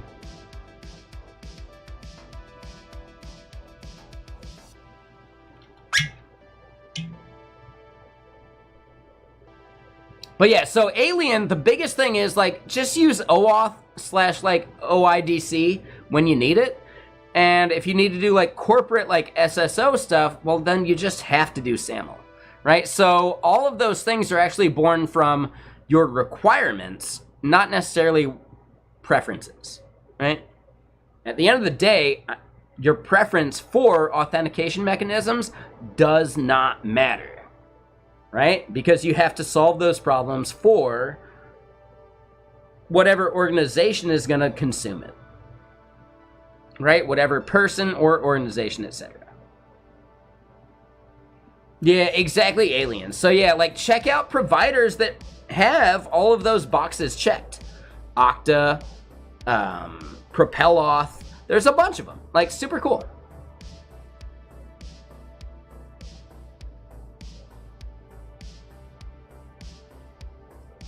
So real quick though, Pegasus... ping identity? Wait. So hold on. Is ping releasing like an identity tool? I haven't heard of that one yet.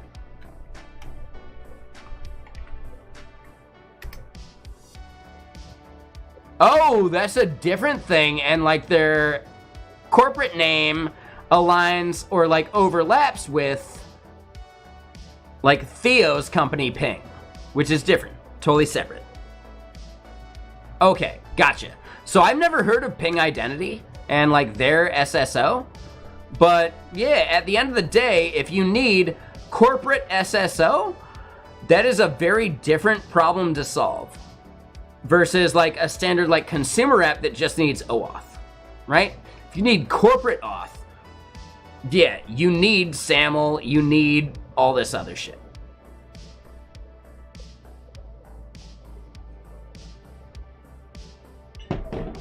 I just want to point out, we were on the streams I hate concept for what, 20 minutes?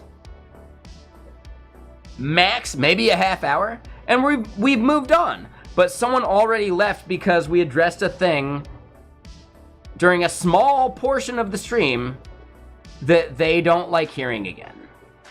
So I think that's interesting, right? It's not the majority of my content. It's not a thing that even happens that regularly, like maybe once a week. But still, they're not into it because of the negativity. So I get that. It's a valid criticism. No. I think some of these things are really like useful to talk about.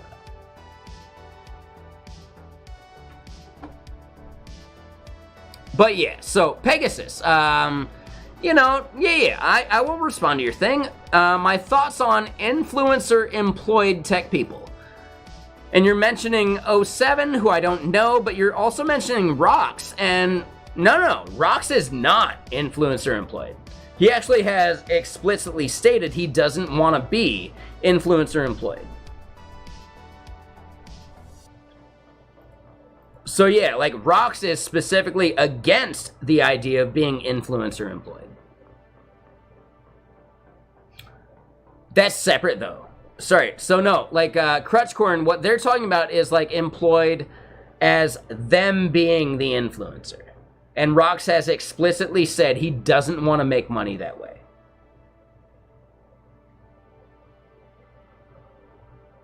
Yeah, like, totally. And I think he's right for saying that. Oh, 07 is automated.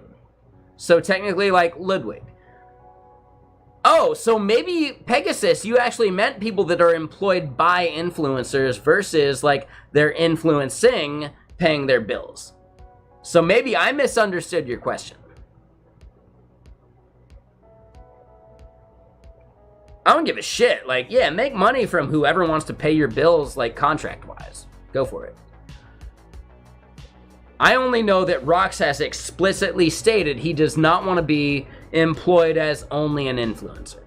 He wants to make products that sell themselves at some point.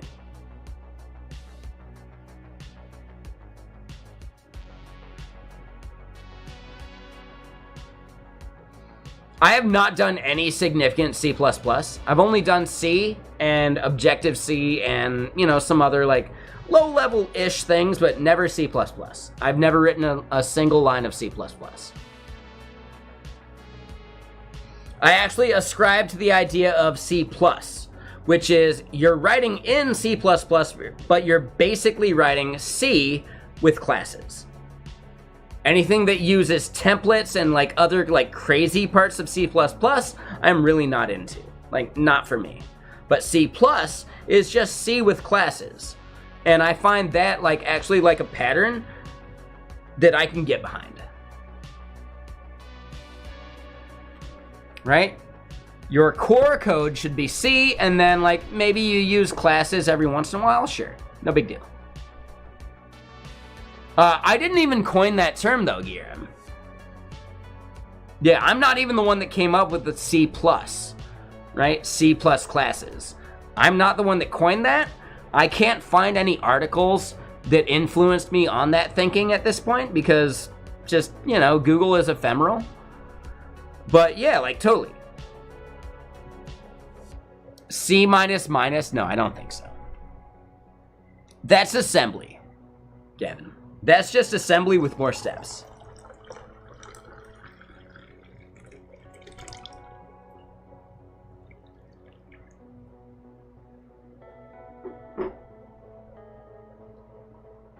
Yeah, C++ has so many features that it's basically impossible to know all of them. Casey from Handmade Hero uses the term C++. I know I've read an article about C++ before. So when you say Casey from Handmade Hero, is that, he has another name too, right? Like Casey Muratori is like his name or something. Yeah, I agree with their take on, like, C++, for sure. Maybe it was their article I read, like, ages ago. But the idea of C++, I'm all in on. I get it. It's awesome. Fuck yeah. C++ introduces too many foot guns, in my opinion.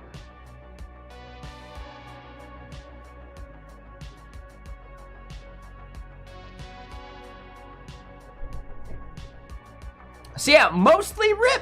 What you up to? How you doing?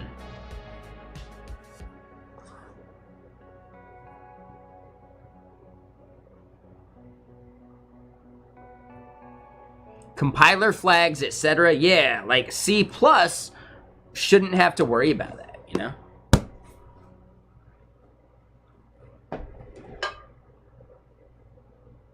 Structural type matching? I get it, but in many cases, I've heard C++ templates as things that introduce foot guns into your application. Again, I don't know. I haven't written any C++, so I just don't know. I've definitely written some C, and it's fine.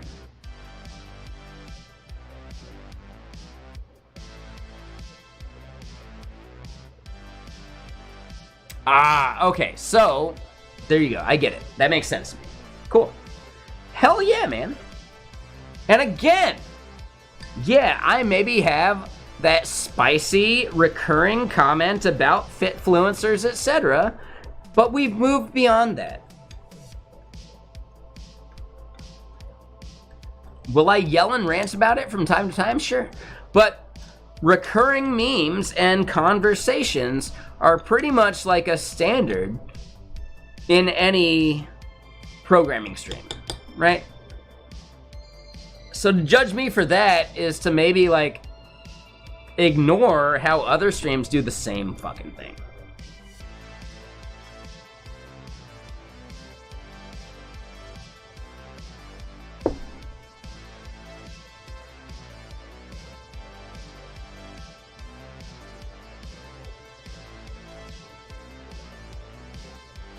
So yeah, here's one thing. I gotta go pee. So BRB, I'll see you in a sec.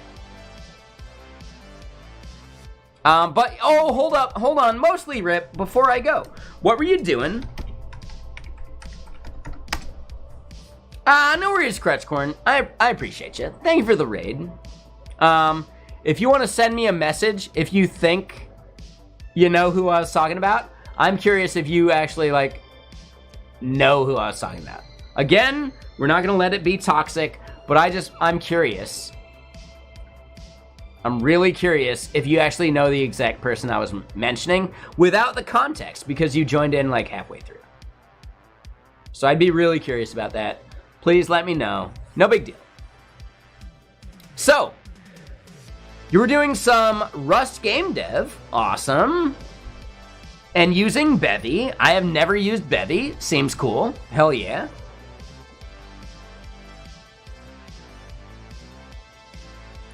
So mostly just upgraded your Bevy version and then had to deal with like the breaking changes from that, like type inconsistencies, etc.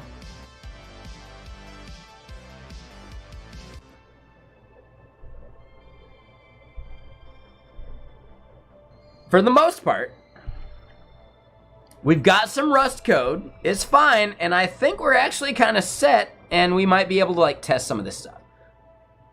No worries. Yeah. Hold on. I'm really curious about this now.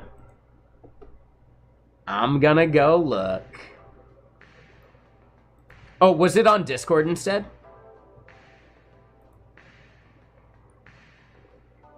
Oh, every few months? That's not ideal. That's kind of a bummer. Okay, so Discord. Hold on. Let me go look.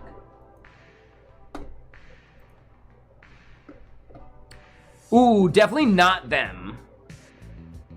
But if you go like one step down the line, you know exactly who I'm talking about.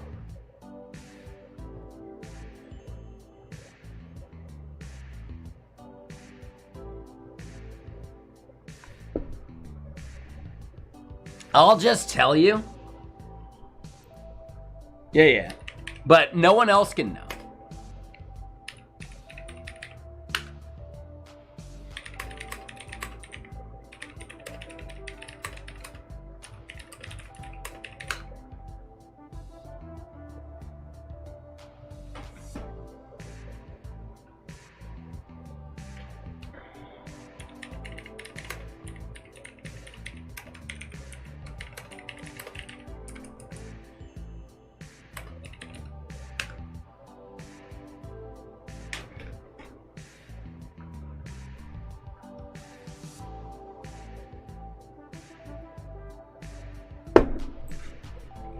Hold on.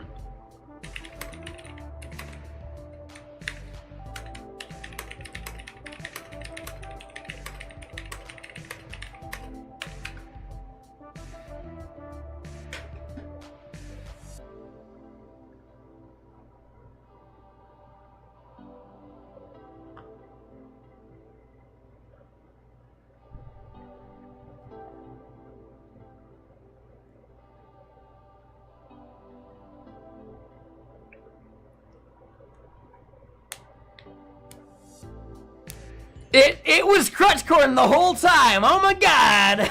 No, it isn't. Definitely not.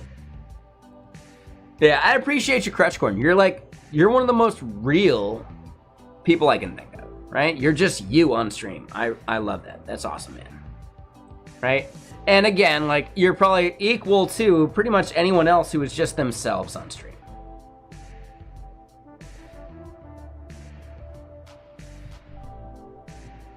Authenticity is one of the things I value the most. So yeah. Cheers, man. Have a good one. See you again soon.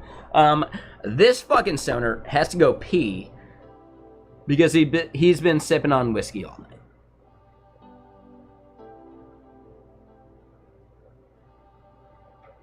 Wait, what the fuck does TTFN mean?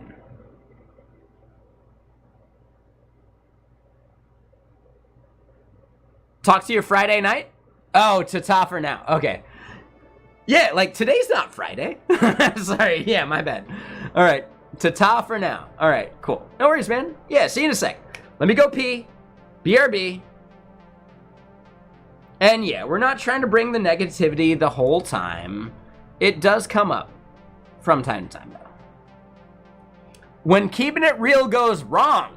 Yeah, so, like, stacking technically, my hatred for people's lack of reality is me making keeping it real go wrong. I get it. It's fine. Am I burning bridges? Possibly. But you know what? Fuck it. Fuck it. No matter what, I have to, like, actually, like, deal with me every night. Not other people. So, like, yeah. I'm my own biggest critic.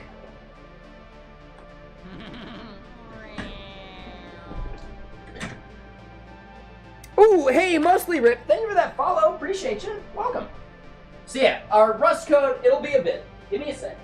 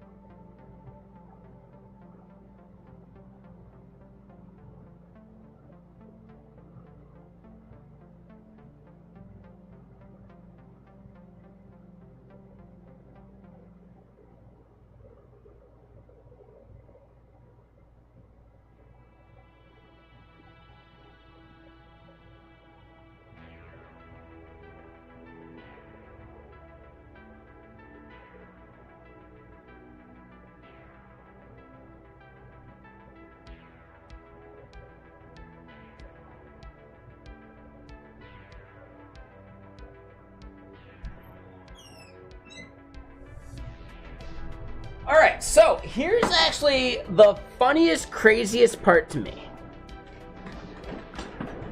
I had been feeling a precursor of some kind all day, and even like yesterday, in which like there was like a lingering, like, it wasn't cluster headache, but there was like a lingering pain behind my left eye that would migrate and kind of like sit behind a tooth maybe as well. And I was like, oh my god, is it just a tooth issue? No, I just noticed, looking out the window, the weather turned into like an overcast thing, like a patchy overcast thing within the day-to-day. So I'm actually like, I'm a weather vane. I can predict when the weather's gonna be shitty before like the weather actually knows.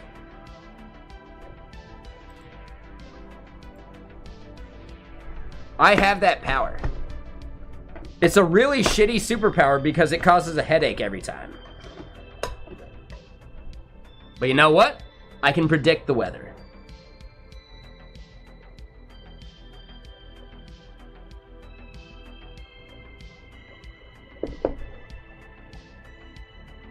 It's actually kind of interesting.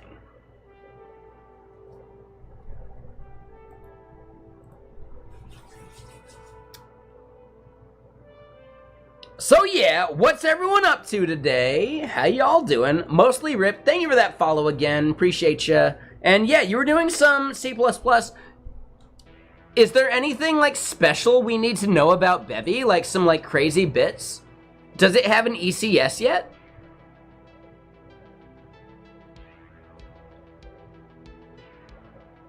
Nah, stacking, I'd still have the same problems.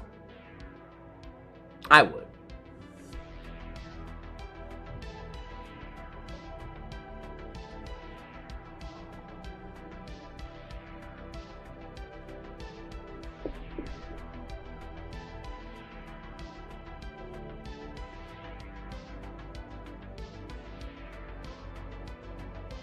Are you really trying to say there are no cluster headache sufferers on the East Coast?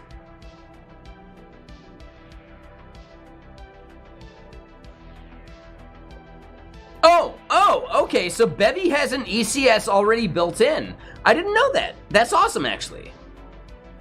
Ooh, that's a good design. Sick, right? So many other game frameworks end up adding like ECS as like an afterthought. Bevy is actually built from like ECS as the core. That's really cool. Yeah, hell yeah, man. Cool. Awesome. Yeah, that sounds great, man. Have you worked with like Godot, etc.? What are some like constraints that Godot solves that Bevy hasn't solved yet? And like, is that a way that Bevy could improve, or is it something that Bevy doesn't care about? I don't know. I'm curious about that. I would guess that Godot has like probably like a better like editor, whereas like Bevy is you just working in whatever like tool you have already.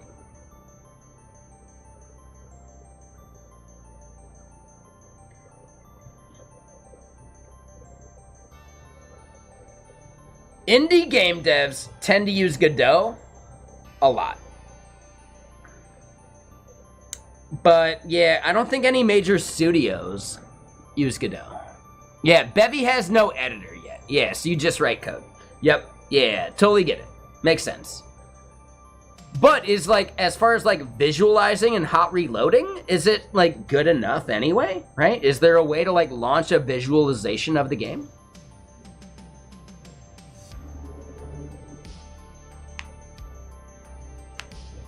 Right, that like hot reloads, etc.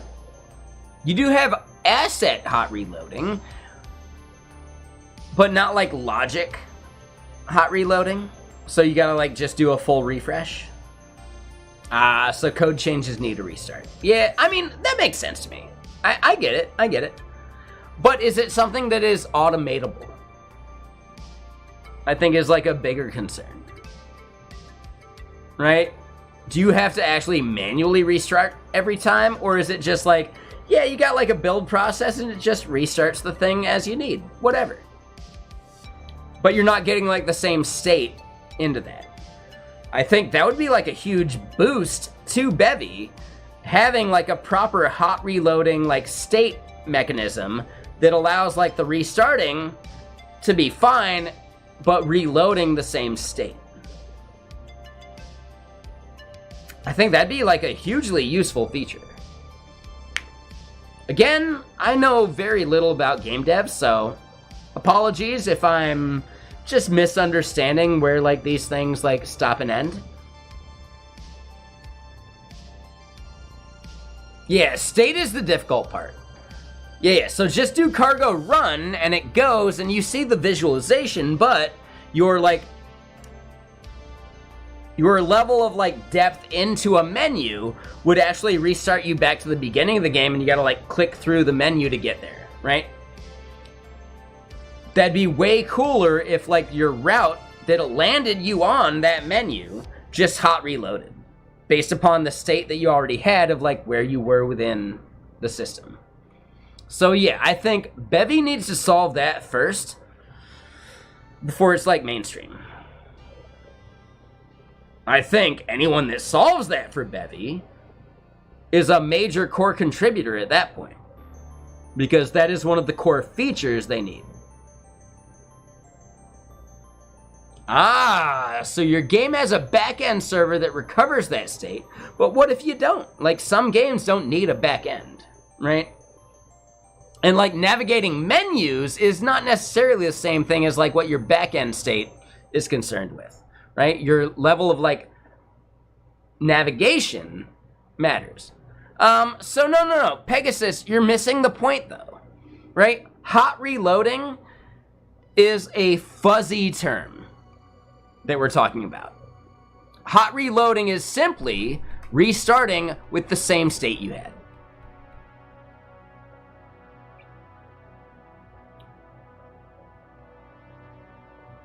Yeah, a single-player game shouldn't need a server, but should still be able to, like, bootstrap your navigation state into the rendering, right? And then re-render the exact place you were at because of that, like, bootstrapped navigation state. So I think there's some, like, stuff to figure out there, and my guess is Bevy doesn't actually dictate how you do navigation and menus, etc. So, like, how could Bevy have any, like, concern for where you are within that?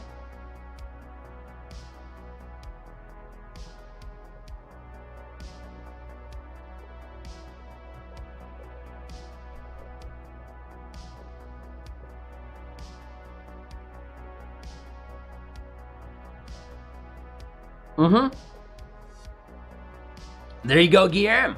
That is most likely something that was built in, yeah. It does have a state system, like, native to Bevy. I didn't know that. Cool. You could probably rig something up. I get it. Yeah, totally. But then that would have, like, repercussions of how you dictate what part of the menu system you're in, like, via state. And some games don't want to, like, follow that pattern, maybe, right? Or they've already built everything they have that doesn't follow that pattern, but they still want to be able to update Bevy. So it needs to be something you opt into rather than, like, is required. But if you set up your state in the right way, is it serializable and then, like, reproducible?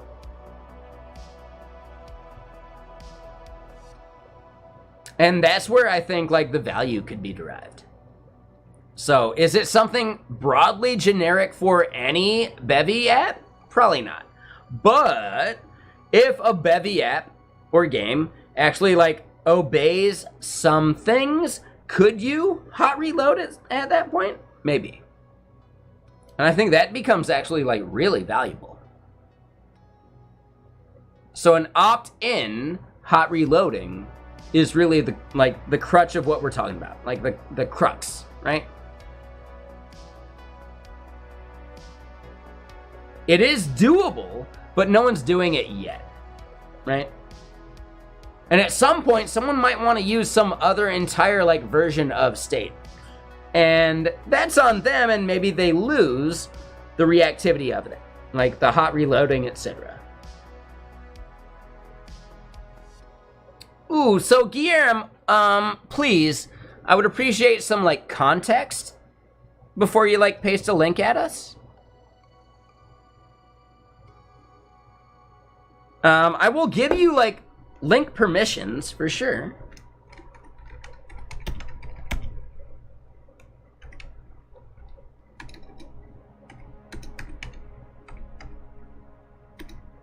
If I could spell laser, there we go. So yeah, you could repost that link, but I would really appreciate some extra context. Okay, cool. Right, in the future, if you could list the context for those things, that'd be great.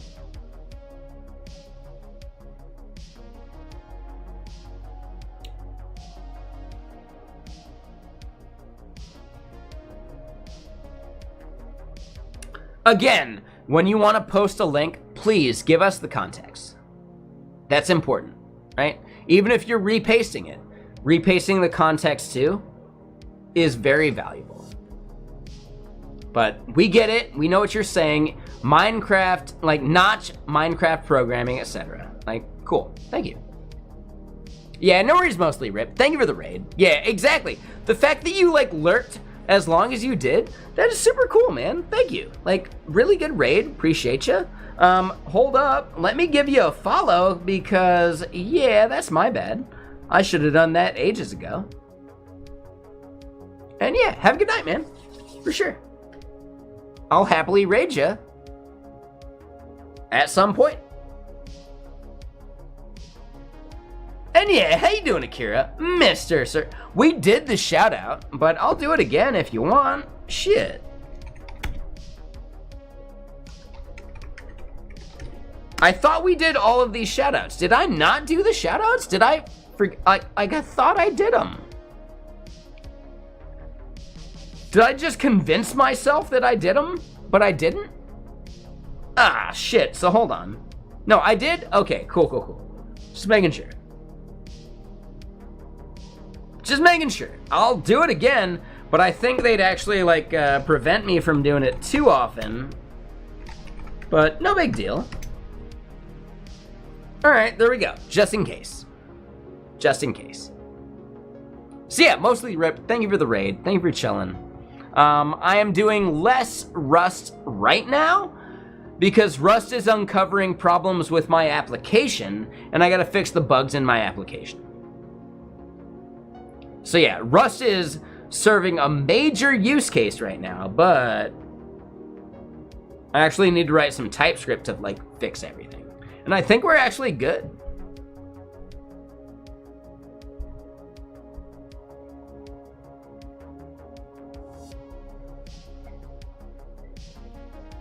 LWJ, like learning with Jason? I know that's not the thing you're talking about. It's fine though.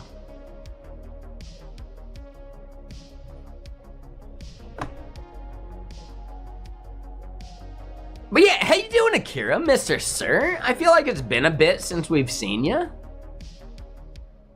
Let me scroll up and double check I'm not missing something. How you doing, Kylondo, Mr. Sir? Mr. Sir?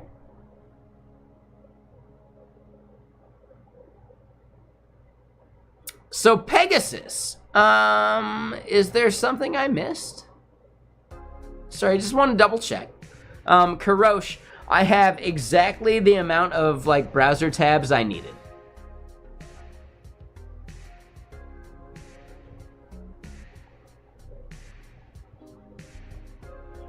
Today is not Friday, today is Saturday, isn't it? Oh shit. Did I forget to like do some work today?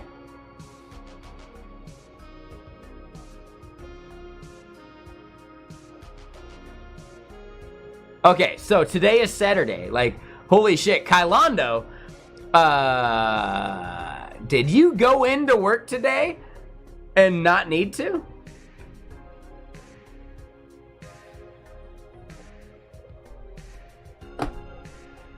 All right, so let me double check. Let me chat. Yes, like I have ESP or something. ESPN, even better. Yeah, totally. And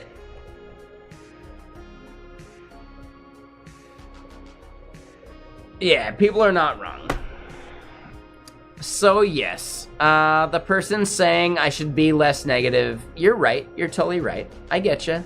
It's not even in like my recent chat, but you know, you're right. I should be less negative about the superficial vapid people in the chat, in the category, you know? Ranting on it just gives them power. I should move on. I get it. You're right.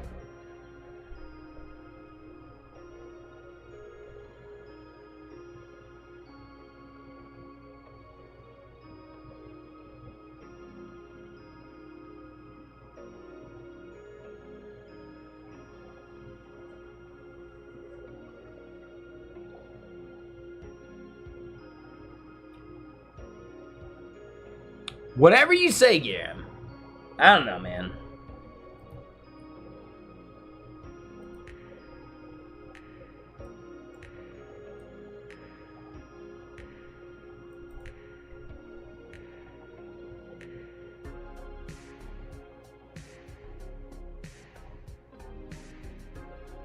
It's fine, Vibrant. You actually know exactly what and who I was talking about for some things. But, you know, again, harping on the same content over and over again just ain't right. So yeah, that's on me. I apologize. Mr. Cuddle or Dr. Cuddle or whatever your name is, sorry. I forgot if it was Mr. or Dr. Your PhD means something, right? No, you're right. I need to harp on it less. I need to, like, let go. And just let them have content that sucks. Why and how does it affect me? It doesn't. I can dislike it without making it like a platform, right? So yes, that's my fault. I get you. You're right. They can suck. That's their fucking right. They're allowed to suck. Why do I need to, like, chat about it? So that's a problem. Yeah, that's my fault. I apologize.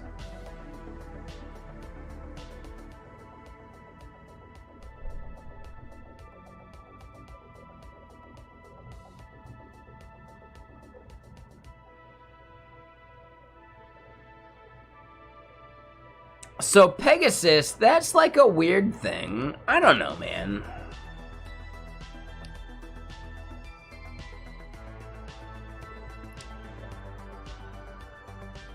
Type safety is valuable. Anything that says it's not, I question. I don't think so when you say, like, simulation theory, are you saying, like, the theory that we live in a simulation? My point is just simply, how does that actually affect you? Knowing one way or the other. It doesn't. So instead, it's a thing you just shouldn't have to worry about. Whether we're in a simulation or not, you're still a human being that needs to live their life. So in a simulation or not does not matter. At all. Right? And again, this comes down to the thing that I talked about earlier. Right? Like, wisdom, whatever.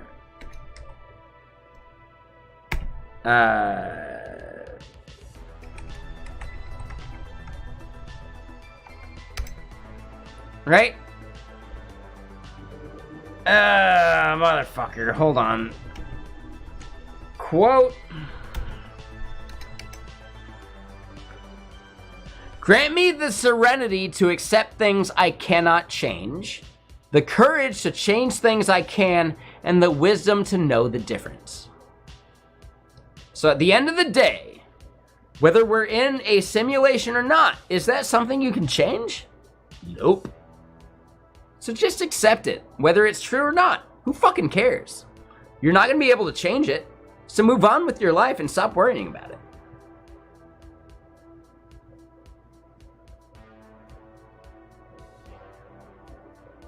That's fine, Guillermo, but I just want to point out that it's not even worth caring about. The answer has zero relevance over our lives.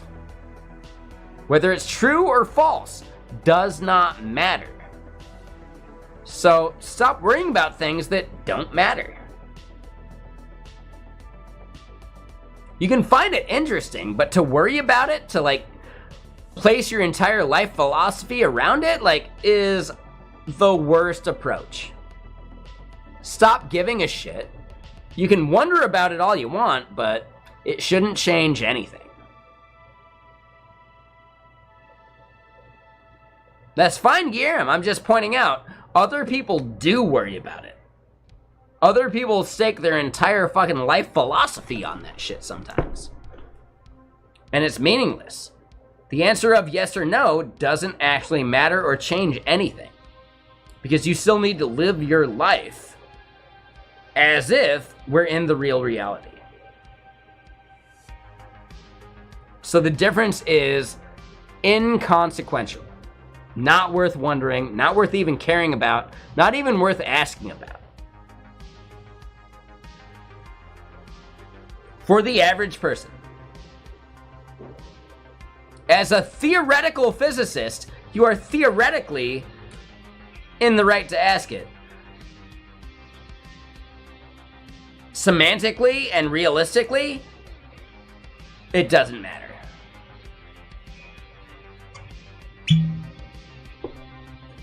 So theoretically, it's valuable. Realistically, it's not.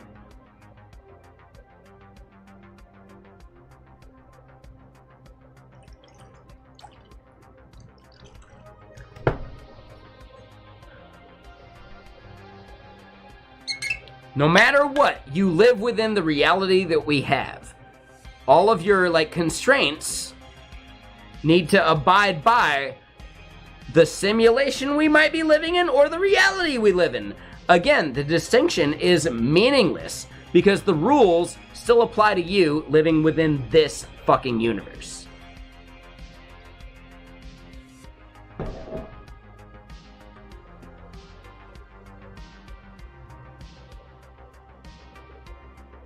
I have not their smart chat. Yeah, so no idea.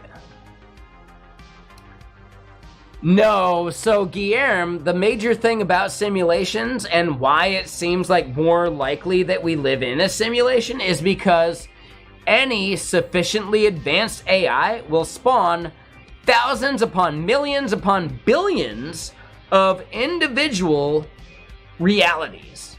And if we live within one of those realities, does it actually change how we need to exist within this reality? Fuck no. Not at all. Right? Whether we're in a simulation or not does not matter towards our everyday life. If we want to talk theory, that's a totally different thing, but realistically, none of that shit matters.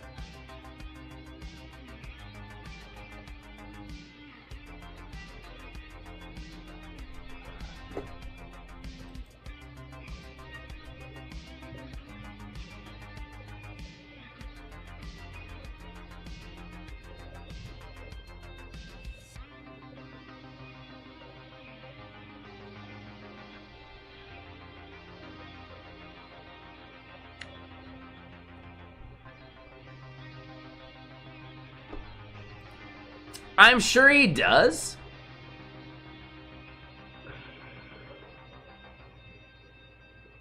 And I get it.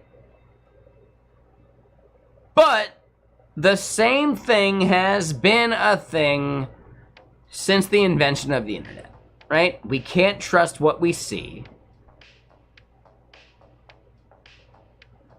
at all. We just can't trust reality. Or what we see on the internet in general. Photoshop has been a thing for fucking ages, and a good Photoshop artist could have you be convinced that Morgan Freeman is actually a 300-year-old vampire that has had moments of like the Ottoman Empire, etc.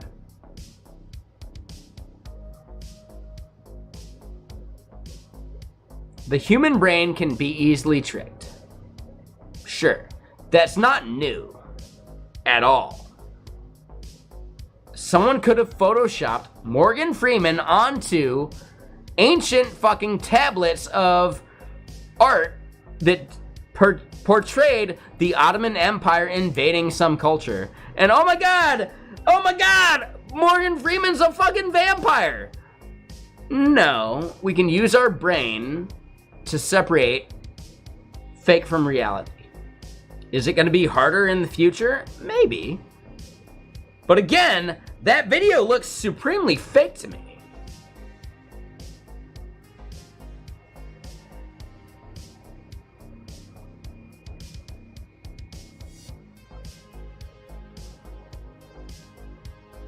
The entire thing looks really fucking fake to me.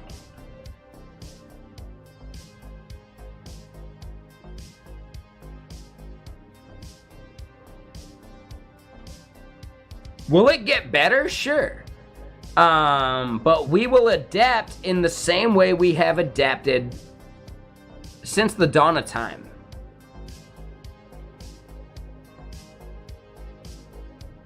Oh my god! Could someone release some article saying that Plato said something that he never fucking said, and people take it as reality? Yeah, like, people faking reality has been happening since the written word. It's up to us to discern reality from fake.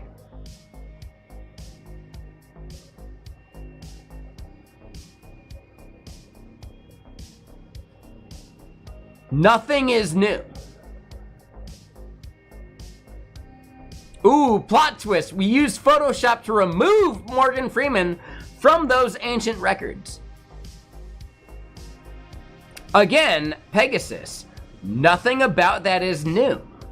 Information, disinformation has existed since the written word.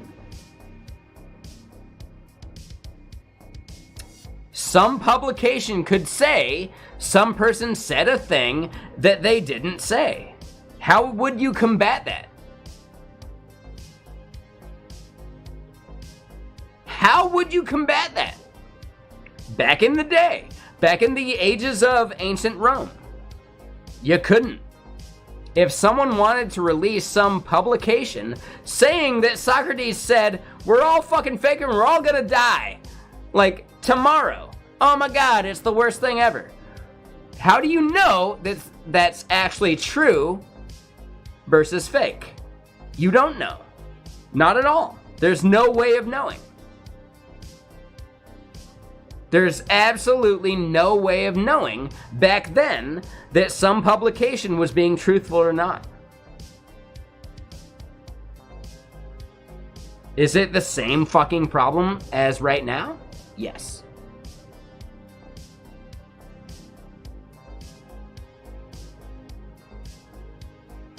Sure, Pegasus, right? Like, dude, these problems have existed for millennia, right? The source of truth has been questionable for millennia. It's not a new problem. Society will adapt and will converge upon a way of figuring that shit out. Or whatever. Maybe we can't trust major media. That's been a thing before too. Nothing is new. None of this shit is different from any other way of fabricating what someone said versus what they actually did. None of this shit is new. So that's my main point. I don't know what the solution is. That's up to other people. But I can simply point out that the problem of trusting the information we're given has been a problem for millennia, multiple thousands of years.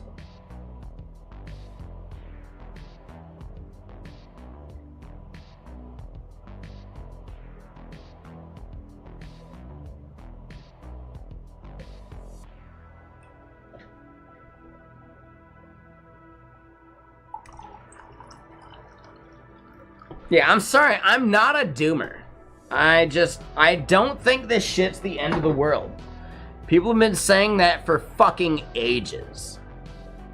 In the same way, like, oh my god, do mobile apps harm, like, people's attention spans? People said that shit about the fucking newspaper 100 years ago. Oh my god, the newspaper is making people not actually, like, interact as human beings. Motherfucker, come on. The exact same thing has been happening since fucking Plato and Socrates. Kids these days just don't learn like they used to. Fuck you, you're wrong, right? Come on, move on. Embrace a newer mindset.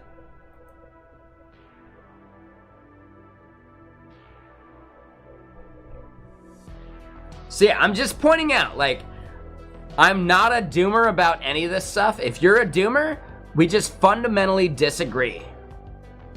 And I think most doomers fail to recognize history and how that shit's played out already. Have fun, move on with your day, and just live your life as if none of this shit matters, because it doesn't.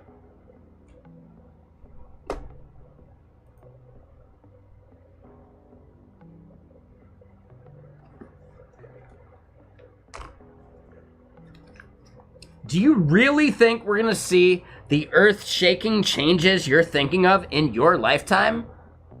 Motherfucker, we discovered electricity like 150 years ago.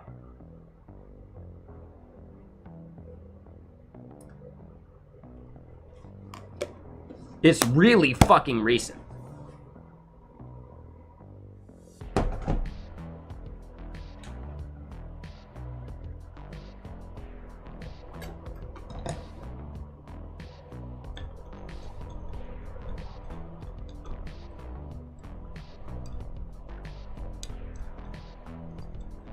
So, Laser, you're talking about, like, the fucking brain wiring thing? Again, do you think we're gonna actually solidify, like, legitimate brain wiring to create Sword Art Online within your lifetime? Come on. Fuck off. No, it's not gonna happen. Good luck. Right? We can theorize it. Sci-fi has been theorizing that same fucking thing for 100 years. Since before electricity was actually commonplace. Do you really think we're going to solve that within our lifetime? Or is it something that you don't have to actually think about because you can't change it whatsoever?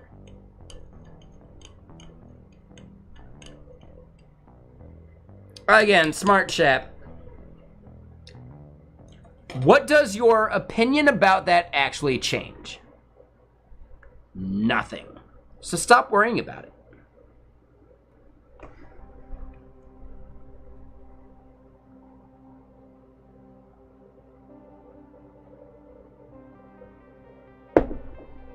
Again, Guillaume, wondering what people think about it is meaningless.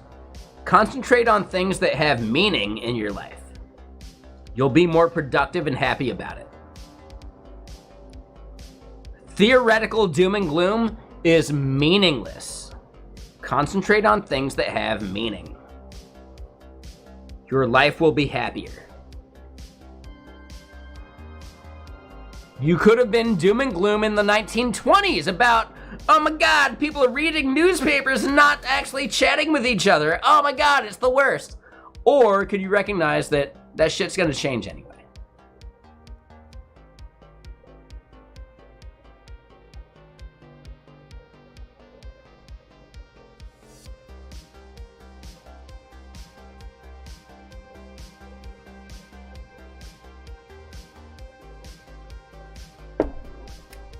Yeah, none of this doom and gloom is actually, like, valuable. I'm sorry, right?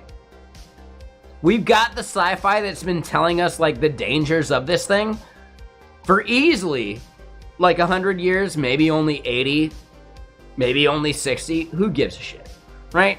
Concentrating on, like, the exact amount of years that we've been told how AI is gonna ruin society, etc. Like, come on. The doom and gloom is temporary. The value gained is actually future. Sure, the tractor was created and it displaced a bunch of people making, like, you know, doing farm shit. That freed them up to pursue better things. The more AI consumes everyday activities, the more we are freed up to think about shit that matters. Star Trek future, man. Matter replicators, etc. Unlimited energy, etc. Like, come on.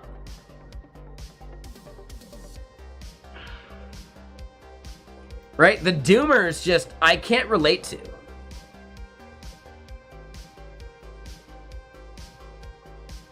How's it going, Baton? Yeah, what you up to? I think there's value in all sorts of this stuff.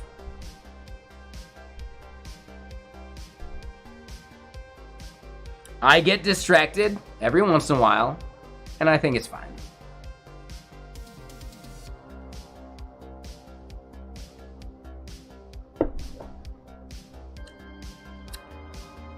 Yeah, so one big thing though, Baton, is technology and philosophy are absolutely intertwined.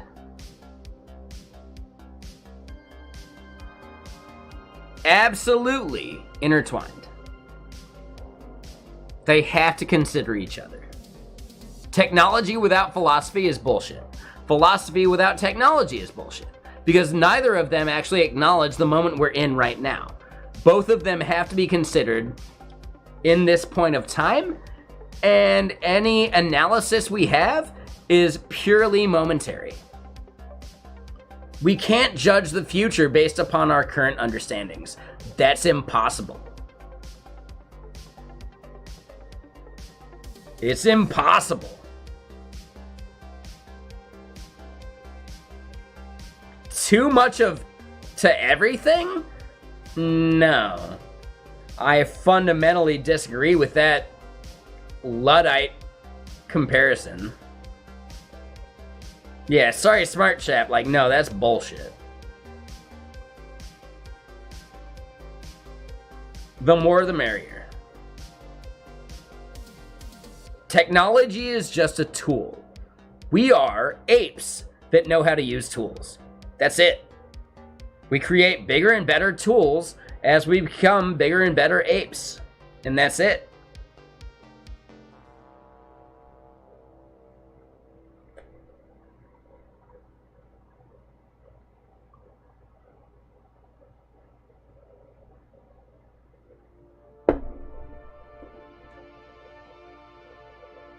If you don't believe in evolution, then we are at a fundamental, like, impasse. Ooh, no, so standard, no, we are becoming bigger and better at every moment. To think we'd be better off 200 years ago is to ignore the fact that dysentery killed more people 200 years ago than cars do today. That's fucking crazy, man. That's insane. We have moved beyond the bounds of dysentery. We're becoming bigger and better at every moment.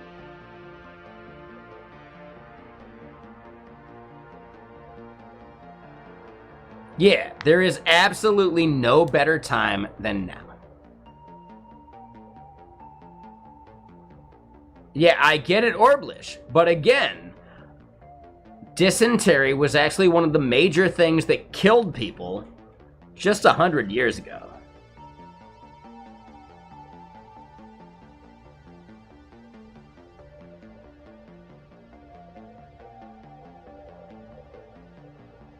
Archers, then, I'm gonna call bullshit on that right now. That is nostalgia-driven development, or whatever. I get it, sure. The time you thought was your peak is the peak of humanity? That is like a fundamental, like, flaw in your argument at that point.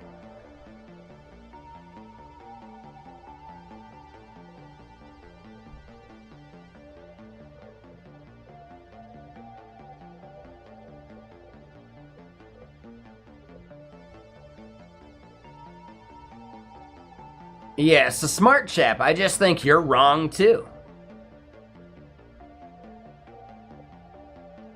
sorry, like, I fundamentally think you're wrong.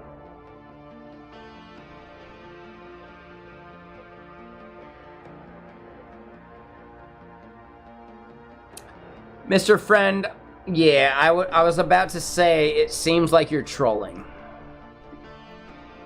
Your lack of a follow is a thing I will judge you by, but you did the JK, so I can recognize that you're just having fun.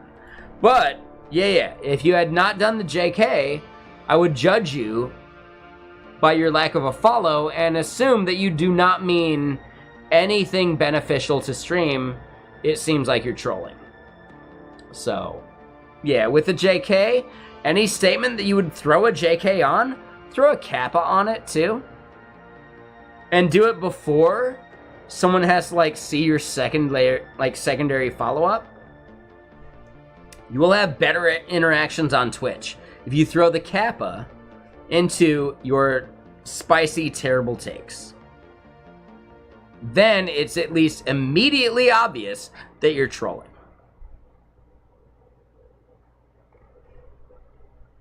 If you don't want to do it, sure, but you will be judged accordingly at some point.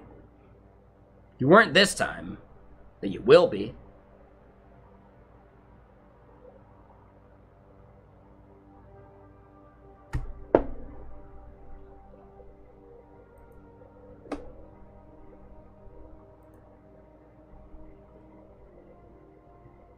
Yeah, the Kappa Law.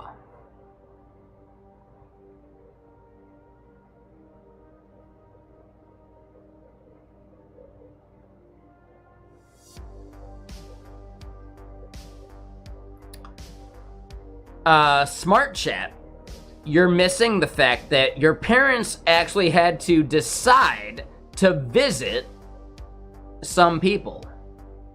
There were years that they didn't. But now that technology has taken over, they can actually interact with these people at a moment's notice. So it doesn't even have to be a yearly thing, it could be a weekly or a monthly thing, and it takes way less energy and effort to do so.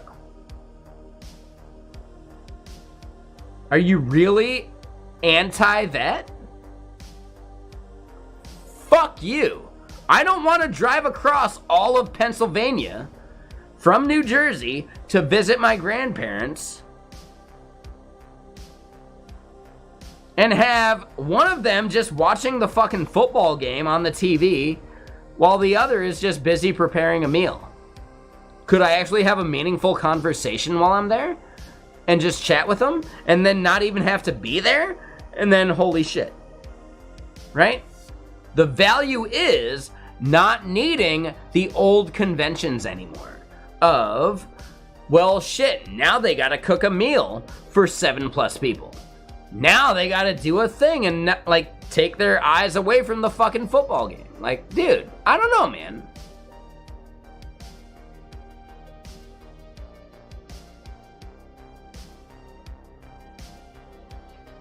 Yeah, Orblish, I don't believe in that at all because it imposes some type of time restriction and time is ephemeral. Time for me is not the same thing for time on the East Coast or in Turkey or in any other country.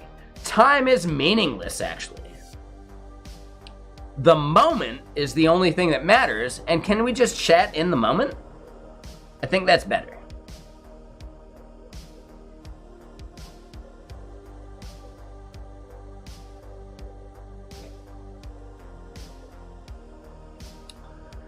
Smart Chat, is that anybody's problem but your own?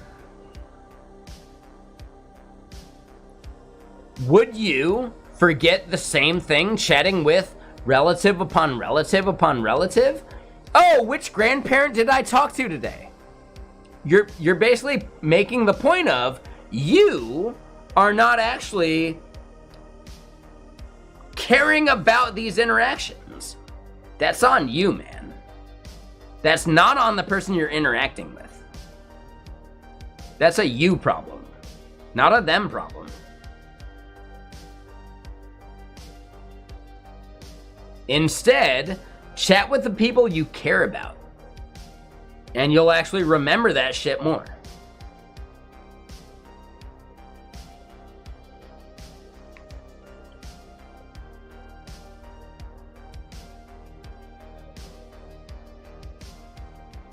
skill issue. Ooh, there you go. Yeah. We can make it like a trolley, like, skill issue comment. Or instead, we can just recognize, like, did you actually care about that interaction? If you didn't care about the interaction, why'd you make it in the first place? Obligation? Well, obviously, yeah, you're not going to remember anything you're obligated to do. Because obviously, like, come on, man.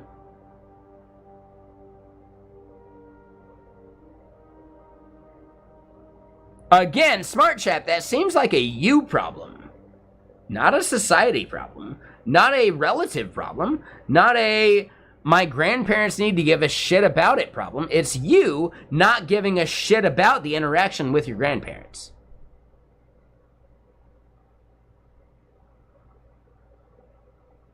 More choices, sure.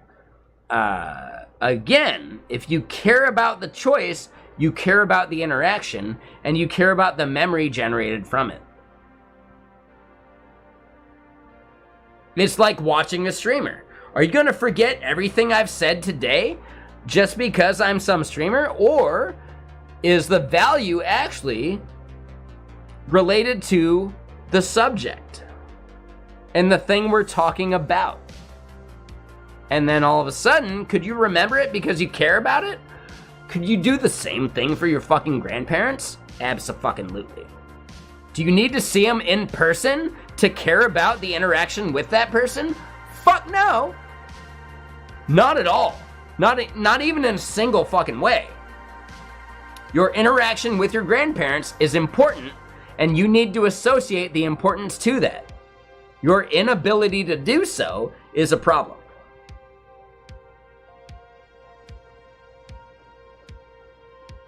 So I get it, Smart Chap.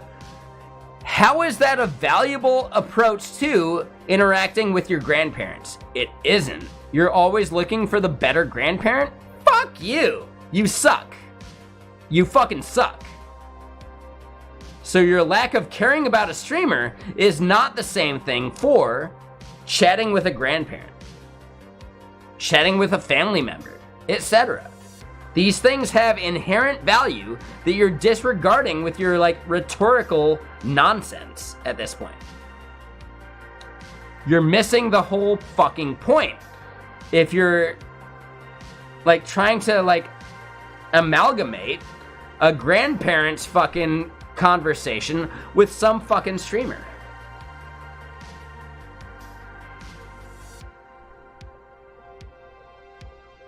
I don't think it got out of hand. I think we're getting really, like, metaphysical and metaphorical in understanding what this shit actually means in an online context, and that is valuable. It's not even out of hand. This is actually intrinsically valuable.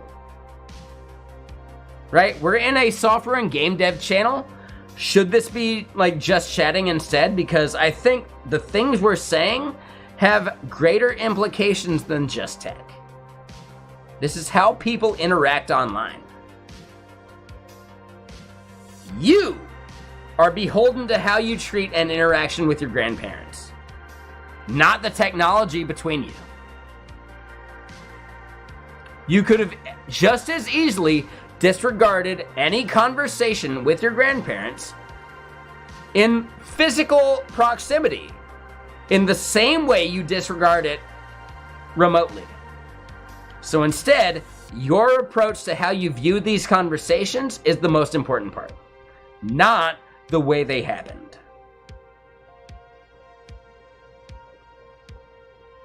I can't teach someone to care about interactions with their grandparents, but I can call them out for disregarding of them in the same way they treat some fucking Twitch streamer. That's fundamentally just wrong. So Standard, I'm going to delete that right now because it doesn't have anything valuable to say towards our current conversation. It's just trolly for the sake of trolly. And please, like, we're trying to be, like, genuine here with our conversations. I think making a disingenuous statement like that is just to actually, like, take the piss out of the conversation we're actually having right now. Right?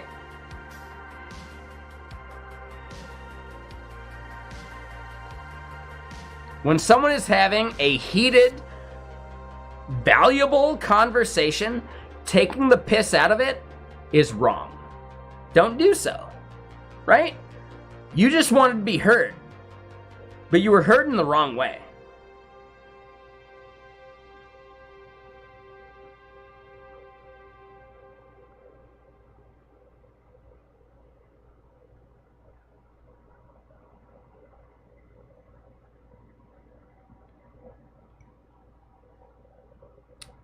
Okay, so there you go, Asobu. Funerals for the living, right? We've moved beyond that. I get it. Yeah, like, valuable. People are actually now connected in a way they weren't. That's beautiful. That's awesome. That's something we should embrace and be happy about. But instead, there are people in the world that would view that as detrimental in some fucking way. And I consider that fucking wrong. So yeah, Asobu, I think we agree. But again, it's hard to know because that's a broad statement and I'm not sure we're making the same point with what I'm saying here. And I don't want to like equate what you're saying to a general thing without your say so, you know?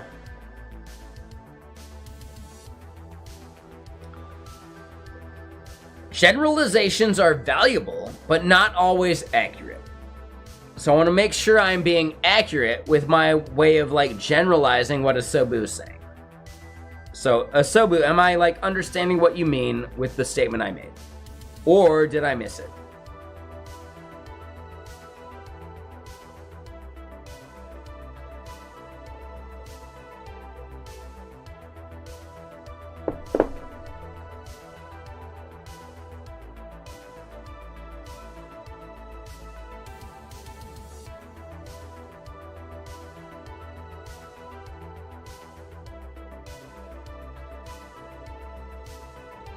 Exactly. All right, cool. So just making sure. Yes, Asobu, we agree entirely.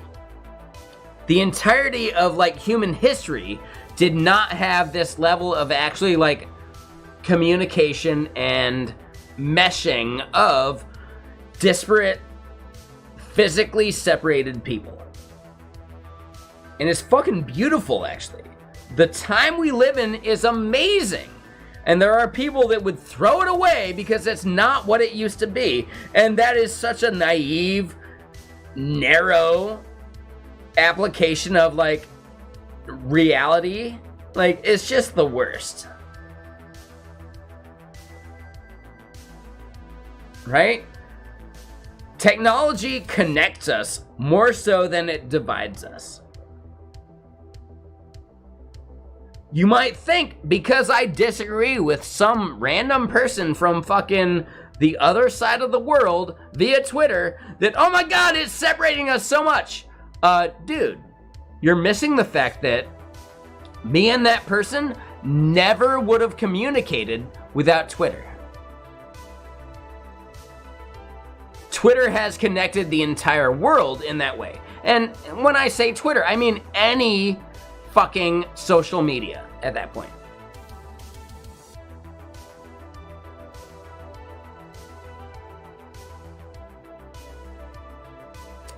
So Standard, again, I think you're missing the point though, right? And I'm not saying how dare you, I'm just simply saying I think you missed the point I was trying to make in the fact that I can communicate with someone in anywhere in the world right now, no problem, no questions asked, right? We can actually call each other fucking douchebags with no barrier between. And that is beautiful. That's amazing. That's the fundamentality of communication at that point. Calling each other douchebags and ignoring the content of our statements is actually the most human thing we can ever fucking do. And we have actually connected that in a way that people 100 years ago never could have envisioned. Wouldn't have happened. They couldn't even imagine such a world in which I could yell at someone from fucking Vietnam and they could yell back at me. That's fucking weird, isn't it? It's fucking crazy.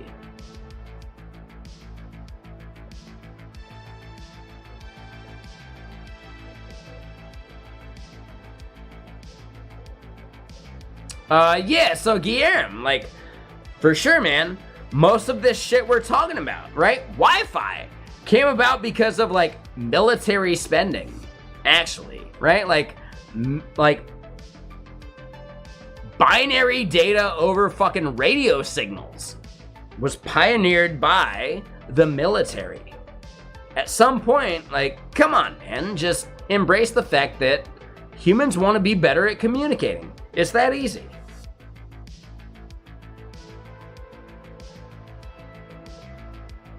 So, yeah, sorry, Standard. Yeah, no worries, no worries.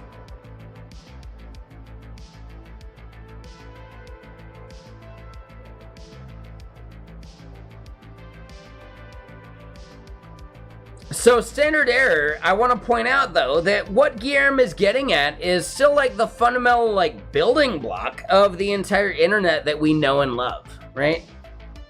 All this shit needed people to just agree upon the fact that, like, yeah, like, we need to be able to communicate over distance.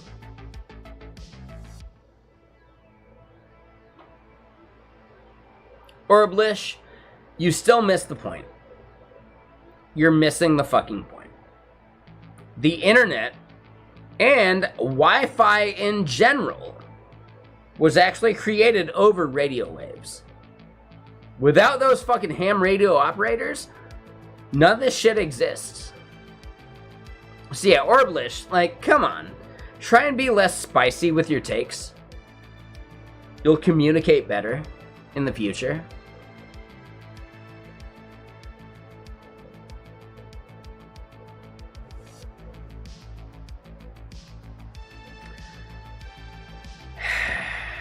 Smart chat, I'm gonna call out bullshit right now. You seem like a doomer, and that doomer mentality fucking sucks.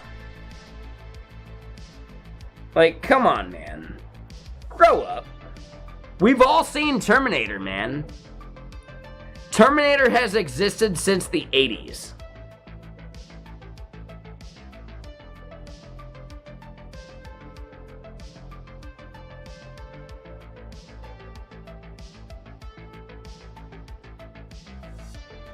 Smart chat, you're still being a doomer about it. Whether you question, like, my definition of doomer, fuck off, right? You're trying to split hairs at that point. Dude, smart chat, you're a fucking doomer. Deal with it, right? Recognize it. You're a fucking doomer. Trying to split hairs about what, like, a doomer is versus, like, how you perceive it. Like, no, you're a fucking doomer. And that shit's bullshit. Categorically, every single fucking time.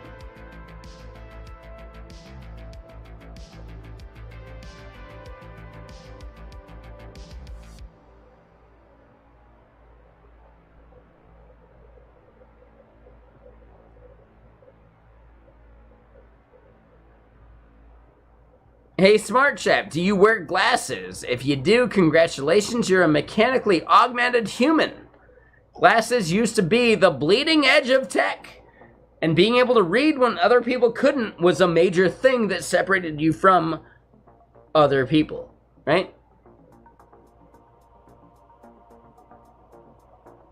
You want to 1000x your brain speed.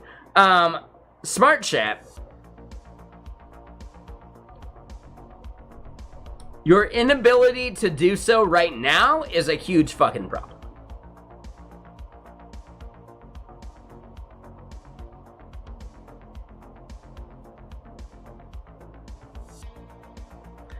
Smart chap, you really, really, really, really seem like a troll at this point.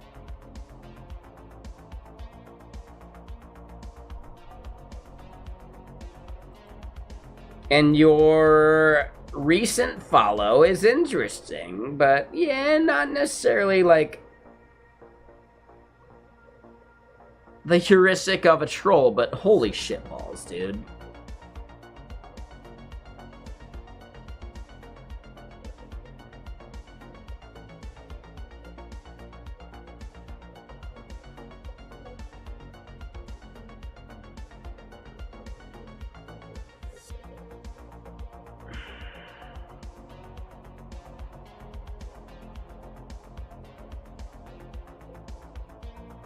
I'm just gonna time you out because you're not actually, like, speaking genuinely, right? You're assuming the worst of me. I didn't time you out till now, motherfucker. So, fuck off. Take 10 minutes and recognize that you're painting me into a category that I have not actually, like, explained.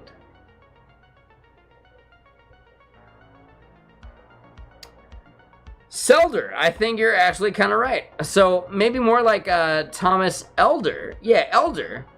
I agree. Like, the Doomers are actually the problem.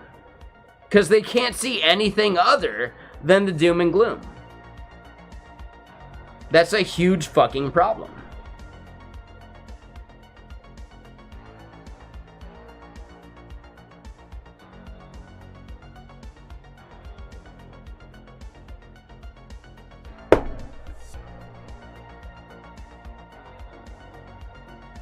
Yeah, I get it there, Fed. Like, yeah, we've been, like, debating people about, like, theoretical AI at this point. What is the value we have exhibited from that? Basically nothing, because, yeah, the major value I derive from programming happens during the first couple hours before I'll allow other people to pull some bullshit.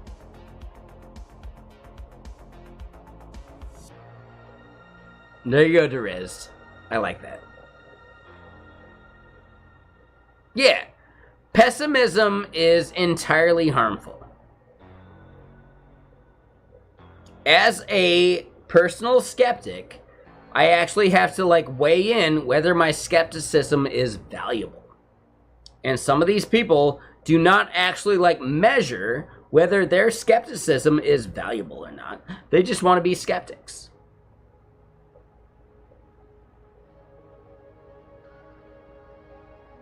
How fun is it to talk to those people? It isn't. No, I have never written any, like, firmware. I've thought about it. I haven't needed to do so, though. So, yeah, no, I'm not, like, a firmware dev. I have written some C, but unrelated to firmware.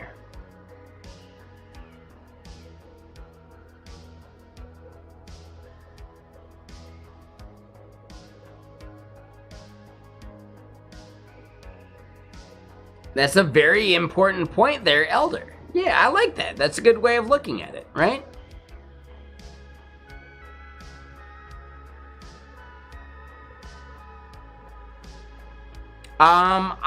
Currently, I don't do anything in C. I do nothing in C. C has nothing to do with any of the source code I write on a regular day basis. I have done some C in the past, but it's just not important. Sorry. It's just not important. So, like, stop worrying about the languages people write. It is not important. Solving software problems is the only thing that needs to matter. And there are plenty of tools and languages, etc. to do so, right?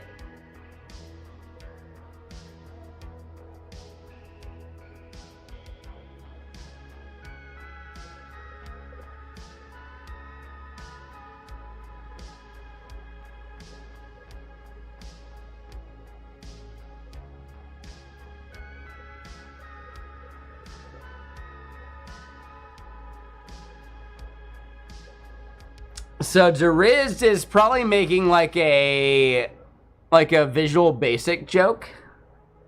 I don't know that joke because I haven't ever actually done any VB.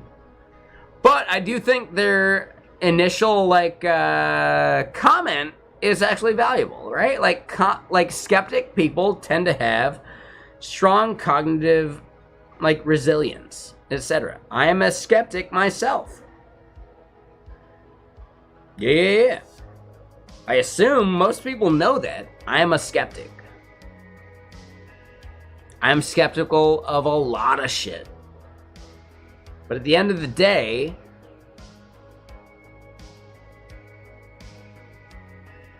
I'm practical. I am utilitarian in most of what I do. So my skepticism is theoretical. My actions are utilitarian.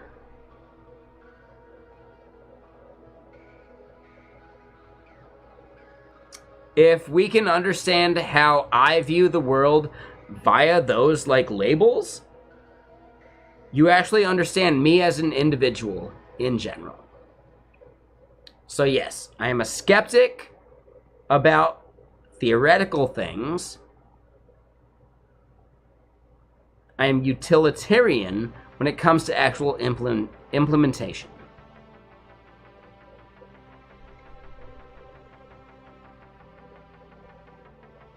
Oh, and sorry, Derizzed. Yeah, like, you weren't trolling with that. You're good. I can read your statements, so you're fine.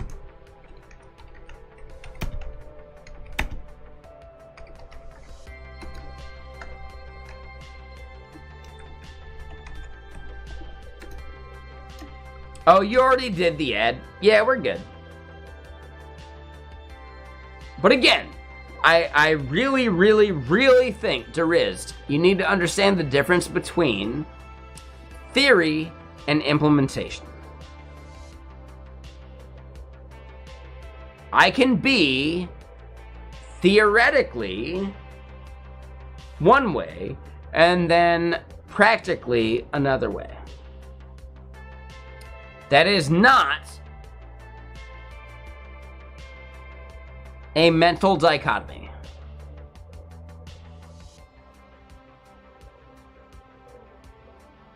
So Orblish, yeah, that sucks. Tennis elbow is about like repetitive movement. So yeah, your repetitive movement is actually the problem. Repeat that? I guess, maybe. But again, let me just say, my theoretical thoughts about life, etc., are one thing, and my practical thoughts about like how shit needs to happen are another thing. And theory and practicality eventually meet up, but they don't always do so.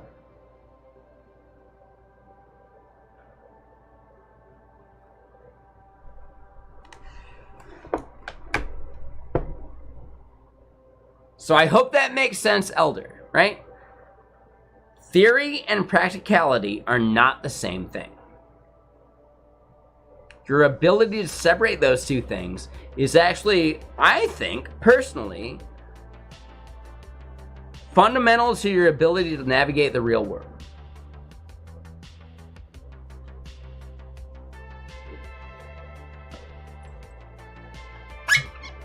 Derizzed, thank you for that follow. I appreciate you.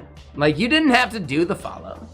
You chatted here, like, numerous times. Like, you didn't need to do the follow. But thank you.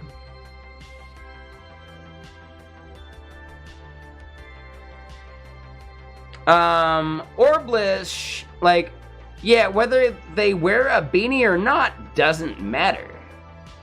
You should not be judging them by that.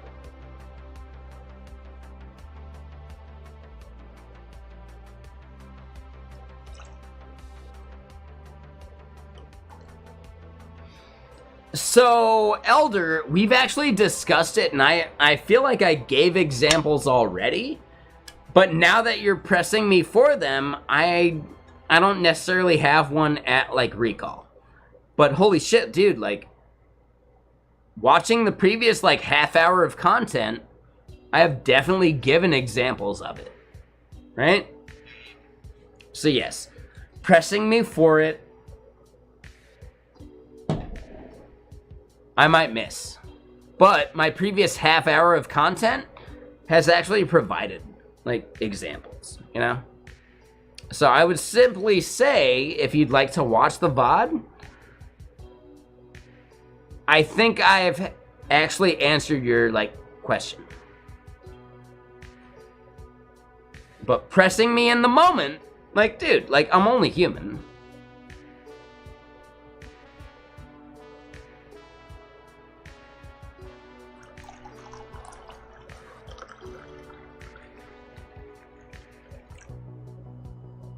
For now. Heyo. Someone's getting into like the Elon like Neuralink stuff. Yeah, I'd be more than human with Neuralink, right?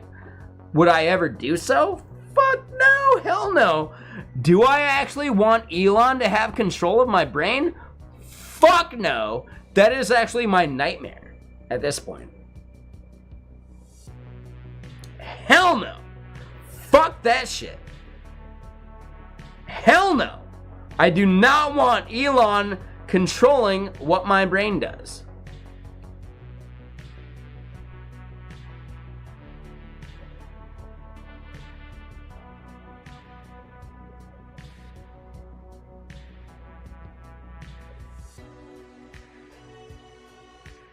Yeah, sorry, Vibrant. But yeah, like, seriously, Neuralink is a thing that every single human being should actually oppose because it would actually invite Elon into your fucking brain. More so than Twitter. Smart Chat, it won't. It'll introduce more mental problems because then you have to care about what Elon cares about. There you go, Guillermo. I don't like any of the brain control tech. Fuck no, get that shit out of my head. But, again, this is me not trusting some other human being because human beings are fucking totally fucking fallible.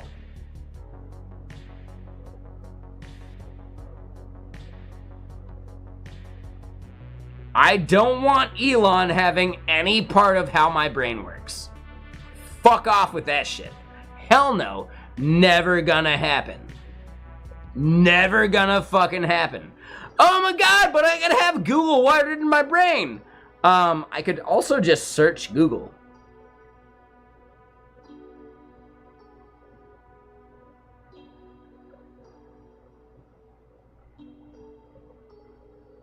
Yeah, we've seen what he's done with Twitter. Fuck that shit. Yeah, dude, like, just seriously, like, no way. Not gonna happen.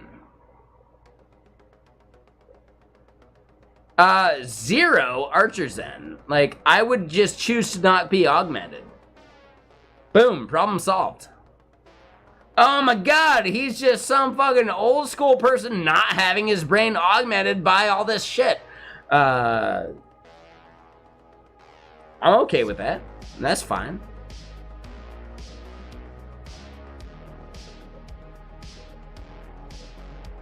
Is that a doomer mentality? Maybe. Or is Elon just untrustable? I don't think that's doomer. I think that's Elon being a shitty fucking person. Yeah, would Elon actually let his brain be controlled by the fucking thing he created? Right? Elon would be the #1 person that needs to adopt Neuralink before anyone else should ever do so. If he's not willing to do it, fuck that shit. Hell no. And I would bet money that Elon would never do that shit.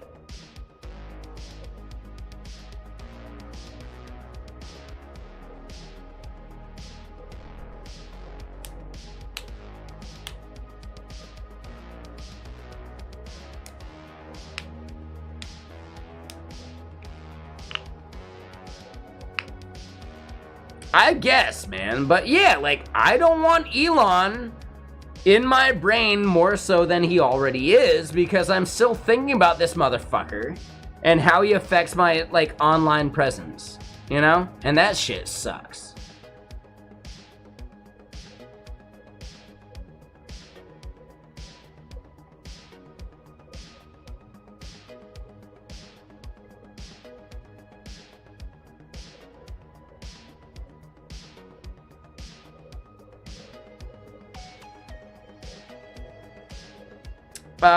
As far as I know, SpaceX is basically like a software dev sweatshop.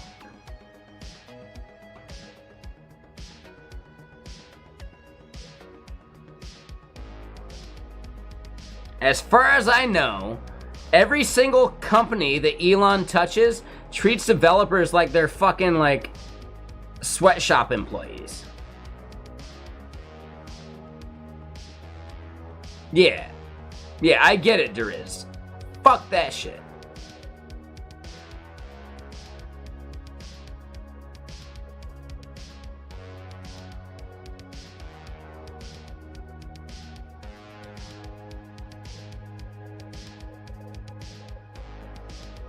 Yeah, like, to call me a doomer for just not wanting to trust Elon is to ignore reality at that point, right? To distrust tech, well, that's tougher. But to distrust the person behind the tech, ooh, yeah, you know. Like, people are absolutely fallible. Like, holy shit, dude. I don't want to give Elon the keys to anything at this point. Fuck no. Hell no. Hell no.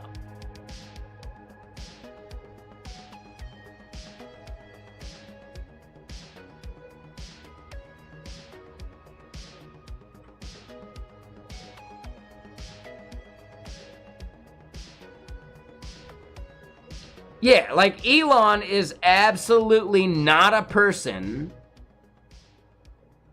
that should have any part of anybody's psyche. Ever again.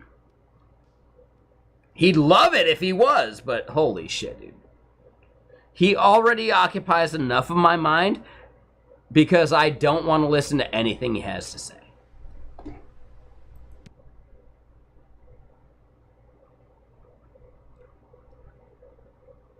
I have to actually discern whether the content I'm hearing is from him or some other source.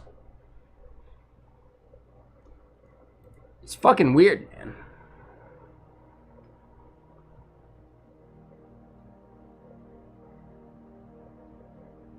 Yeah, exactly, Deriz. Like, yeah, dude. Fuck that dude. I want nothing to do with Elon's approach to what reality should be.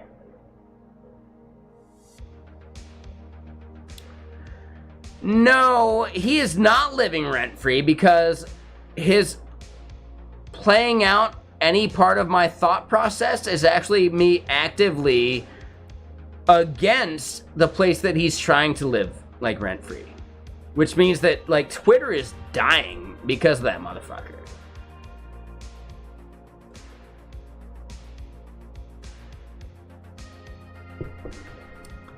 He doesn't live rent-free in my head. He actually, like, pays rent in my head. And it's costing him money.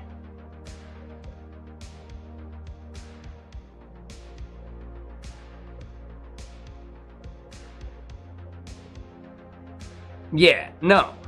Elon's entire portion of my thought process is costing him money.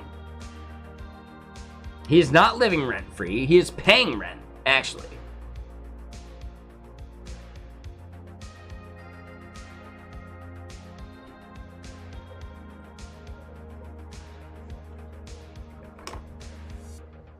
Right? His continual fucking up of everything he does is actually making him pay more and more rent every day.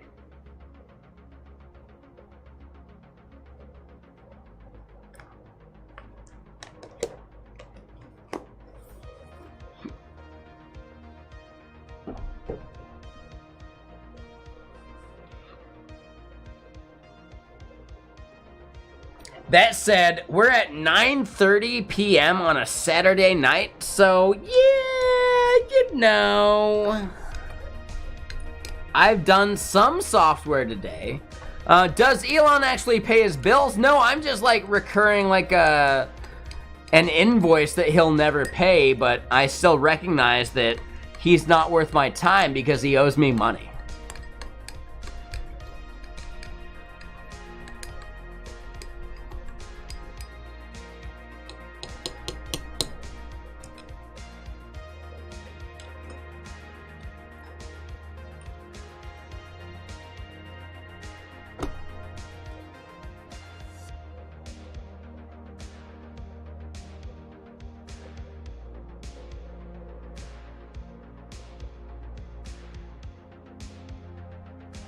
So yeah, I don't know. We're having conversations. Are all of them, like, actually valuable? We'll see. We'll see.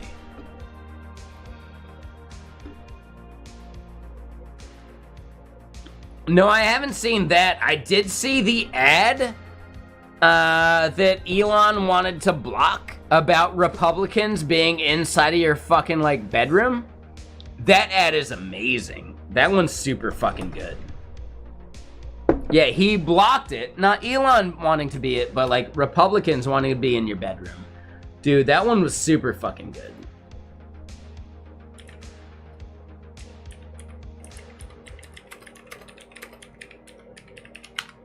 Yeah, he banned it on fucking Twitter. Who gives a shit? Here's the ad for you. Oh my god, Elon's losing his shit over the fact that people are actually saying the truth about what these fucking bills mean. Yeah, that's the ad for you. Hope you recognize it. Yeah, the creepy-ass fucking Republican in your bedroom, that's a thing that Elon's actually in support of. So fuck that dude. He banned the ad because it goes against his fucking whatever because he owns the platform. Fuck that dude.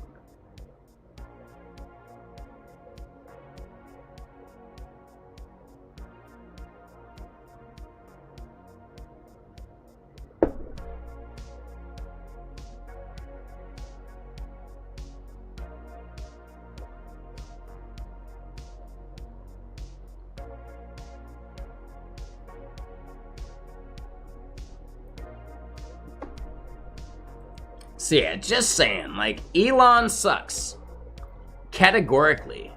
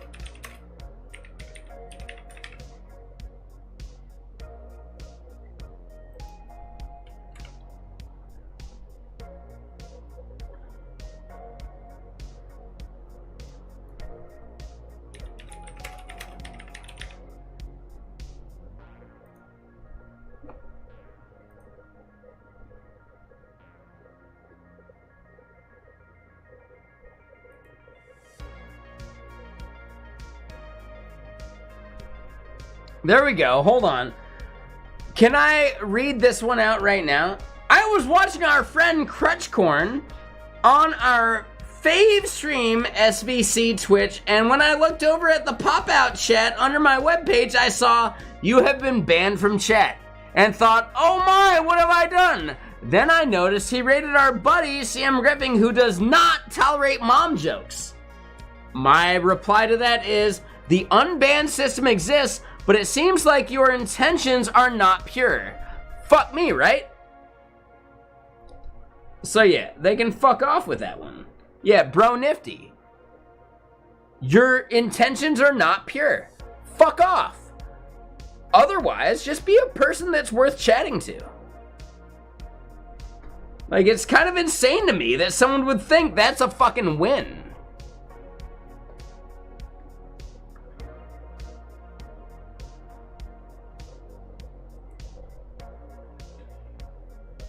So MK Slug, Asobu didn't like your comment. Let me read it.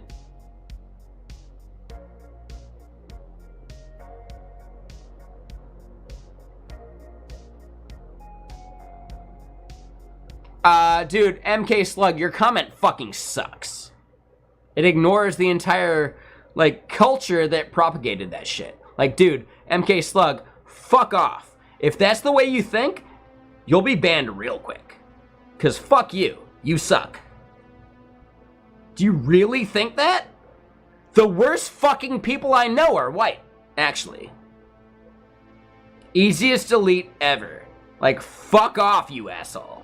Like, MK Slug, you will be banned immediately. Like, if I had seen it first, yeah, you'd actually be banned, not just deleted of your message. Like, your comment fucking sucks. You suck. And holy shit, MK Slug. Yeah, cool. Oh, statistics, yeah, fuck off. Goodbye. Yeah, cool. Yeah. Fuck off. Goodbye. Dude, motherfucker. You fucking asshole. You suck. You know that, right? You fucking suck. MK Slug is the worst fucking human being I've seen in chat today. And that's crazy, actually. That's fucking crazy. MK Slug, you fucking suck. And I'm banning you on the other channel. Like, holy shit. You weren't banned for the other shit you said. But you're banned because of that one. Like, holy shitballs, you fucking suck. Oh my god, you're the worst person I've seen today. Now, granted, Elder, yeah, I see a lot of shitty people every day, but no, like, MK Slug was banned, and I unbanned them somewhat recently from the other channel due to, like, shitty statements they made. No. I should have left that ban actually sit, because they fucking suck. Like, MK Slug, you're the worst person who's chatted here today. You fucking suck. Oh, you're gonna use some statistics that are actually, like, predicated on the fact that society has actually made that shit worse for those people? Fuck you! Oh my god, dude! Holy shitballs. Right? Imagine thinking that number of convictions equals the same thing as number of crimes. Like, fuck you! Like, MK Slug, you suck. Become a better person, and you might be able to chat again. But holy fuckballs, dude, you fucking suck.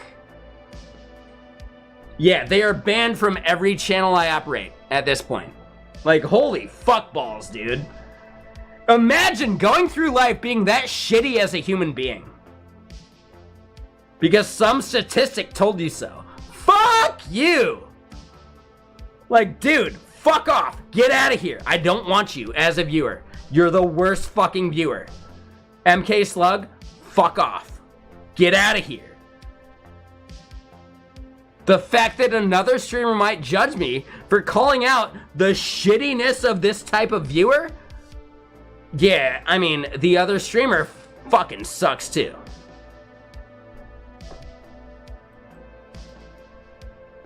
MK Slug, fuck you.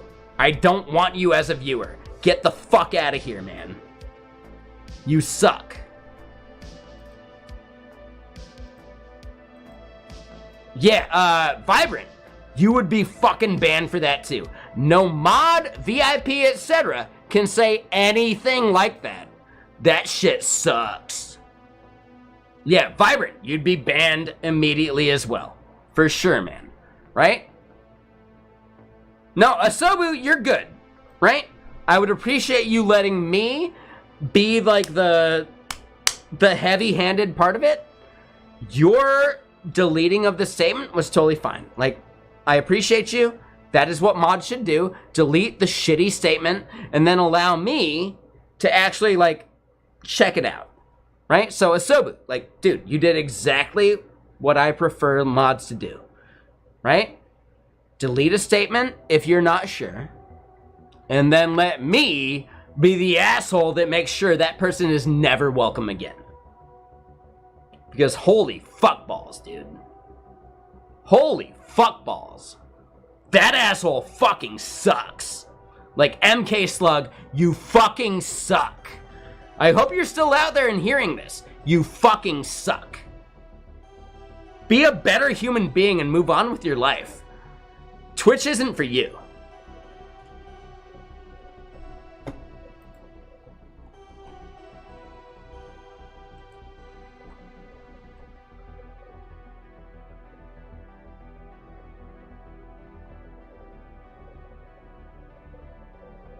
I've seen so many fucking trolls, I will not entertain a single fucking one. Hell no. Hell no. Hell no. Dude, yeah, right? Like, every other human being in the world deserves respect unless they refuse to give it to other people. How can I keep streaming? Because I ban the fuck out of the people that suck. And I have a chat that I like chatting with. Yeah. I would really question or wonder, like, the streamers that only stream a couple hours a day and let their chat run wild with any, like, random statements. Like, I challenge them to stream 8 hours a day. They can't. They're incapable. They would ban half their fucking audience. So yeah, you know? I stream because I have a chat that I like chatting with. The moment where I'm clicking go live or like start streaming every day is me actually recognizing that I have a chat I actually enjoy being a part of. If I allowed the shittiest fucking people to chat without repercussion, it would be a chat that I would not want to actually interact with. The people that care about language versus language, or fucking framework versus framework, or whatever, right? Lightspeed. Strager has the same problem that every other big streamer has that doesn't police their chat. We can recognize that fucking... Dude, what's his name? Fucking GeoHot, right? George Holtz. That motherfucker operated a chat that fucking sucks. Do we see him stream on a regular basis? We don't. Because he doesn't have a chat he wants to interact with on a regular basis. Benawad, for the exact same reason, doesn't stream anymore on Twitch because he cultivated a chat that fucking sucked. Like, dude, like Benawad and GeoHot are the exact examples of cultivating a chat that just fucking sucks, and it prevents them from actually wanting to stream on a regular basis. For sure. If you don't keep on top of your chat, it becomes something you don't want to interact with. Does it get tiring every day? A little bit. That's why I train my mods to actually ban people that fucking suck. I don't even have to, like, talk about this shit most days because a lot of people that come in here with those fucking mentalities are banned very quickly. Benawad absolutely used to stream, and he stopped doing so because he cultivated a chat that he didn't even want to chat with. Because his rhetoric is that fucking toxic. There's a very, like, clear point that a lot of people make. Your chat ends up embodying who you are as a streamer. If I don't fucking kick out the people that fucking suck, my chat would embody something that I do not want to actually embrace as a streamer, as my personality. Banning people that suck is the quid pro quo of having a stream that I'm willing to come back to every day.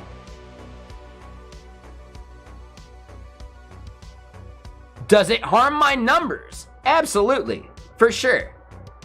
Oh my god, if I just had like a permissive chat in which anyone could say anything they fucking want, then totally, like, I'd have more people watching.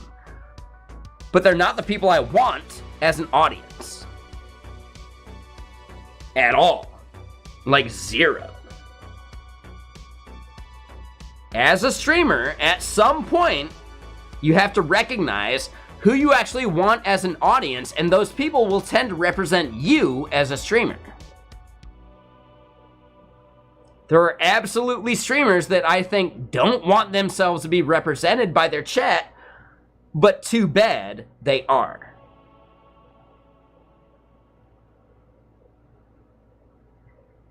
Like, holy shitballs, dude. People get banned from this chat because there's someone I don't want to talk to. Day in and day out. Could they be better? Probably. Is that my job to teach them how to be better? Fuck no. They're adults. They can figure this shit out. Hell no. Would I want to tell some adult how their life needs to be lived? Nope, not at all.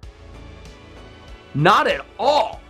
Instead, I can just recognize that they're not part of, like, the adults I want here in chat. And then it's super fucking easy.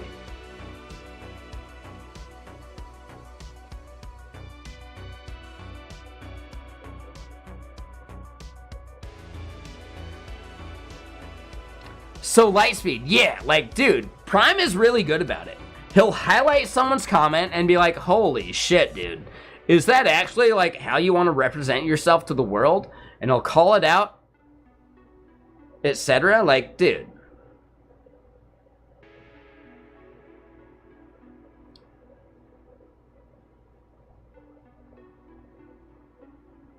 Smart chat, did I, though? Or am I recognizing you as one of the trolls too?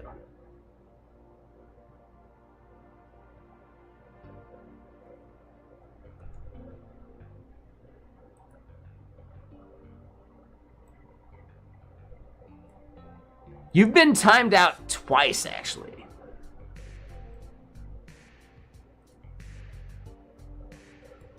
Okay. Just saying. All right. Yes, I think everybody's a troll until proven otherwise. Abso-fucking-lutely.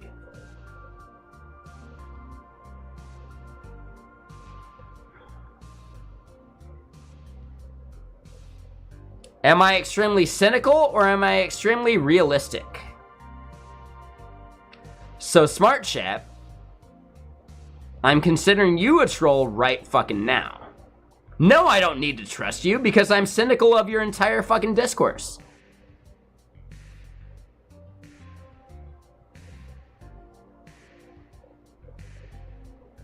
I am a cynical individual 100%. Cynicism has done me well. I do not trust people easily. Yeah, like totally. What are you actually saying right now? Yeah. You're acknowledging the reality that I have not even, like, tried to hide whatsoever. I distrust every single new viewer. Abso-fucking-lutely. Do you not realize that I have dedicated trolls? I even have dedicated fans that are trolly. Granick, if you're out there.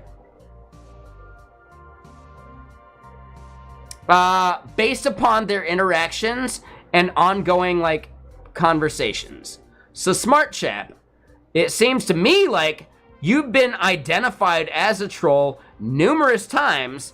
Could your actions actually speak louder than your words right now? Yes. Your actions have identified you as a troll. I'd simply question your actions at this point, right? No, Smart Chap. No, you're making me question you as a disingenuous person. Because you're questioning my heuristics about what makes someone a troll. You're actually hitting every heuristic I have right now about what makes someone a troll.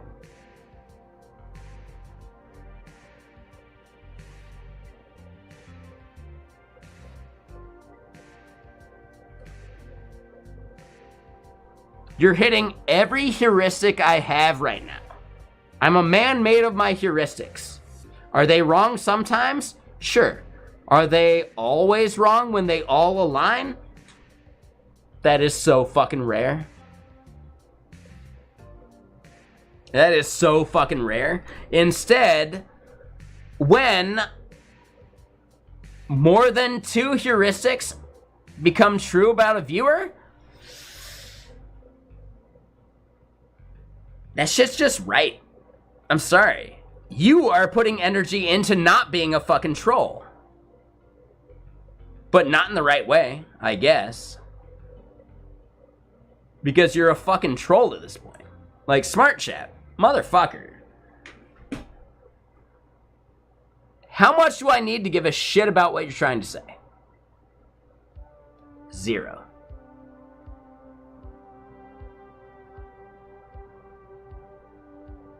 Right? I deal with keyboard warriors every fucking day, and you are making yourself one of them by challenging my heuristics.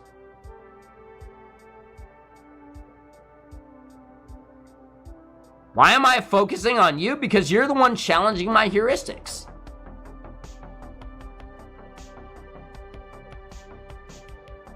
You're a smart chap, right? Figure this shit out, man. Why am I focusing on you? Because you actually drew the focus onto yourself.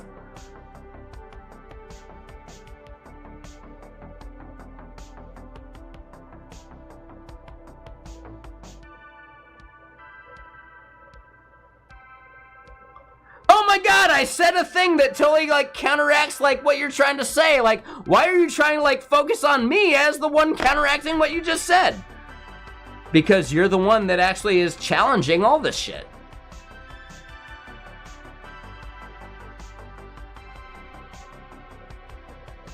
Like, Smart Chat, your reasoning is entirely flawed.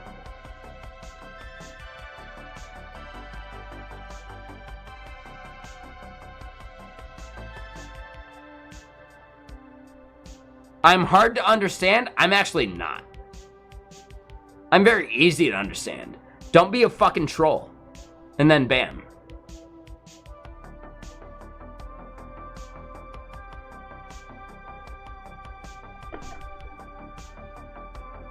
Yeah, he's gaslighting me at this point.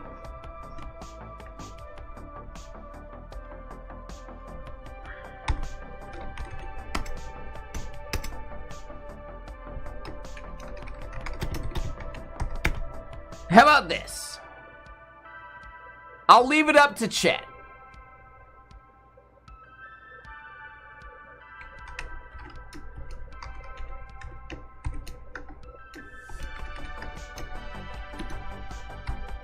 Am I the only one that thinks you're fucking trolling right now? I don't think so.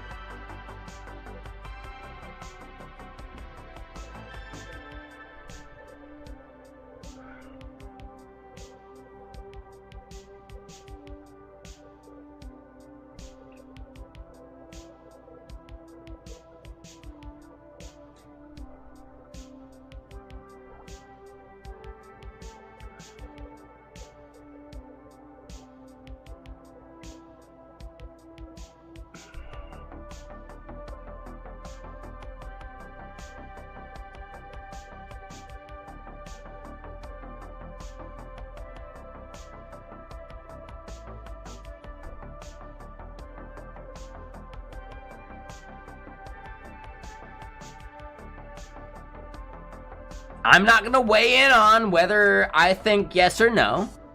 I'm going to let chat actually be a decider.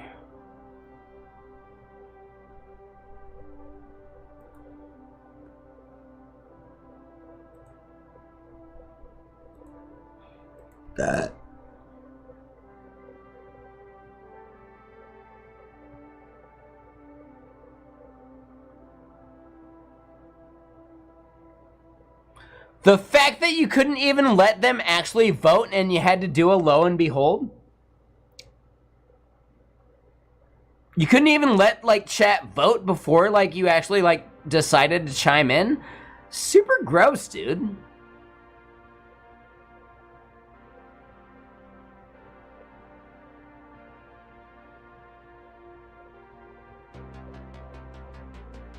I left it up to chat. Do they want to hear the shitty shit you're saying ever again? Chat is saying no.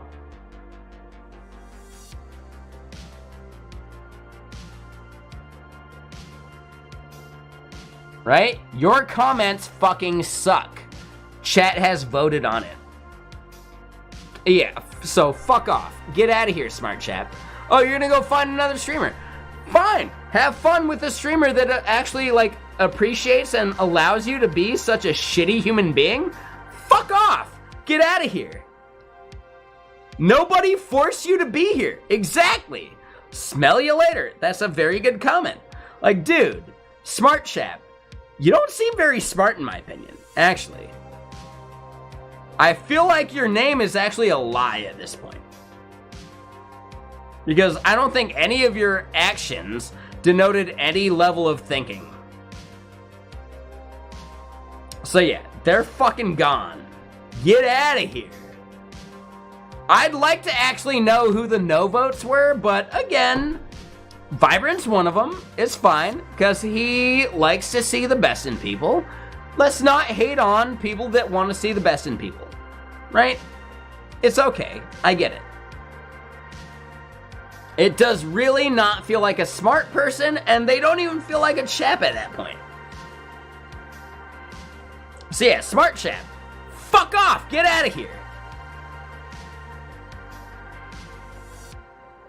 If you're gonna unfollow because of it, then fuck off. Oh, did they already have, like, a user comment?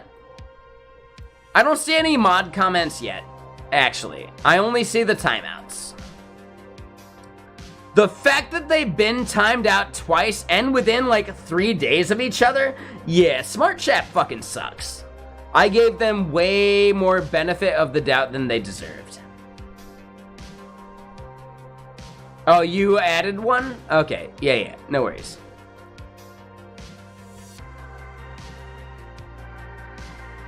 If I see an unban request from this person, just deny. I get it, but I will still give them at least some benefit of the doubt.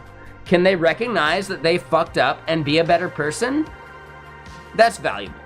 So again, I'm not gonna ignore the unban request. If they can actually understand how much they suck, that's valuable. And I want to encourage that. That introspection. Right? That self, like, looking at what they've done, etc. Right? Worthwhile. Just better because of it. We all benefit from introspection. So if they choose to be introspective, then we're good. I can actually, like, unban them fully, right? No matter what, as human beings, we have opinions, we learn from them, and we are better every day, hopefully. Can they be better at some point? Probably. Will they be right now? Unlikely, but you know what? Over time, I think they'll get it. As they get banned from more and more other chats, I think they might get it.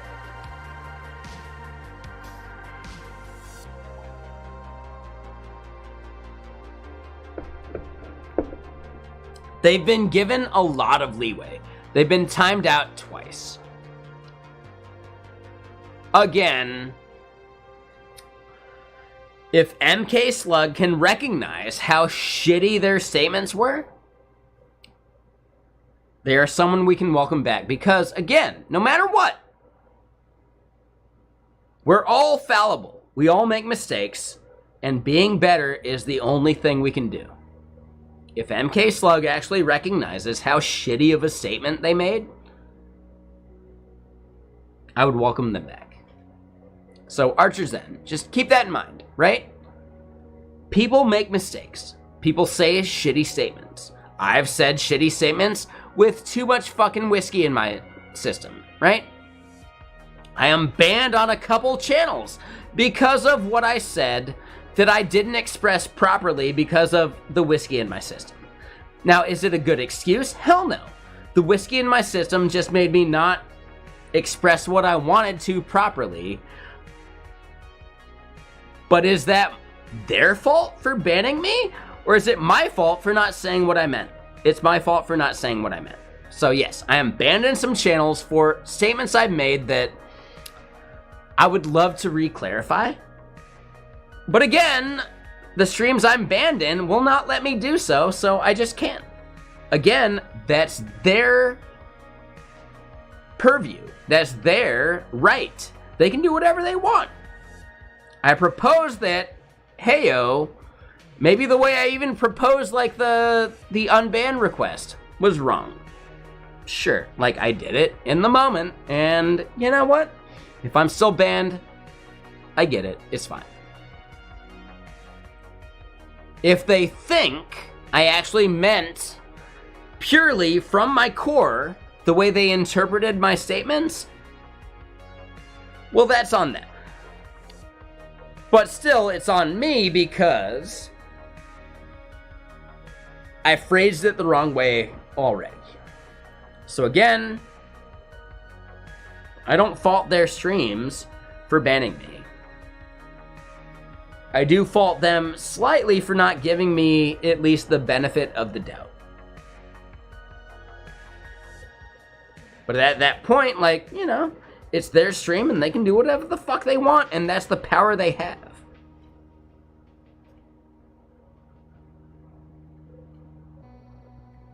So yeah, right? In the same way that I have banned a majority of the people that chat in Juicebox Hero stream,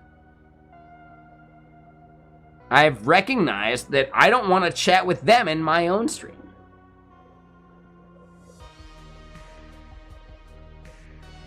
It's fine. She knows that. But it means that I should never share my ban list with any other fucking streamer, right? Because I ban more people than any other streamer will, but I'm also stricter about that shit, and I'm okay with that. Sorry. I'm fully okay with banning more people than other streams because I have a stream I want to come back to.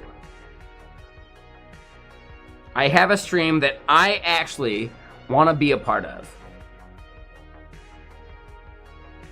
You can't put a price on that, or I can't put a price on that.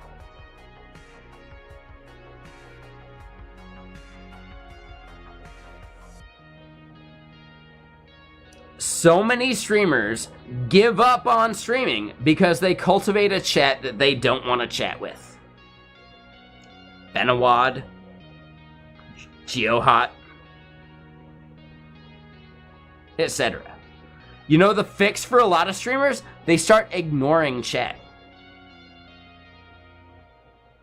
They'll only acknowledge chats that they feel like acknowledging, but doesn't disregard some viewer. No, I don't want a viewer that fucking sucks. At all. Like, zero. Like, not a thing I give a shit about. That is a fundamental difference between this stream and other streams. If people fucking suck, they're not a part of this stream. They'll actually still be able to watch. They can watch whatever they want, but they just can't chat because their chat fucking sucks. It's very simple. It's very easy.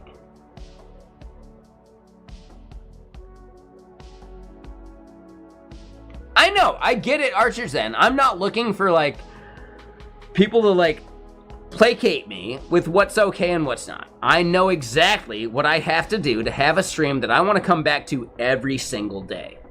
And yeah, I stream every single day. Because of the fact that I can weed out the people that make me not want to stream, that make me not want to interact with chat, etc. I can have a chat I actually enjoy chatting with.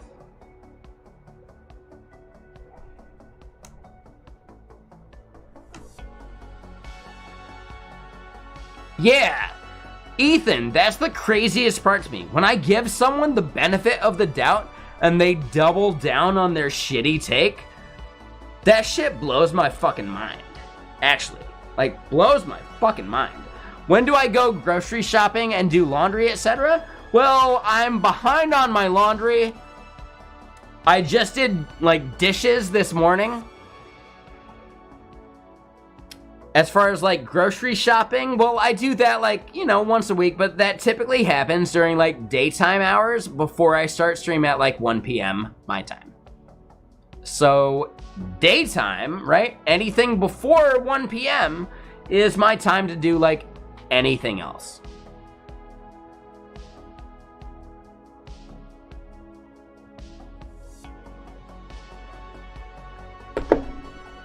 So yeah, I go to like Costco.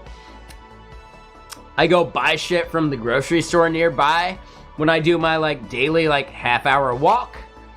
Like all sorts of things encourage me to like buy shit at the store but not compromise how I do my standard like living, you know?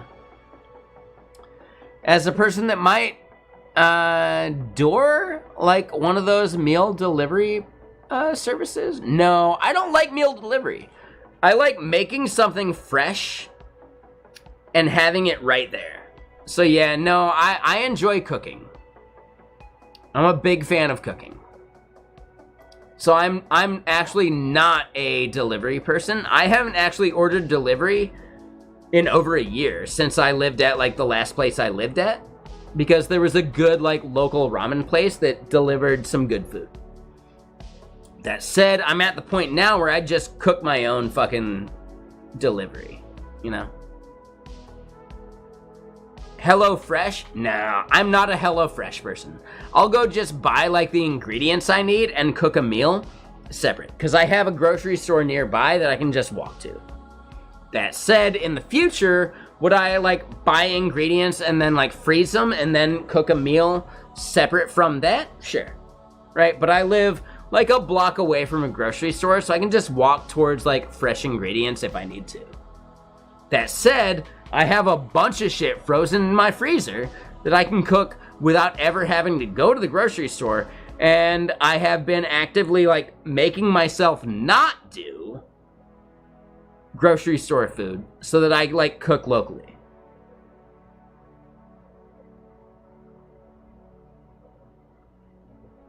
Yeah, so 25 minutes from a grocery store, that's a problem. I get that.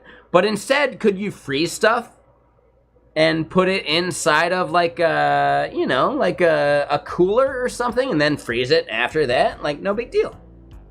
Super easy. You totally could.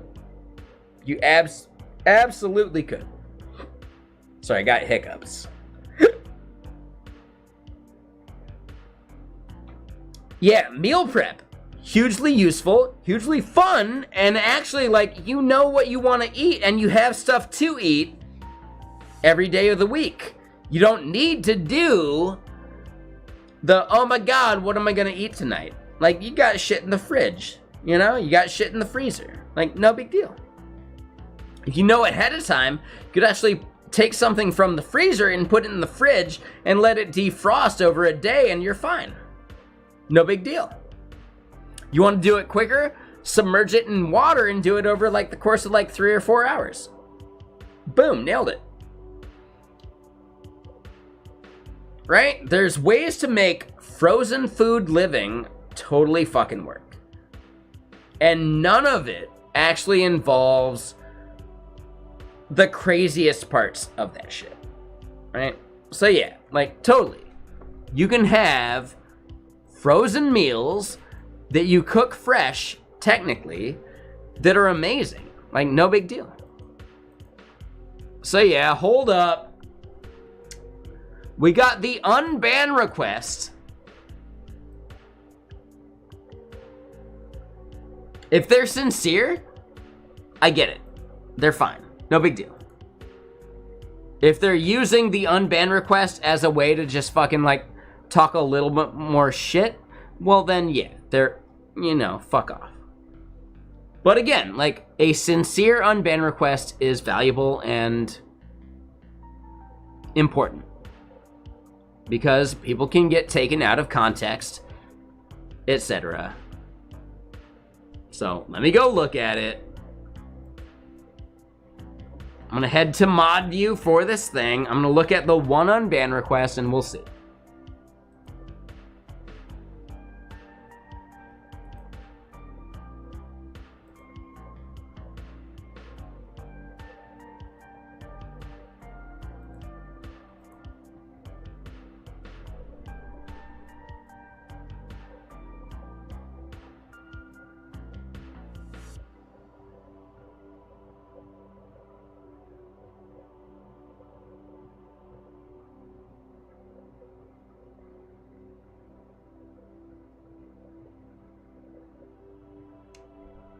Yeah, so, MK Slug, yeah, you fucking suck. Yeah, good luck. Report me to Twitch. MK Slug, you fucking suck. Holy shitballs.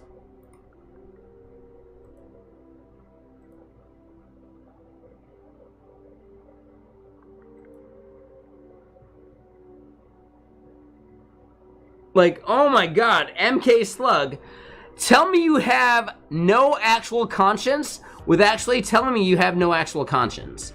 Oh yeah, totally. I don't give a fuck what your race is. The shit you actually did fucking sucks, regardless of who you are as a person. Your comments fucking suck. So, yeah, you reported me to Twitch? I'm gonna report you at this point. And your hateful content, like, fucking sucks. You encouraged hateful behavior.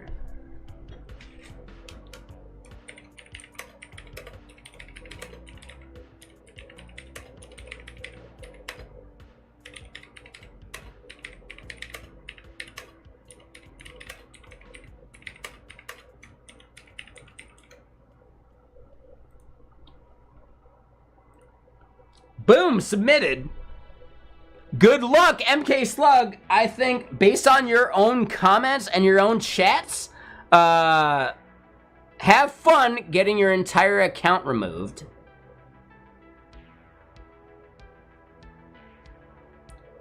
You thought you were calling me out? Motherfucker. Yeah, I hope your entire account gets removed based upon the shitty fucking stats you tried to link. The crime stats bullshit you tried to do? Fuck you. Like, MK Slug, you fucking suck.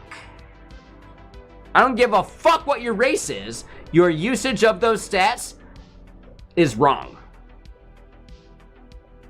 Have fun.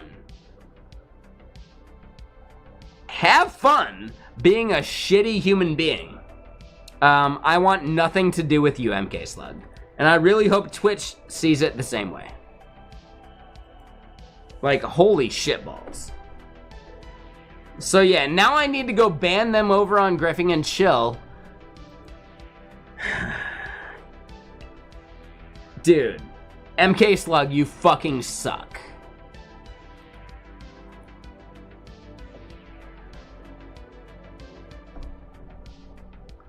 Just so ridiculous that someone thinks they're in the right. Oh, because you're part of a race that you think you're, like, denigrating? It's okay? No, that makes you an Uncle Tom. Have fun. Enjoy being an Uncle fucking Tom. Later. Cheers. I want nothing to do with you.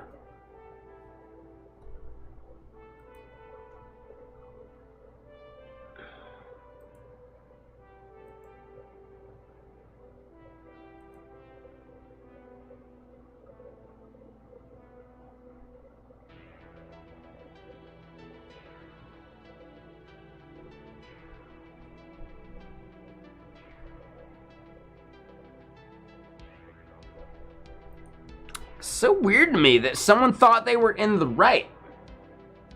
Throwing an entire race under the bus. Based upon bullshit crime statistics. The worst fucking people I've ever dealt with? White. Fucking meth heads? Entirely. The worst people I've ever dealt with? White.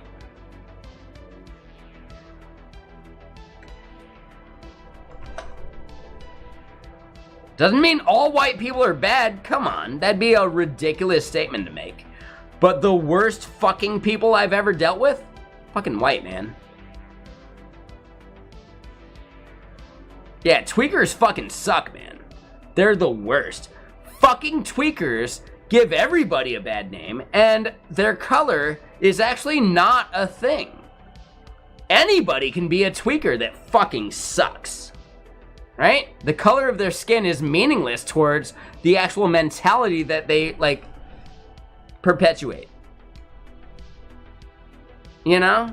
Like, holy shitballs, dude. The worst people I've ever met were tweakers. And they happened to be white. At the end of the day, meth makes people the worst people in the world. Other drugs makes other people the worst people in the world. Right? There are crackheads of every single race that fucking suck. Don't judge an entire race based on that shit. Fuck you.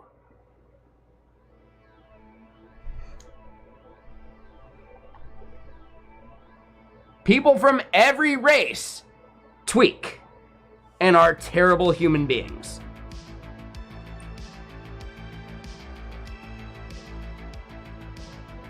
People from every race smoke crack, and they're terrible human beings. To judge an entire race based upon the worst of the individuals is wrong. Anybody could be a crackhead. You too could be a crackhead. Regardless of your race, go for it, have fun, and you'll get banned here real quick.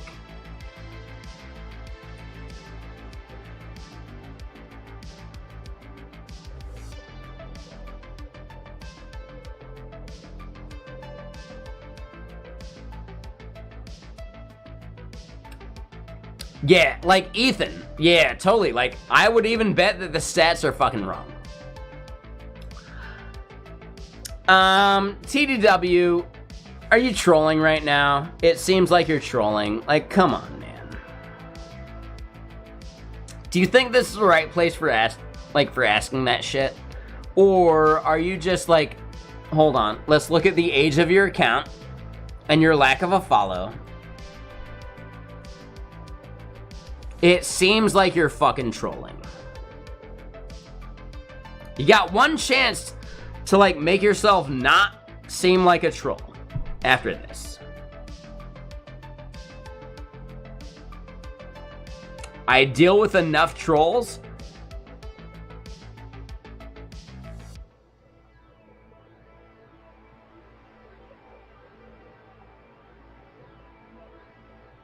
No, Refactor, that's not correct. Their account exists since 2017.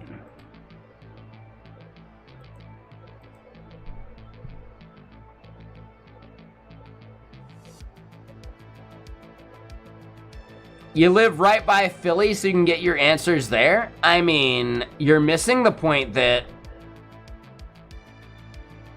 major crime perpetuated in suburbs is actually perpetuated by not the people that do shit in downtown. So look at your fucking neighbors instead, if you're worried about suburb crime.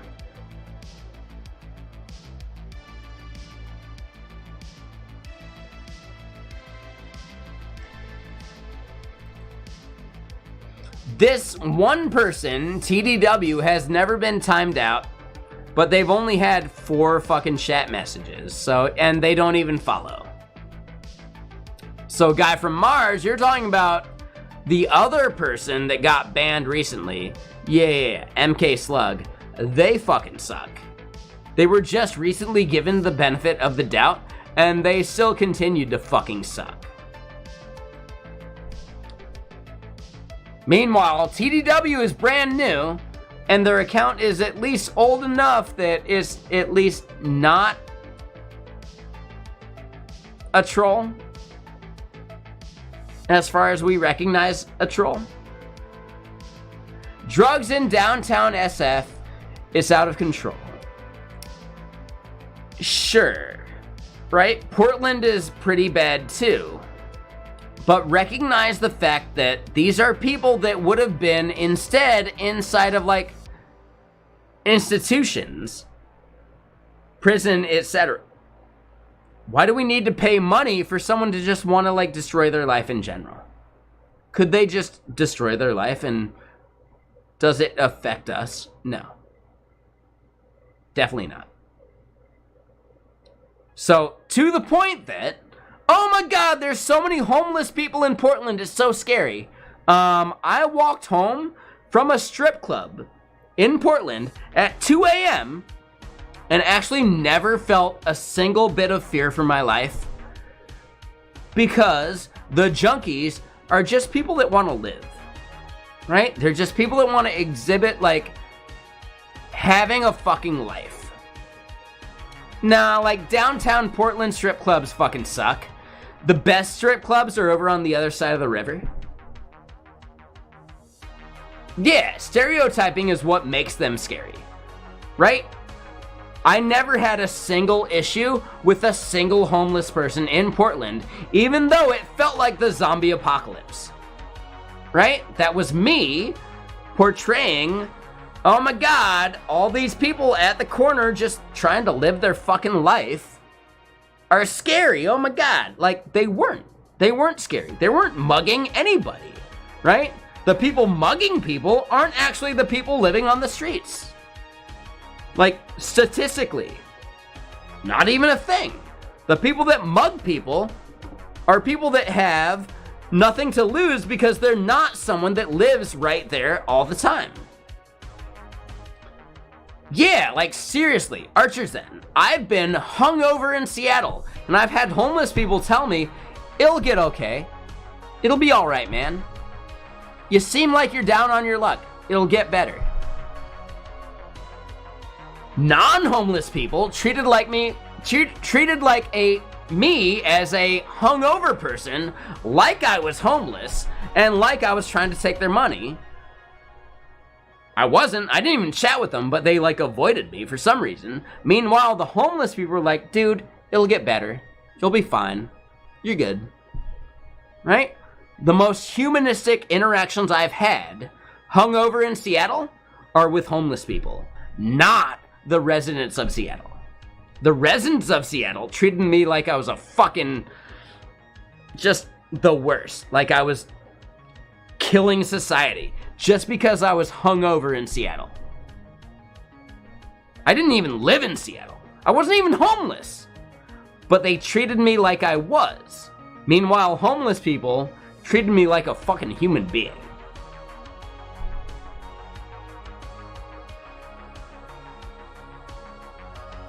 Right? So just keep that in mind, man. Homeless doesn't mean bad. And yet, as Neon Resin is pointing out, some people in Denver are homeless simply because they do so for the freedom of it. Not because they're degenerate or because they're addicted to something. I've met plenty of people in Oregon that live out in the fucking boonies, in the woods. They have entire fucking encampments that homeless people live at in the woods in Oregon. And they're fine. It's a commune in which people respect each other. The problem? When they go into the city and they get treated like shit.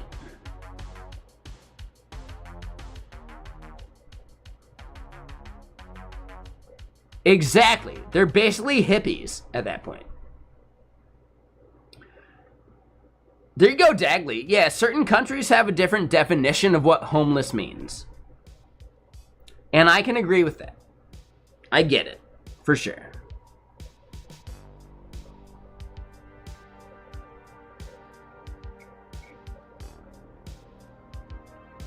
But yeah, seriously, the worst judgment I've ever exhibited or seen had directed at me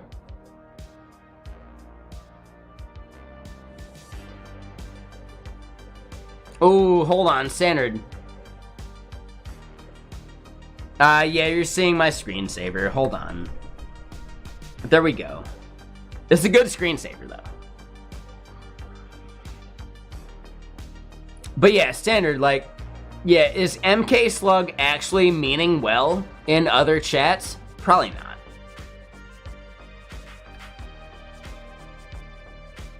I saw them not meaning well with their first message over in my gaming channel, too.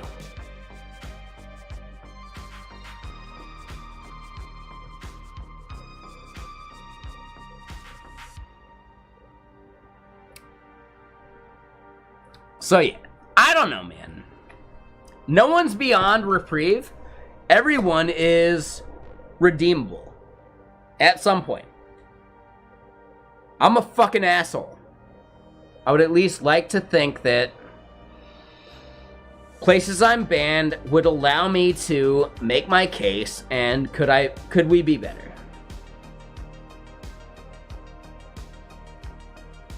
Yeah, so Standard, I don't think they mean negatively with all of their comments, but have they actually said those comments in other channels and not been banned? I would actually judge those channels based on that shit. I was the only channel they actually felt like safe to say the shittiest statements. That's fucking weird, actually. I'm actually kind of bummed that I'm the first channel they espoused such terrible fucking rhetoric for. Oh my god, like holy shitballs.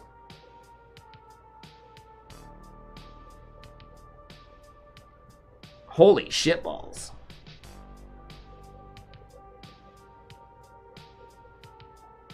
I don't know. We don't know. We can't actually like categorize it that way.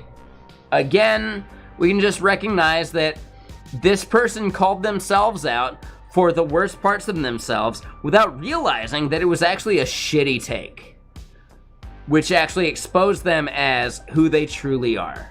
And they have not exposed themselves as who they truly are in other chats. It was a self-report, for sure. Regardless of whatever their race is, I don't give a fuck. Right? Uncle Toms exist for every fucking race.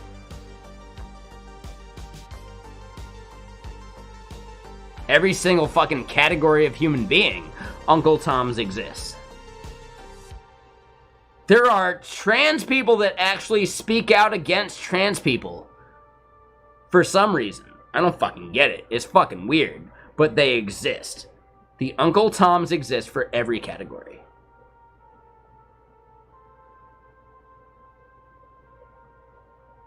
Yeah. Right? Exactly. I don't know what their actual, like, real name is that they identify by, but yes, they absolutely denigrate other people for a thing that they already fucking did. And it's fucking weird, man.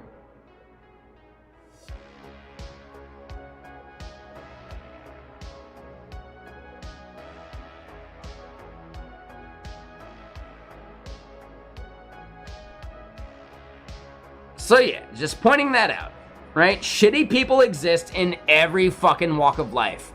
Sometimes within the thing that they think they're a part of, which is weird, man.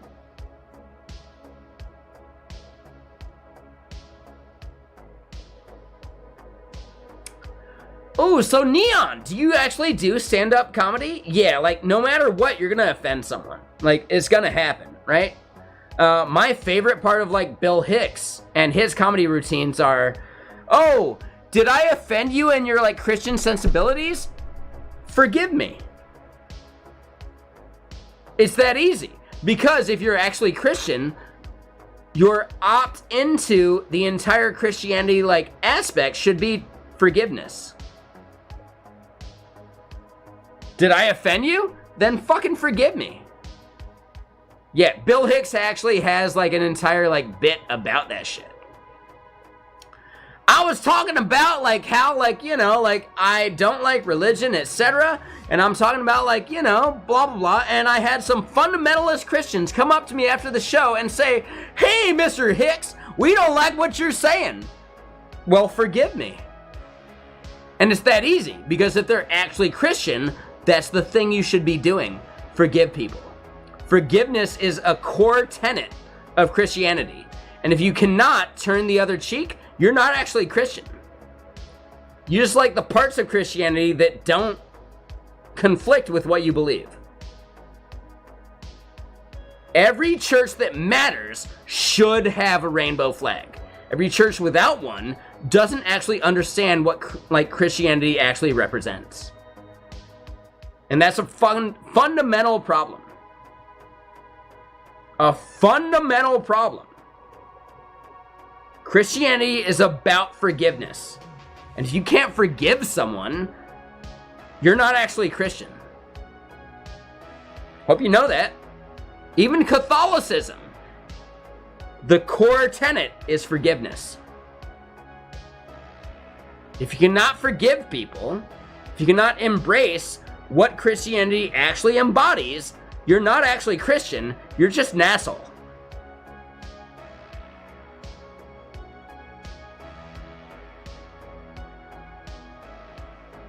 It's very simple, it's very easy.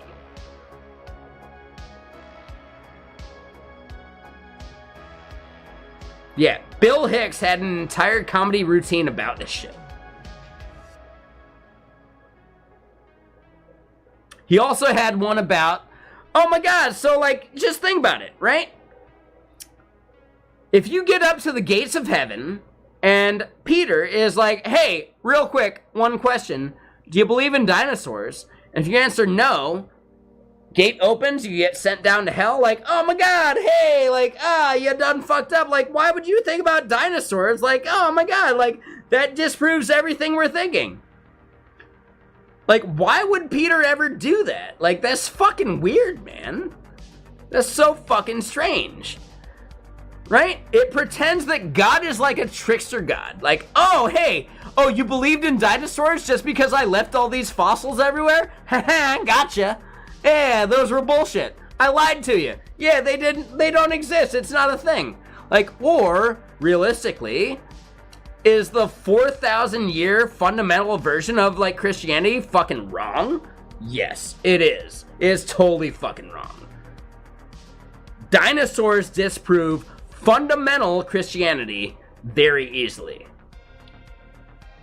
Right? But fundamental Christians will take offense to that because it challenges their belief on life versus the logic of the thing. Right? If God created the earth and the universe and the sun, etc., then he had to have created dinosaurs. If he didn't create dinosaurs, then Jesus is just dropping fucking dinosaur bones all over the place like, haha, I hope they don't believe in me. Like, dude, that's such a ridiculous thing to believe. It's fucking weird. It's fucking weird. Right? Oh, we'll see if you believe in me now. Like, a trickster god is the worst fucking version of any god. A trickster god is the worst fucking version of any god. Now, I'm gonna point out, I'm agnostic. I don't fucking know who's right or wrong. I don't give a shit. It really doesn't affect my life. It's not something I can change, not something I can alter. It doesn't fucking matter towards how I actually live my life today, right now, in the moment.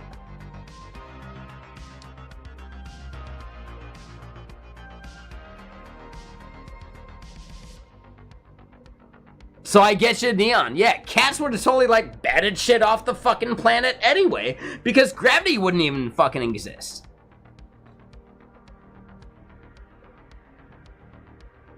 Again, I get it, they're Dagley. If they want to believe that, cool. But at some point, they have to acknowledge the existence of fucking dinosaurs. And that challenges things. You know? It's fucking weird.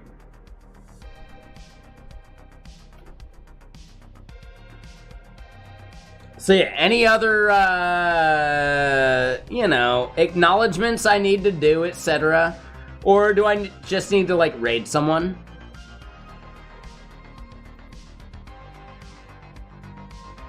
Because we're going late and I got food to eat.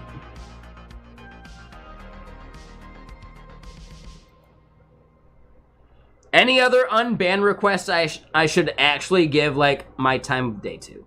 Oh, we actually... Oh, no, hold on. No, I forgot to actually deny this one. That's a big old deny. Fuck off, MK Slug. Get out of here. Nope, you're not welcome. Fuck off, MK Slug. Your comments suck.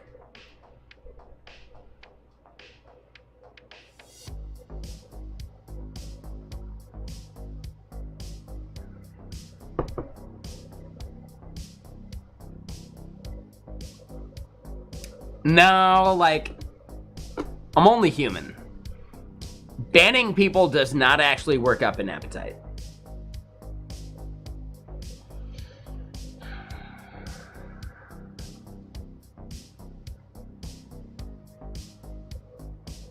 If anything, it kills my appetite just a little bit.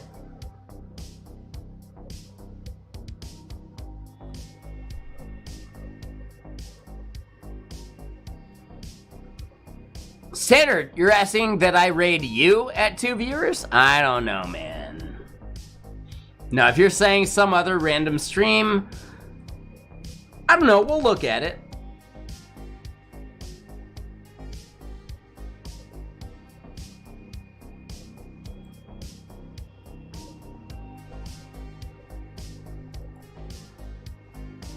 I know, I'm just kidding.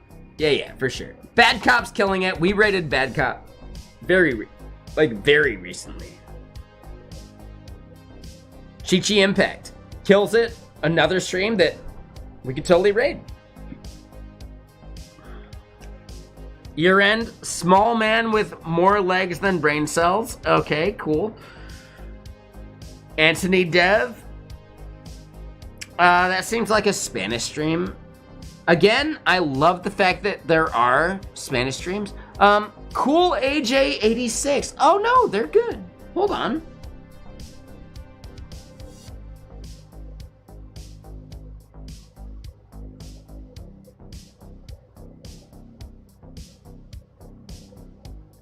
Dude, no, yeah. Good call. Yeah, AJ's awesome. Yeah, he's great. I already follow him and everything. Like, yeah, totally. Like, yeah, we'll go raid Cool AJ. Yeah, good call. No, like, AJ's awesome, man. Yeah, good call. Appreciate you.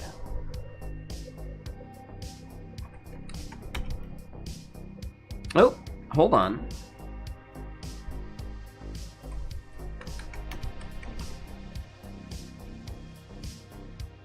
Uh, 86. Yeah, no, he's great. He's rated here so often. Like, dude, he's great. I love the fact that he's doing a really good... Like, dude, his layout is kind of accurate, isn't it? Just some fucking talking head here in the corner, like, occupying, like, a third of the screen. Like, no, AJ's good, man. He's rated here a bunch of times, and he's a very cool person to chat with. So, yeah. Just saying. Like, seriously. Good recommendation. I have not had a chance to raid AJ for a while. He's great. He's awesome. So, let's go say hi to AJ. Yeah, no worries. We're gonna go say hi. I'm gonna go cook some chicken pot pies, probably. They'll be delicious. I'll be over on Gaming Stream here real soon. I gotta make sure to ban MK Slug over on that channel too, because I don't have a link for it yet. But yeah. Like, holy shitballs. But yeah, let's go say hi to AJ. He's very cool, man. Like, dude, his camera work. Oh my god, his camera is awesome. Like, really good, man. I love it. Dude, his lighting is so good. So yeah, cool AJ. Good shit.